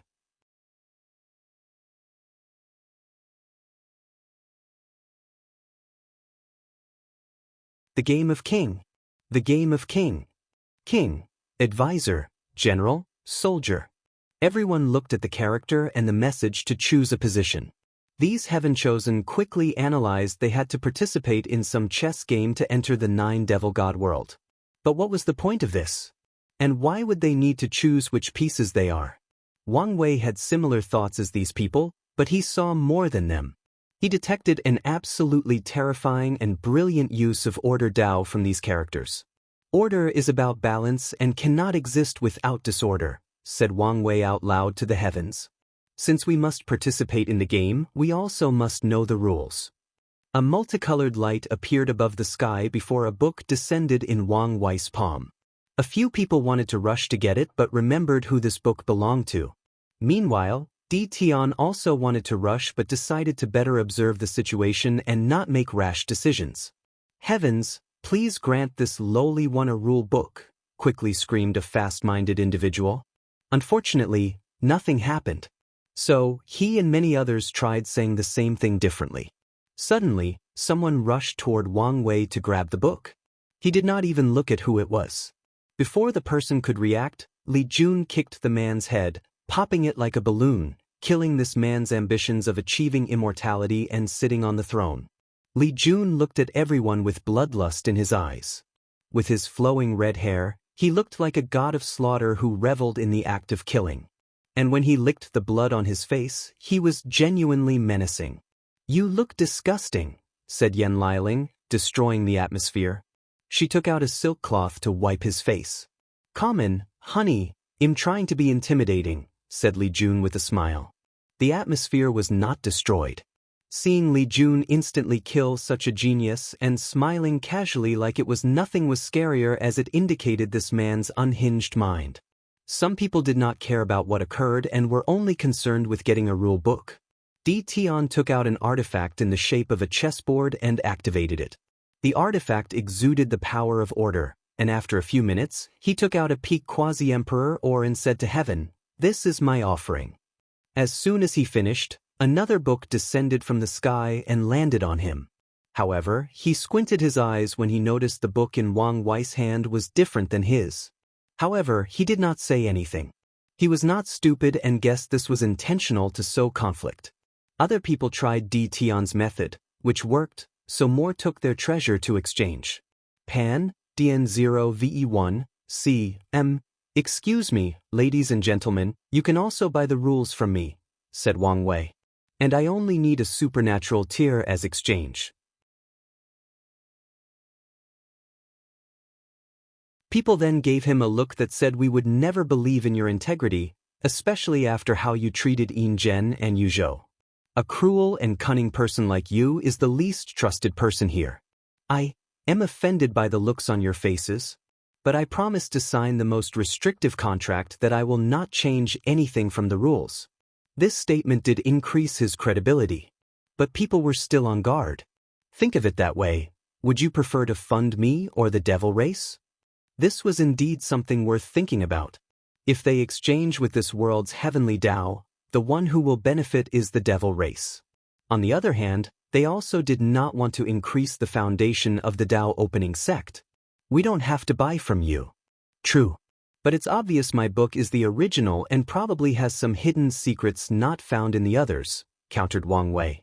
Many people debated, and in the end, many decided to buy from him. The others continued to buy from Heavenly Tao, and Wang Wei shamelessly called them traitors. As for the others, they bought from the few people who exchanged after Di Tian. As for Di Tian himself, he had an unapproachable vibe, so everyone left him alone. Wang Wei made a decent profit, and he kept his word. Of course, the contract he signed also stated these people could not sell it to another person. Then, everybody collectively after reading the rule book because of how strange they were. The first sentence was about how anyone who entered the continent needed a role: king, advisor, general, and soldier. The book indicated the rules and restrictions of each role. King can only fight another king. Kings cannot kill generals, advisors, soldiers, or others. Kings can have up to 5 generals. Only kings can fly. The advisors are responsible for logistics, transportation, and other miscellaneous responsibilities. General leads the soldiers.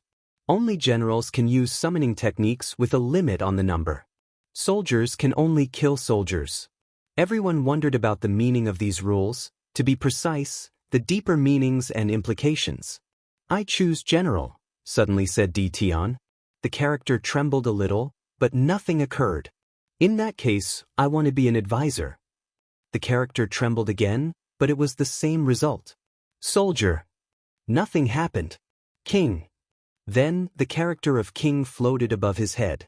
Everyone tested this anomaly and discovered 5 people who could only become king: Di Tian, Wang Wei, Yin Zhen, Feng Heng, and Yi Lianxiang. What is with these rules and nonsensical restrictions? Asked Tai Gang. It seems the objective is to prevent us from slaughtering too many of the devil race, commented Li Jun. The vagueness of the rules is to give the devil race an advantage, analyzed Yan Liling. They are probably used to this mode of battle and overwhelm us on experience. Furthermore, we probably do not know all the rules. Liling is right. The rules we have is only because of the disorder balance. However, there are probably hidden rules we have to discover ourselves. So, what do we do now? Return to prepare for this game? Asked Tai Gang. I don't think we have a choice, agreed Li Jun. No. We will use the barbaric method first, said Wang Wei. 4 more chapters, please visit Pand, N0vel. See, you want to use brute force to break the film? Let's gather the entire world and see what happens. The group left through the space channel before returning to the Myriad Emperor world. However, the moment they landed, their entrance token changed. The characters for King and General appeared with a message asking for a choice. King can enter the battle and bring people with the number based on the activation level of the token. The General is connected to a king, and killing devil races will contribute to activating the king's token. Things just got more complicated, stated Tai Gang, and he was correct. Yes. Heavenly Tao seems to accept this game of king as part of the heavenly will battle. So now, trying to use brute force equals intervening in the final battle, said Li Jun with a frown. Why would it accept such a nonsensical game? Asked Yan Liling. A new and prosperous era is coming. Heavenly Tao may want the next emperor to have power and display leadership, charisma, and strategic capabilities. That's a reasonable explanation. But are things as simple as that? Probably not. Let's go home first and prepare, said Wang Wei as he felt the same way. Things were not that simple. However, before they could even leave, the token sent another message. Everybody had 3 days before the start of the game. It's one thing after another, complained Tai Gang, and everybody agreed with him. After returning home to analyze the rules, Wang Wei sensed something and teleported to Wang Clan Mountain, where he saw a worried look on his mother's face. "What's wrong? I think your father might be developing heart demon." Wang Wei sighed. "I'll talk to him." He flew to the fishing river, and his father was in the same position, and he appeared to have been there since their last meeting. Wang Wei could feel the chaotic emotions emanating from his body, even affecting his spiritual power. "What's going on with you?" he asked as he sat next to the ladder. "I've been thinking about the situation and trying to convince myself," replied Wang Tian. "Then, I suddenly thought how you would be disappointed in me if I made the wrong choice and the situation escalated. You don't have to worry about my disappointment. This is about your cultivation path, and I will accept and support whatever you choose." "But you will still be disappointed." "Yes, but that's not important, is it?" reassured Wang Wei. "Remember when I was a kid, and I refused to become a swordsman? You were disappointed in me, but you still supported and loved me, and I respected you for that." "That's true," replied Wang Tian, smiling a little as he reminisced. And in the process, his breathing became smoother. "I still cannot make a choice. Let me ask you something. You believe in your pure swordsman path, correct?" "Of course. Let's imagine a scenario. Two identical swordsmen with the same talents studied the same techniques, fought the same battles, had the same state of mind, Dao heart, battle IQ, etc. One is a pure swordsman, and the other trains his body to the pinnacle. Who would win? The body one, of course. Why? Because of his defense. Shouldn't the pure swordsman overcome the latter's defense? Isn't that the core of your ideology? Overcoming everything with the most powerful attack.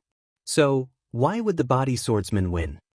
He would win because his body would allow him an even greater attack power. He would become the ultimate sword, an unbreakable sword, a sword without weakness.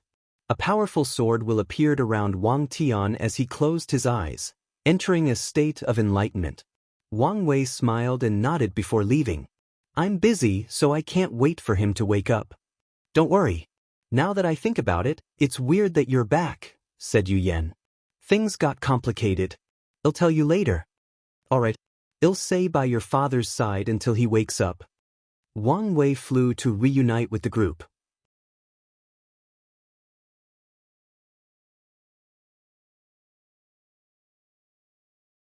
"Start of the game. How is it going?" asked Wang Wei as he entered the room. "We've asked the elders to begin the troops' mobilization and we are now analyzing the rules," replied Li Jun. "Is everything okay on your side?" "It's deal with. What do you guys have so far?" The advisors seemed the most useless of the roles based on the description only. However, it appeared second when the roles appeared.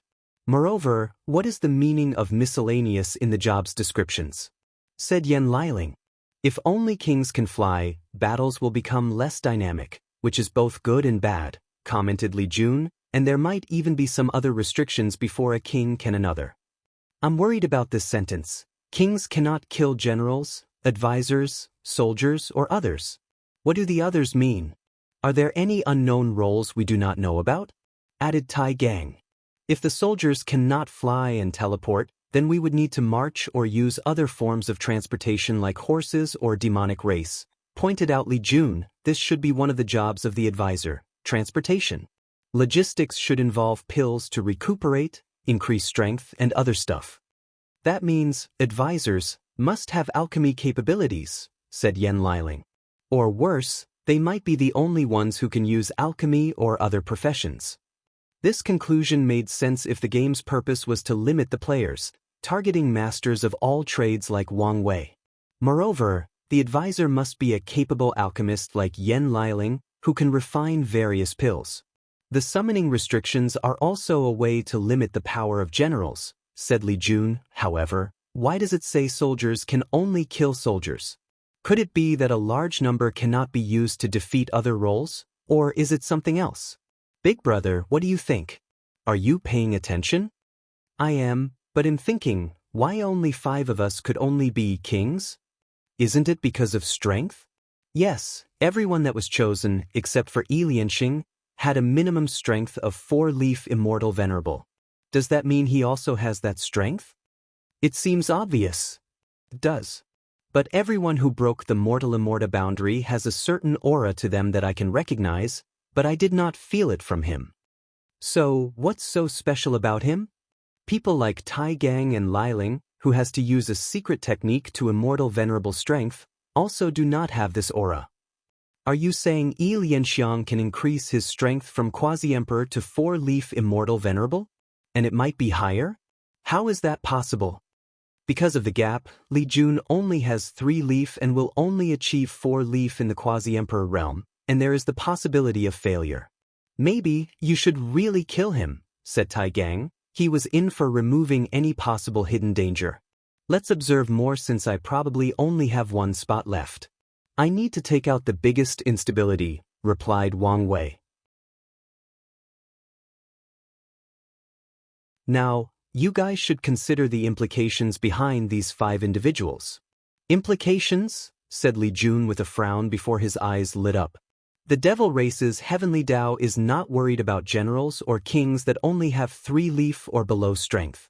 So, that's the reason I could be both a king or a general. Exactly. This game might be more difficult than we expected. Indeed, said Wang Wei, motioning for everybody to quiet down. He closed his eyes and began to calculate and do simulations, even using his future Buddha self. A few hours later, he said, "The advisor is the most important role in this game. Did you figure something out?" "Yes," replied Wang Wei before explaining the possible scenario he thought of. "That would change the dynamic of everything," commented Li Jun. He then looked at his wife. "You will have a lot of work." "It's fine. The automatic cauldron is perfect for this kind of scenario. Let's go prepare. Add a few more professions as soldiers," commented Wang Wei. "We might need them later." He then flew home to see his wife. "Whatever it is you want to ask me, don't. Pan, Hin 0 see, I haven't opened my mouth yet. It's your heaven will battle, so deal with it yourself." Sigh. "Can you, at least, tell me if there has been any heaven will battle like this one? I know there have been a few odd ones, but nothing as odd as this one. So, it is an anomaly." Wang Wei spent some time with his wife before leaving. He wanted to take the remaining 3 days to strategize and even do some last-minute training with his army. However, before flying away, Wu Hong said, "Be careful of Yi Lianxiang. What secret he is gives me a bad vibe. Do you know something?" "I feel like I do, but I can't remember." Like many others, such a person did not exist in the previous timeline. However, Yi Lianxiang's creepy aura reminded her of one of the few times she experienced terror as a paragon. Unfortunately, the memory is vague and distant. "I will be careful." After Wang Wei left, Wu Hong looked into the distance. "I can only use it once more, and it's already been planned." She shook her head, a little sad. For more chapters, please visit Pand N0vel. See. Meanwhile, Wang Wei regrouped with the others. They used his time chaos treasure to strategize and conduct training. The entire world was rapidly mobilizing for this sudden change in heaven will battle. Powerful generals instantly became extremely valuable since one cannot even acquire an entrance token without one. 3 days later, everyone gathered again at the starting place of the game. Wang Wei became the king, Yan Liling was the advisor, and Tai Gang, Li Jun, and Wang Ju were generals. Although they could choose 2 more generals from the sect, the group's strategy considered this. Tong Ruobing looked at Wang Wei's group and frowned. Why does he only have 3 generals? More generals meant a bigger army and a higher chance of survival. Is he too confident, or does he know something? She looked in Di Tian's direction and saw that he also only brought 3 generals. And like Wang Wei's formation, one of the generals seemed more focused on information gathering. Something is definitely off. Little did she know these people discovered some hidden rules to this game. Wang Wei used his intellect, while Di Tian used his wealth. One of the treasures he has was refined from the body of a Star Stage Bash clan. In his attempt to revive his wife, he consulted a member with a 5-star bloodline, and when the latter could not give the answer he wanted, he was not pleased. And because of his action, He had this treasure and became the sworn enemy of the Baishi clan. Wang Wei chose Ng for his entrance token, and the others chose General linked to his. I'm counting on you guys. Big brother, don't worry, we have your back. Wang Wei smiled before heading to the protective film.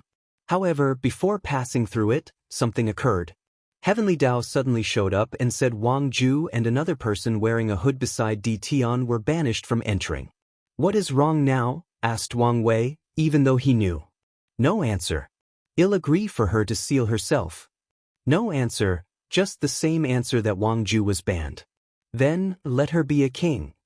Still the same. This is absurd. Wang Wei closed his eyes and used his Sun Era title to summon the myriad Emperor World's Heavenly Dao. He argued that the devil race should not allow changing the rules. Afterward, negotiations occurred between these world consciousness before they reached an agreement. A seal descended on Wang Ju and Di Tian's shadow, limiting their power. Wang Wei frowned, but he did not say anything else. The group then finally entered the film. They found themselves in an open plain with nothing in the distance. What is going on with Heavenly Dao? Asked Li Jun. I don't know, replied Wang Wei. Let's observe the surroundings for now. All right. Abundant spiritual qi, so the devil race should be thriving living in such an environment, commented Tai Gang. The question is how long this place has existed? And how much have they recuperated? Asked Li Jun. The surrounding space is weird, said Wang Wei as he tried to manipulate the space to no avail. As expected, teleportation is a form of travel that is prohibited. Liling, can you teleport? Yen Liling controlled her law to bend the space. No. I don't think it's what it meant with transportation. Maybe through teleportation? However, this might also be forbidden if your guess is correct.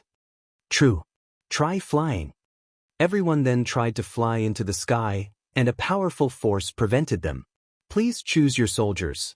These characters suddenly appeared, floating above this group's head. The group then summoned their legions, the Slaughter and Undying Legion. You have reached the maximum number of soldiers. Please be warned that spatial treasures will be forbidden from now on.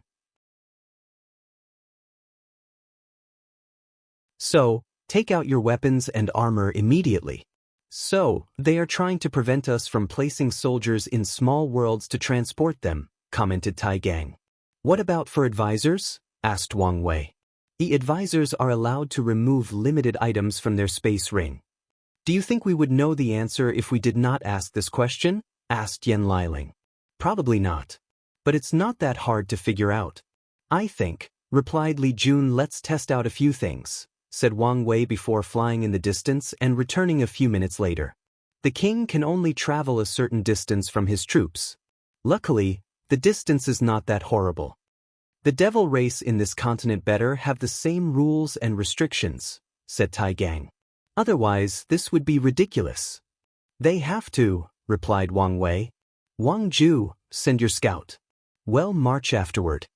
Wang Ju only brought the least amount of people in the group because of the previous tactics. A few hours later, she returned with some news.